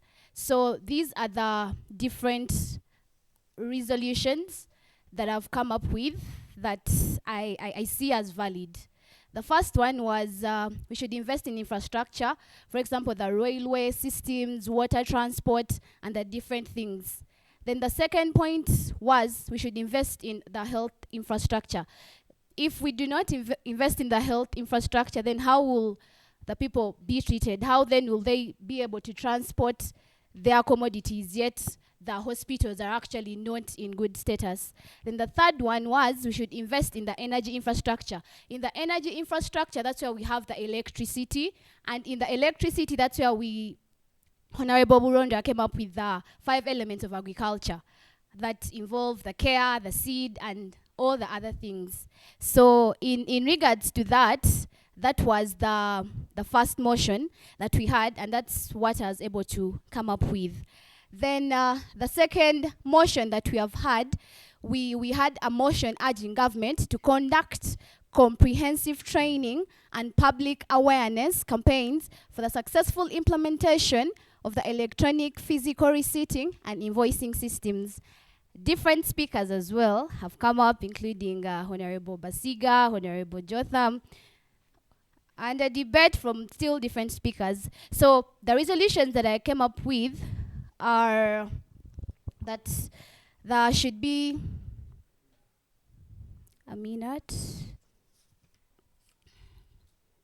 that there should be training. No, there should be training of the farmers. Yeah, and in regards to that, if farmers are trained, then this will help to create awareness amongst them. And then, IFRIS doesn't give a level of privacy. Yes, this is true. IFRIS doesn't give a level of privacy because you get to declare your taxes, what you're getting, and this will actually invade on someone's rights as a person. And then there were different points that were brought up and an argument about the politicians. But yeah, there should be also transparency in regards to this motion, that there should be transparency between the traders, between their clients, between the people, and this will actually come up to help them speak out and not to withstand what they earn and also the profits that they make. Then the third, yeah. Just a minute. Yeah. Then still under IFRIS, the topic, the motion that we have had is that IFRIS helps to find out your profit, that each and everything is put into accountability, that me, Nampija, Vanessa Lynette, I get this amount of money, and the profit that you are getting is actually in regards to this. Then the other point is that you should be a registered VAT holder. That when you are a registered VAT holder, that's when IFRIS will come up to actually help you in to benefit. So the nations were shut down. Yeah, in regards to IFRIS still, we see that all the nations are shut down, including Mukono, including Masaka, including Wakiso. So this affected the nation worldwide. It didn't only affect Masaka, where I come from, but all traders actually came up and closed the shops in regards to the unfairness that was being brought up. So how can the government address this? They have to get back to the table and know what went wrong. They can't only create awareness among the people, but they should actually go on the round table and know that what exactly happened, what are we supposed to address, where is the loophole, and how are we supposed to work upon it. And then the people are not getting the results of their taxes. The reason why these shops were closed is not because of the taxes, but then they're constantly give the taxes, but then they're not getting the results of the taxes. All they see is new MPs getting new vehicles, new MPs going abroad, new MPs going for vacations, yet they're constantly giving in taxes and the roads are not made, the hospitals are not worked upon, the students are not going to school, and even the government schools, they're actually paying money to cater for the students. And then we should provide, solve the problems from the tree. That was the motion. Then the other motion that we have is motion urging government to take immediate action to address the escalating scandals in Uganda and to ensure the effective prosecution of those implicated, to restore transparency and accountability to its citizens. So we thank the speakers that came up in regards to this motion and addressed it. So in summary of what I was able to write down is that reports should be made regularly. That these MPs, these members who are actually involved in corruption, they should be reported. And not only should they be reported, but they should be punished. So another point that I've had, that they should expose them on media. They should expose them on media so that they actually stop these other young people who are coming in to engage in corruption.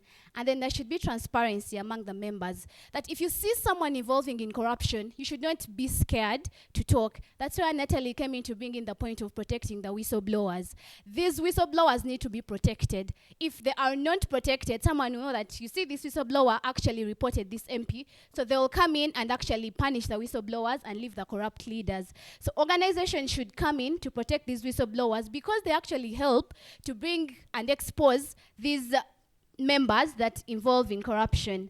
And then institutions should be put in place like the IGG, then introduce a culture of integrity. You see, integrity is not something you can learn. Integrity is something you learn from home. So it should actually be there.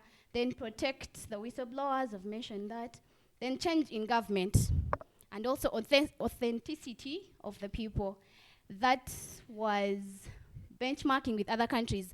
The point of benchmarking with other countries was valid, in my opinion, because we should actually see how other countries come in to fight corruption and not only to depend on the advisors of the parliament. So this will actually help us to pick a leaf on how other countries do that. Then the other motion that we have had is a motion urging NEMA to ensure a fair and transparent eviction process for the communities affected by the recent wetland conservation development in Uganda. That's the second last that we have had. So among the resolutions that I have been able to get is that NEMA evictions. So we all know what NEMA evictions are and whatever has been happening. So the first one is there should be transparency. Transparency was explained by a honorable member in regards to the fact that if they are removing and evicting people, they shouldn't actually leave some like Starbucks. All of them should go, which is actually fair. They shouldn't leave particular people in the wetlands and actually remove the one that is not bringing enough money to the table. And then the Minister of Disaster should come into place. This is very true, that if the minister comes in place, you know, when you tell someone, maybe you've done this, they'll ask you, who are you? Like, you are telling me as who? But if you are a big person, someone can actually come in and respect you and then move industries to other places. This was said by an honorable member, and this is actually true. That in Namamve, you see there are very many industries, yes, but then these industries should actually be moved to other places than wetlands, and this will actually help to conserve the environment. The NEMA should uphold the law, yes. NEMA should uphold the law, and this will actually help in environment conservation. We deal with the problem. We should deal with the problem itself, that what is the problem? We should not actually look at the side effects. We should zero down to see what is the problem, what is leading to these evictions, corruption. These people actually evict people and come in and set very big industries. They actually evict schools and actually come and set very big things that actually we don't benefit from. So in regards to that, government should put a task force that will look and see how these organizations work and see all they're doing. You have been a very nice audience. Thank you for your contributions. Thank you for letting us listen to your views, and thank you for your time. I wish you a nice day. Yes, without further ado, I've been asked to invite, and I take it as a singular honor to invite one of the funders of this event from Action Aid to also share with us and maybe give us comments on how we have performed, whether what we are saying really will find its way to the right people. Thank you very much.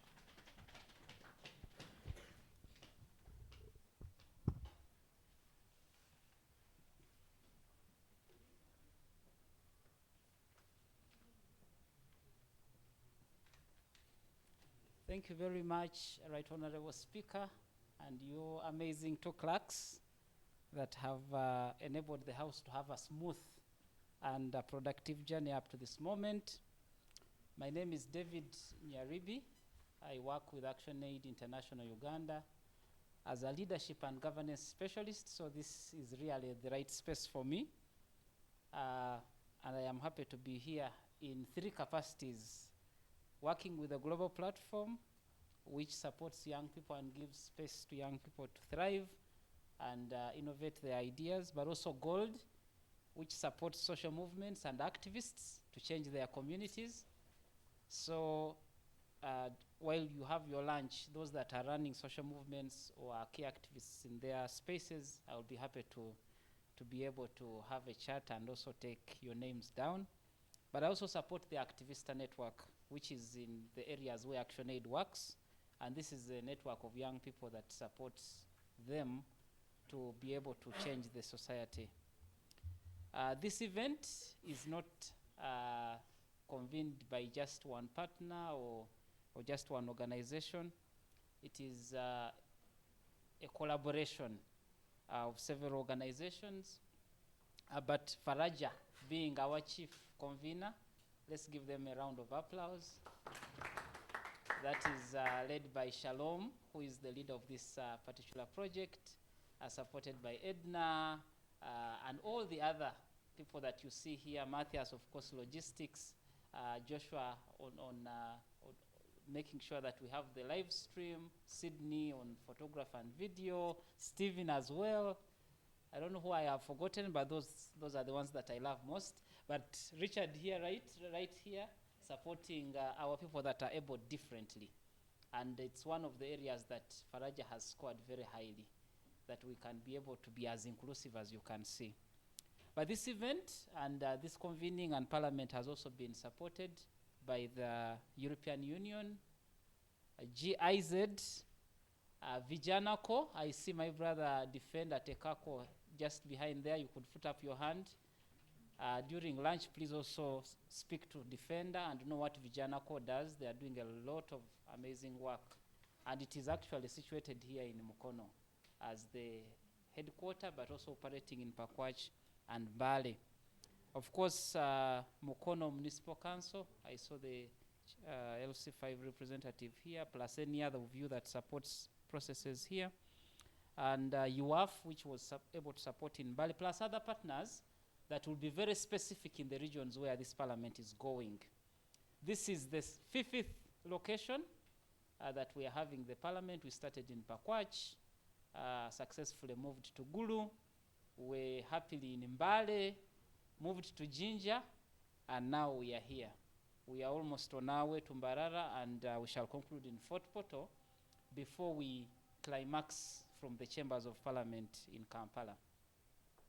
So the parliament, just like Shalom said in the beginning, is in the regions but moves to the national, and then will be amplified at the region, which we call the Vijana Assembly, and then online for the global stage. So please look forward to these spaces. Unfortunately, not all of you can get there, but your voices will be heard, especially with the people that will represent you, including the speaker and some of the clerks. ActionAid and the other partners front servant leadership. So I am extremely happy that the motions that have come through speak to this, and the way you have been discussing issues in a robust manner gives us happiness and hope that the country is having the right people at the moment, but still will also have the right people as leaders in the different spheres of influence. The motions that have been discussed are very, initially, very specific to the central region, but also speak to some of the aspects that happen in other parts of the country. So the reason for the regional youth parliament is to pick the specific issues of that particular region, but also be able to link them to the national issues so that we craft solutions that are comprehensive enough. So when you talk about infrastructure, and I am happy that we are in the central, you people who are from the central are privileged to host all of us, especially in terms of having the capital of the country. And that, by default, puts the amenities of life, the key amenities of life in the central. When you talk about the National Referral Hospital, when you talk about the key universities that educate all of us, you know, the spaces of entertainment and hospitality, the key ones mainly are here. So it means that the central gets what I would call positive pressure. If we have the right infrastructure, then the central would really be able to host us in a good way. So we need better roads, better hospitals, schools should be funded, and security and peace should also be able to thrive. So infrastructure is very key. I'm happy that that motion has come through strongly, I was listening in to your deliberations, and we hope that this can go to the next level. When you talk about IFRIS, you're talking about us leveraging on technology, but also the technology as it comes, there are early adopters, there are those that are late adopters, so we should be able to support everybody to come on board. So the aspect of awareness, education, training and retraining is very, very important, and I'm happy that it came out as well. Number 3, that touches my heart very strongly. I am an ambassador as well as a champion on integrity. We stand for zero tolerance to corruption as an institution, as ActionAid, but also our partners, I'm very sure, Vijana Core and the others. And we know that corruption is like the mother or the foundation of some of our challenges. So when I see young people like yourselves and emerging leaders passionately talking about this cancer, if I put it in quotes, then certainly we will have a better country and a better region and a better continent. It goes without saying the country is vibrating with the challenge of corruption, and we need integrity as soon as yesterday. So thank you very much for speaking about corruption, to challenge it, to combat it, but also to sow the seed of integrity within the society. Then when it comes to wetlands and conservation of the same, I am happy that you're able to talk about a balance. We need sustainable development that will ensure that we are here today, but also we don't jeopardize the existence of future generations. Yes, these spaces can be conserved, but also can be utilized in a sustainable manner. And I am happy that you have talked about fairness, equity. If we observe these principles, then certainly we'll be able to have a better country. Mahatma Gandhi said this was a gentleman that led India to independence, but also is also one of the fathers of social movement building, especially with the Satyagraha, which was the salt march. When the British were occupying India, he led the the Indian natives to march to the sea and make their very first salt of their own. And in so doing, we're able to mobilize and organize and eventually push out the British. He said that be the change that you want to see in the world. So as we advocate, as we've been positively pointing fingers, government should do this, civil society should do this, certain leaders should do certain things. It begins with us as well. We need to be the change that we want to see in the world. It means that we have a contribution to make. I'll conclude with this. We need to speak more about what we want in terms of solutions. I think we have done a proper diagnosis of our challenges. Even young people out there know the challenges of the country, they know the challenges of society, but we don't talk as much about the solutions. The solutions are there, but we lament so much on the challenges and we don't amplify the solutions. We need to talk exactly about what we want to see. I always encourage positive talking and positive thinking. So an example is, if you don't want to come late, then I think you want to come early. So talk a little bit more about coming early, and then that will speak to your subconscious, and then you will eventually be early. If you don't want to be poor, don't lament about poverty. Begin to talk about wealth and how to create wealth and how to be rich. Then most likely your subconscious, your actions, your feelings will begin to move you towards that. It doesn't mean that you need to live in denial.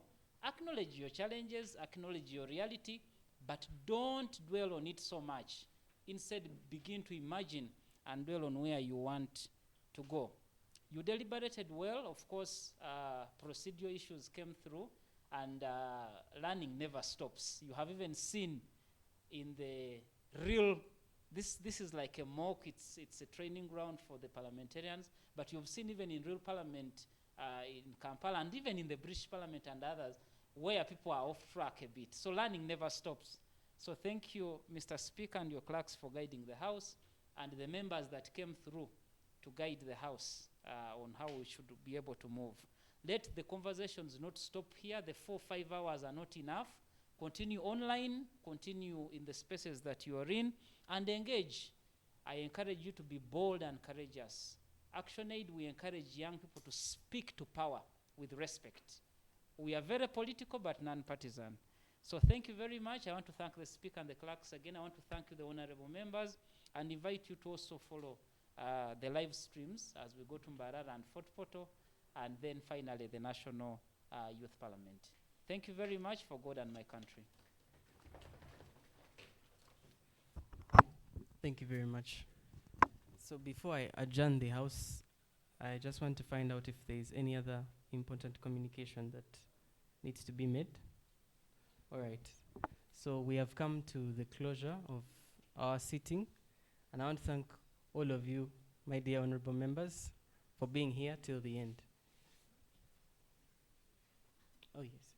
I want to thank you that you've been able to deliberate and speak your mind, but also that we've been able to respectfully share our views. And in later occasions, we shall be invited, even as a Central Region Youth Parliament, to share and open up different spaces and speak more and more. So when that time comes, please ensure that you come through. We are going to have a closing prayer from someone who has not spoken today. Yes. Let us also rise.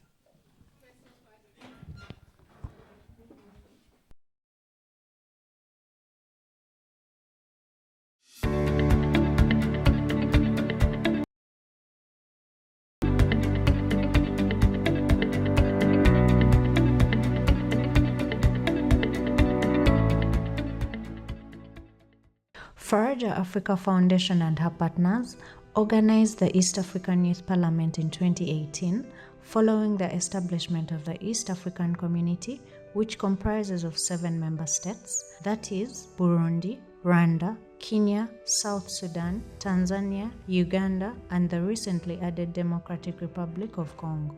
Well, my name is Abdullahi Lugome. I'm first speaker of East African Youth Legislative Assembly.